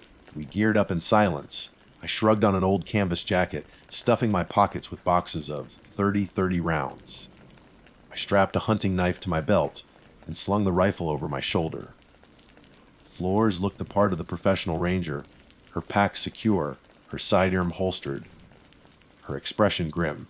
We were a strange pair, the disgraced veteran and the determined rookie, united by a shared glimpse into the abyss. Before we left, I grabbed a can of kerosene from under the sink. "If we don't come back by sundown tomorrow," I said, looking her dead in the eye, "I need you to promise me something. Get to your superiors. Tell them everything. And tell them to burn this section of the forest to the ground. Don't let it spread." She just nodded, her jaw tight. "Let's go." Stepping out of the cabin felt like stepping into another world. The air was cold and sharp, carrying the scent of pine and damp earth, but the unnatural silence was absolute. My tin can alarm system hung undisturbed. It hadn't needed to cross the fence. It had been waiting. We moved east, towards the park boundary and the familiar trailheads of Whisper Creek. Every snapped twig under our boots sounded like a gunshot. I felt a decade younger, the old instincts firing in my brain, every sense screaming. I wasn't Isaac the Hermit anymore. I was Ranger Washington, and I was on a hunt. I led us off the main trail into the dense undergrowth. "It stays away from the open paths," I explained. "It uses the terrain, the shadows, the dense trees. It hunts from the edges." Flores was a natural in the woods. She moved with a quiet grace, her eyes constantly scanning, her hand never far from her pistol. She trusted me, followed my lead without question, and for that I was grateful. An hour in, we found the first sign. A deer, its carcass wedged unnaturally high in the fork of a massive oak tree, 20 feet off the ground. There were no claw marks on the trunk. It had been twisted and broken, but not fed upon. It was a marker, a display of strength. "It's showing off," Flores whispered, her face pale. "It's telling us we're in its territory," I corrected. "It knows we're here." The deeper we went, the stranger the woods became. The normal rules of nature felt bent, broken. We saw trees with bark stripped away in spiraling patterns and heard the faint, distorted echo of a radio transmission, snippets of static, laced words that were impossible this deep in the basin. The thing was all around us, a cancerous presence in the forest. We found what was left of Leo Martinez near the creek that gave the basin its name. He hadn't been eaten. He'd been disassembled. His gear was laid out in a neat, almost ceremonial circle. In the center was his body, arranged in a grotesque mockery of a sleeping man. It was a sculpture of horror, a message. This wasn't just a predator that killed for food. This was an intelligence, and a cruel one. Flores fought back nausea, her professionalism a shield against the horror. She documented the scene with her camera, her movements stiff. "Why?" she asked, her voice shaking. "Why do this?" "To terrorize," I said, my voice a low growl. "To show us what it can do to us." As I spoke, a sound began to drift from the trees ahead. It was the sound of a woman softly crying. "My partner." Flores breathed, her eyes snapping towards the sound. "It recorded my partner yesterday. Ignore it," I commanded, pulling out the white noise generator. I handed her a headset. "Put this on. Turn it up." Focus on the static, nothing else. We put on the headsets, and the world dissolved into a roaring hiss. It was disorienting, but it was better than the psychological torture. We pushed forward, following their game trail that led into a narrow ravine, the walls of rock rising on either side. At the end of the ravine was a shallow cave, its mouth a black, gaping maw. The place radiated a cold that had nothing to do with the temperature. This was the lair. I held up a hand, and we took off the headsets. The silence that hit us was profound. Then, from the darkness of the cave, a voice whispered, echoing in the confined space, "Isaac." I was so scared. "Isaac, you left me." It was Ben's voice, a perfect, terrified replica. My blood turned to ice. My PTSD screamed, threatening to pull me under. I saw his face, his wide eyes in the gloom of that last patrol. Flores put a steadying hand on my shoulder. I looked at her, and she pointed towards the cave, her expression hard as flint. We were here to end this. "Now," I yelled. Flores raised the flare gun and fired it into the mouth of the cave. The world exploded in blinding, brilliant red light. And in that light, we saw it. It was huddled in the back of the cave, its shadowy skin sizzling, recoiling from the magnesium glare. It was tall and spindly, its limbs bent at impossible angles.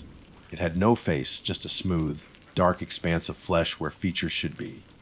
As the flare burned, it unfurled to its full height, letting out a shriek that wasn't a mimic of anything. It was a sound of pure, alien rage and pain. It moved with a speed that defied physics, a blur of shadow and wrongness, lunging out of the cave towards us. I raised my Winchester, the iron sights finding the center of its featureless head. Time seemed to slow. I saw Ben's face. I saw Leo Martinez's arranged body. I saw 15 years of service and 10 years of shame. I squeezed the trigger. The rifle bucked against my shoulder, the boom echoing off the ravine walls. The creature was thrown backward, a dark, viscous liquid spraying from the hole that appeared in its head. It staggered, its long limbs flailing, and then collapsed into a heap of twitching shadow, which seemed to almost melt and dissolve into the damp cave floor, leaving behind nothing but a scorch mark from the flare and a spreading stain of its black blood. We stood there for a long time, breathing heavily, the smell of gunpowder and ozone thick in the air. It was over. The walk back was silent. The forest already felt different, as if a great pressure had been lifted. The birds had started to sing again. Ranger Maya Flores was true to her word. She filed a supplemental report to the Leo Martinez case. It was a detailed, factual account of what we had found, what we had heard, and what we had done. It included my original, unredacted report from 10 years ago. It ended her career, of course. They put her on administrative leave and started proceedings for a psychiatric evaluation. But she had put the truth on the record. I no longer live as a recluse. I'm still in my cabin, but the boards are gone from the windows. I don't hide anymore. I watch. I patrol my little patch of land, my eyes always on the deep, dark woods of the park. The thing in Whisper Creek is gone, but I know the world is full of shadows. And I know that sometimes the only thing standing between the shadows and the light is a disgraced old ranger who remembers how to fight them. My name is Nora Ferris, and for the past 12 years, my official title has been Cave Rescue Specialist. It's a designation that sounds impressive at conferences and looks good on paper, a neat summary of a job that is anything but. The reality is a messy, brutal, and often heartbreaking profession. We are the ones who are called when the dark, silent places of the world decide to keep someone. We descend into the earth's gullet, navigating its lightless, unforgiving passages to bring people back from a place most of humanity rightly fears. I am, by all accounts, one of the best. My record is impeccable. I can rappel down a 100-foot pit in zero visibility, rig a complex rope system with frozen fingers, and navigate labyrinthine tunnels that would disorient a seasoned geologist. I can keep a victim calm, splint a compound fracture in a space no bigger than a coffin, and haul an unconscious body through water that is only a few degrees above freezing. I have earned my reputation through grit, skill, and an almost supernatural ability to remain level, headed when the world is pressing in. But every person has a fault line, a secret weakness they paper over with professionalism and routine. Mine is a profound and suffocating claustrophobia. It's a cruel irony, a cosmic joke that the one thing I fear most is the very environment I have chosen as my life's work. It began in childhood, a stupid game of hide and seek that ended with me trapped in an old cedar chest for what felt like an eternity. The memory of the lid clicking shut, the scent of mothballs, the feeling of the air growing thin and hot. It's a terror that has never fully left me. It lives in the back of my mind, a sleeping beast that I must constantly soothe. Over the years, I've developed a system of control. I focus on the mechanics of the job, the knots, the gear, the protocols. I break down the cave into a series of tasks, a checklist to be completed. I control my breathing, meditate in the darkness, and anchor my mind to the mission. The cave is not a tomb, it's a patient. The tight spaces are not trying to crush me, they are simply features of the landscape. It has always worked. My fear has always been a manageable whisper, a background hum beneath the roar of duty. Until the call came for the St. Augustine's Chasm. St. Augustine's wasn't just a cave, it was a legend among the caving community, a place spoken of in hushed, cautionary tones. It was a notoriously complex system on federal land, a maze of vertical shafts, submerged tunnels, and passages so tight they were called squeezes. For a reason. It was a place that tested the limits of even the most experienced cavers. And now, it had claimed someone. The briefing was grim. The missing person was a young, ambitious geologist named Ethan Hayes. He'd gone in 3 days ago on a solo trip to map a newly discovered section, a foolish risk that had clearly backfired. He was an expert caver, but St. Augustine's didn't care about expertise. His planned return time had passed 2 days ago. His car was still at the trailhead, and a preliminary search of the entrance passages had found his abandoned backpack. Inside was a half-eaten sandwich and a detailed map of the known system with a crudely drawn arrow pointing off the page into an area marked only with a question mark and the word narrow. My partner, a stoic and unflappable man named Ben Carter, just grunted as he read the report. Solo trip in Gus's chasm. Kid had a death wish. I didn't reply, my eyes fixed on that single word, narrow. It was a simple descriptor, but in the lexicon of caving it was a word loaded with dread. It meant a passage that you didn't walk through, or even crawl through. You wormed your way through it, exhaling to make your chest smaller, feeling the rock scrape against your back and belly simultaneously. It was a place where you became intimately familiar with the weight of the mountain above you. My beast stirred.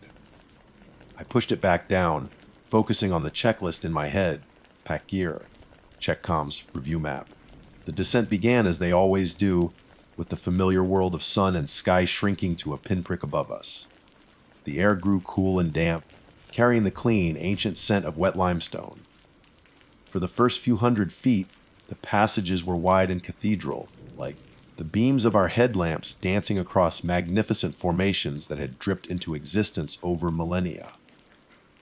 It was beautiful in a stark and alien way. We moved efficiently, our team of 4 a well-oiled machine of carabiners and ropes. But St. Augustine's was not a cave that stayed beautiful for long. The grand halls gave way to cramped corridors. The floor became a treacherous jumble of broken rock, forcing us to watch every step. The path forward began to split and diverge, a web of possibilities leading into deeper darkness. This was where the real cave began. This was its first test. We followed the path that aligned with Ethan's likely route. Our voices now hushed, the only sounds the crunch of our boots, the drip of water, and the soft scrape of our gear against the walls. Hours bled into one another. We rappelled down a slick 80-foot drop known as the Weeping Wall, the mist soaking us to the bone. We navigated a water-filled passage, the siphon holding our packs above our heads as we waded through chest-deep, frigid water. With every obstacle, my focus sharpened. The routine and the rhythm of the rescue pushing the claustrophobia away. The beast was sleeping. Then we found the second marker. It was Ethan's helmet, lying on a ledge just beyond the siphon. It was undamaged. Beside it, scrawled on the rock in mud, was another arrow, pointing down a low, horizontal tunnel that looked less like a passage and more like a crack in the rock. It was barely 2 feet high. Ben shone his light into the opening. The beam didn't hit a back wall. It just vanished into blackness. "This has to be it," he said, his voice flat. "This is the way he went." A cold knot formed in my stomach. This wasn't a walking or waiting passage. This was a crawl. A long one. I could feel the first, faint whispers of the fear. The walls are close. The ceiling is low. You are underground. I took a slow, measured breath. All right, I'll take point. Ben, you're behind me. Let's keep comms chatter to a minimum. It was a command, my voice betraying none of the tremor I felt inside. Professionalism. Routine. The checklist. I got on my hands and knees, the rough, gritty rock pressing into my palms. I shone my own light into the tunnel. It was a perfect dark maw.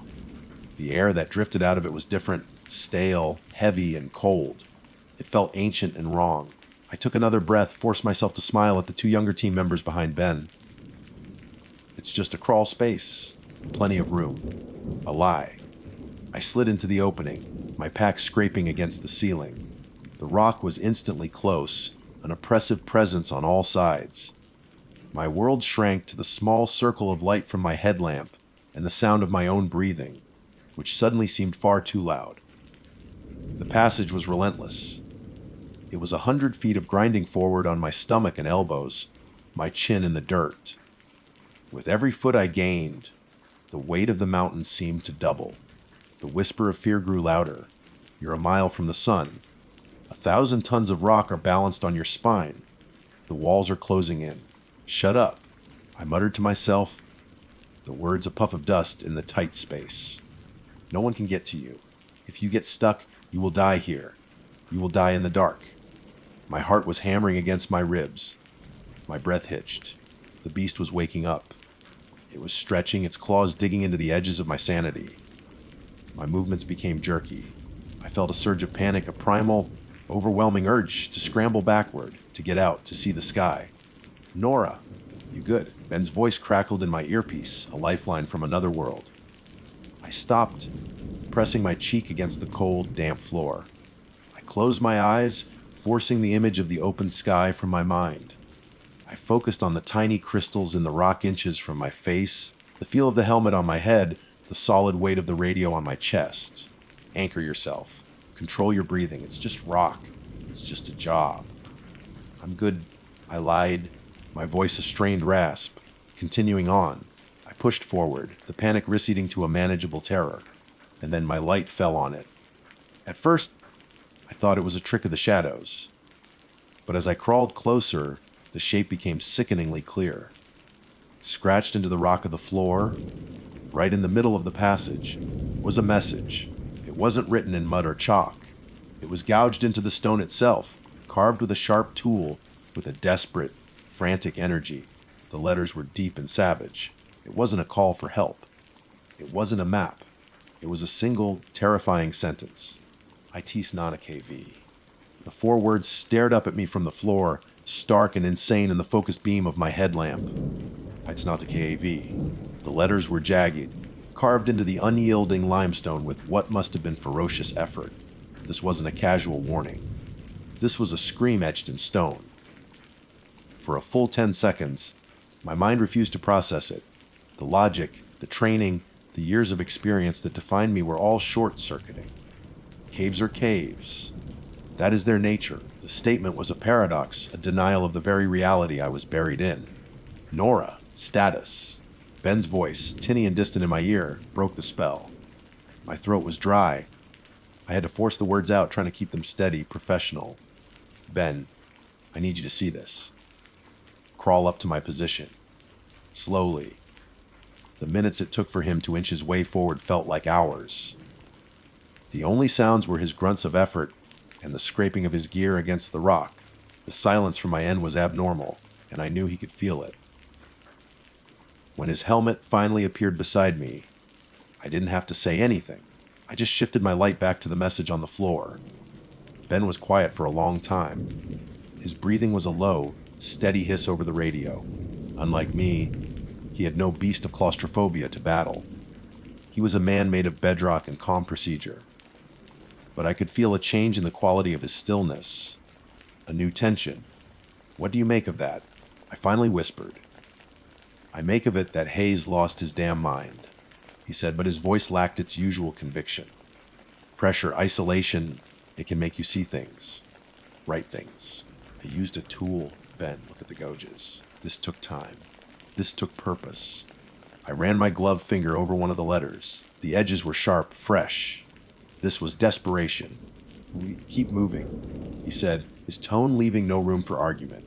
"Our job is to find him, not analyze his graffiti. He's ahead of us. That's all that matters." He was right, of course. The mission was the anchor. But as I started to crawl forward again, the world had changed. The passage was no longer just a tight squeeze in a cave. It was the throat of something that denied its own existence. The rock, which had felt cold in inert moments before, now seemed different. I pressed my palm against the ceiling. Was it my imagination, or was there a faint, almost imperceptible vibration? A low thrumming that was felt more than heard, like the idling of some colossal, subterranean engine. The beast inside me was wide awake now, and it was feeding on this new, impossible wrongness. My controlled breathing became a conscious, laborious effort. Every inch forward was a battle against the screaming instinct to retreat. The crawl space continued for what felt like an eternity, a relentless, claustrophobic tube. Then it began to change. The walls, once rough and jagged, became smoother. The texture was wrong, polished in a way that water and time could not explain. It looked less like erosion and more like wear, as if countless things had slid through this passage over eons. The air changed too. The clean, damp smell of limestone was being replaced by something else. A faint, acrid smell like ozone and something vaguely organic, something that had turned. "You smelling that?" I asked, my voice tight. "Yeah." Ben's voice came back immediately. "Smells wrong." It was a small confirmation, but it was enough.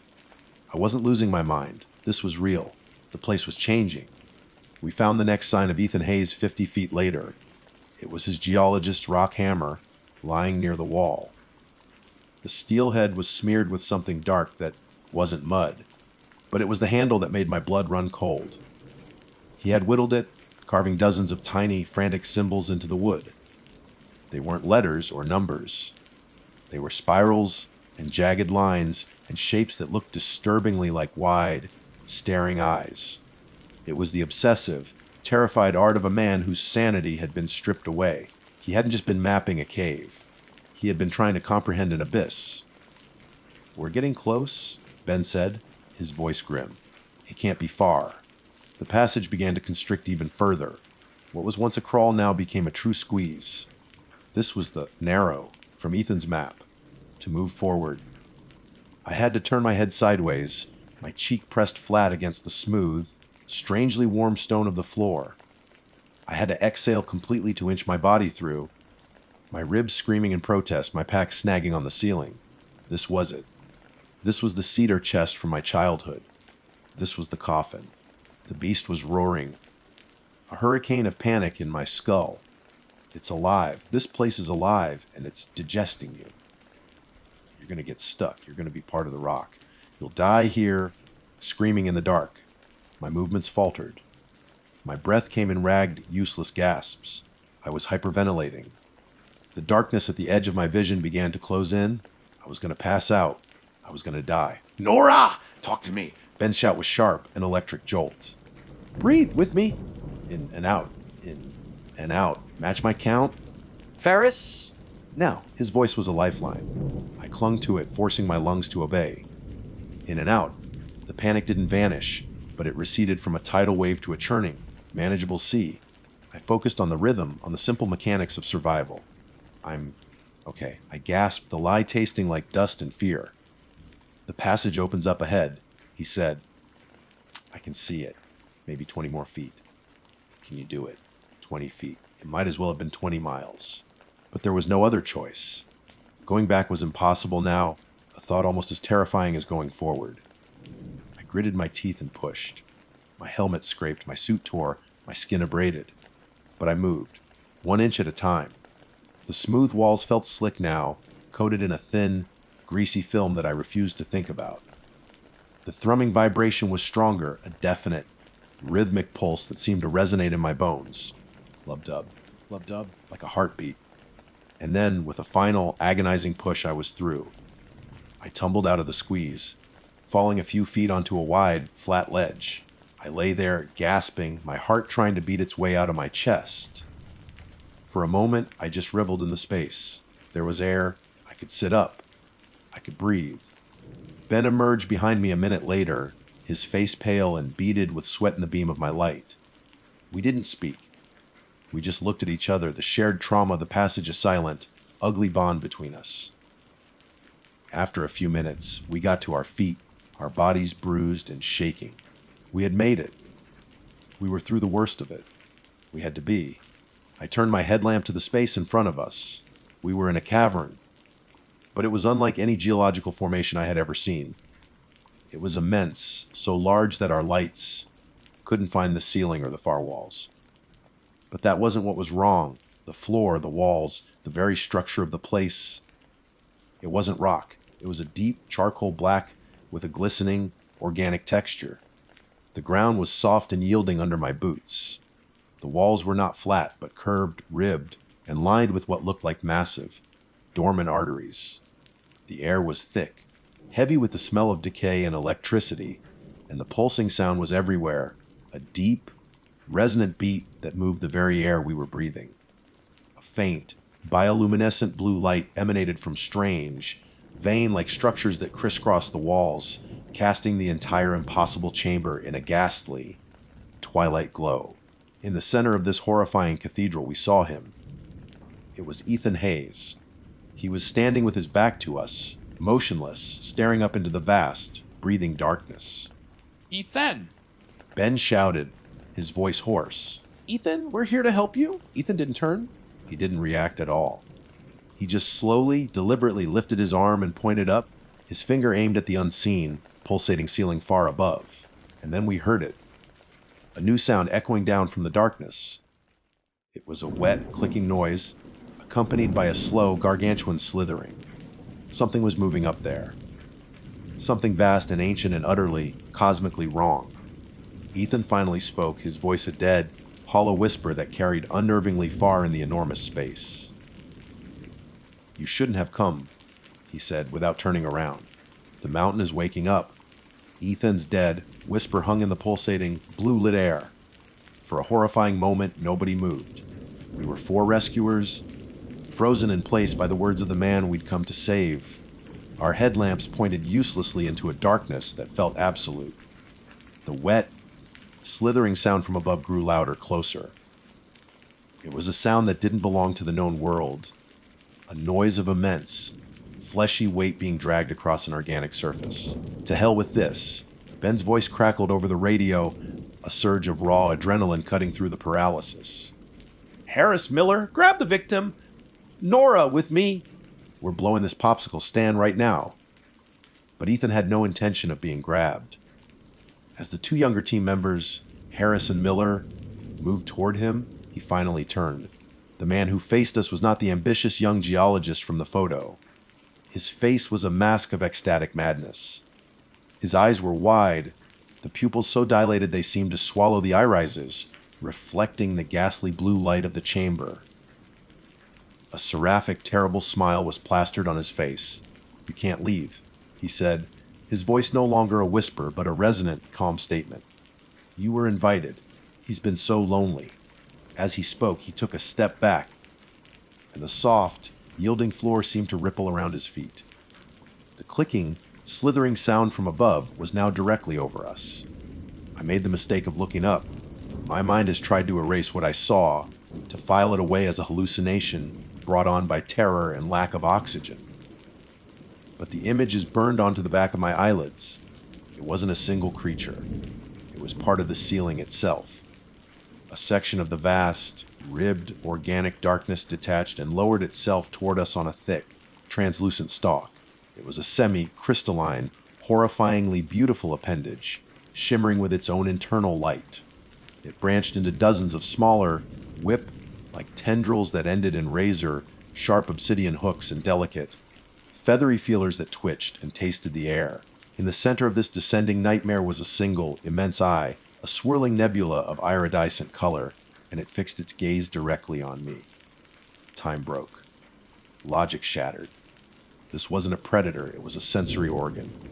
We were microbes being examined by a god.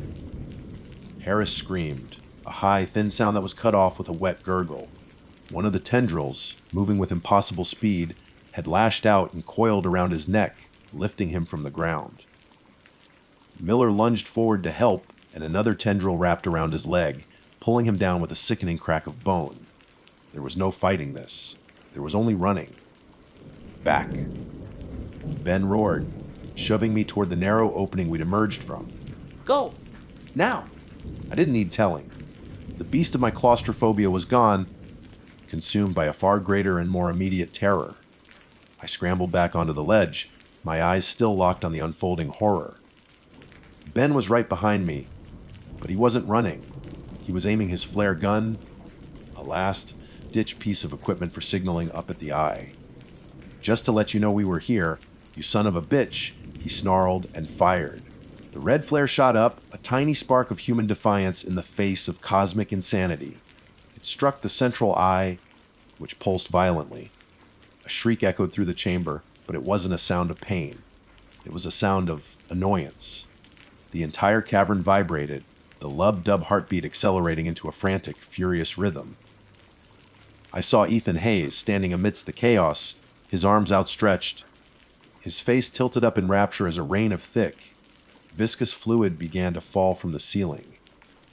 I saw the tendrils tighten around Harris and Miller, pulling them up into the pulsating darkness.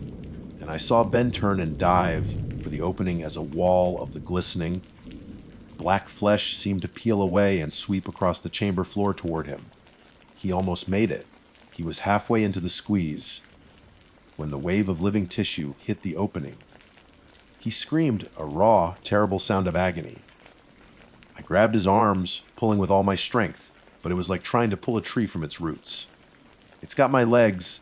"Nora," he choked, his face contorted in pain. "It's pulling." I looked past him into the squeeze. The smooth, warm rock was gone. The passage was lined with the same greasy, moving tissue from the cavern. It was contracting. The mountain was literally digesting him. "I'm not leaving you," I screamed, my tears mixing with the sweat on my face. "You have to," he gasped, his grip on my arms weakening. He looked me in the eye, his usual stoicism replaced by a terrifying clarity. "Tell them what's down here." "Nora, run." His hands slipped from mine. I heard one final, muffled cry, and then he was gone, pulled back into the tightening throat of the passage. Something inside me broke. The carefully constructed walls of my sanity, my professionalism, my control, they all came crashing down. I was no longer a rescuer. I was just a creature, cornered and terrified, running from the dark. I scrambled back through the crawl space, the passage that had nearly broken me on the way in. It was a different place now. The low thrumming was a violent shuddering. The walls seemed to sweat that same greasy fluid, and they felt tighter, closer. The beast of my claustrophobia was back, a shrieking passenger in my mind, but the terror of what was behind me was greater. I didn't crawl, I clawed. I dug my fingers into the filth and pulled myself forward, sobbing, screaming, my body a machine of pure, unthinking panic. I didn't even register the other passages, the landmarks we'd passed on the way in. My world was the tight, suffocating darkness and the desperate need for air, for sky. I swam through the frigid water of the siphon, my movements clumsy and frantic. I clawed my way up the weeping wall, my safety gear forgotten, my hands bloody and raw. I don't know how many hours it took. Time had ceased to have meaning. There was only the before, the impossible, living cavern, and the desperate hope for an after. And then I saw it, a pinprick of gray light, the entrance. I burst out of the cave and collapsed onto the solid, real ground, the familiar scent of pine and dirt filling my lungs. I lay there, retching, crying, and laughing all at once, the blessed, beautiful sunlight on my face. The debriefing was a farce. I told them everything. I told them about the carved message, the living walls, the thing on the ceiling, the loss of the team, of Ben. They listened, their faces a mixture of pity and disbelief. The official report cited an unexpected seismic event, a cave-in. My testimony was put down to extreme trauma, hypoxia-induced hallucinations. I was given a medal for my attempted rescue and placed on indefinite medical leave. They sealed the entrance to St. Augustine's Chasm with a ton of concrete. They think it's over. They think they've locked the monster in its tomb. But I know the truth. I felt it. It's not a cave. It's a lung. And we were just a piece of dust it inhaled. They haven't sealed it in. They've just blocked one of its nostrils. It's still down there, miles beneath our feet, breathing, waiting. The mountain is awake. And sometimes in the dead of night, when I press my ear to the floor, I can still feel the faint, steady rhythm of its heart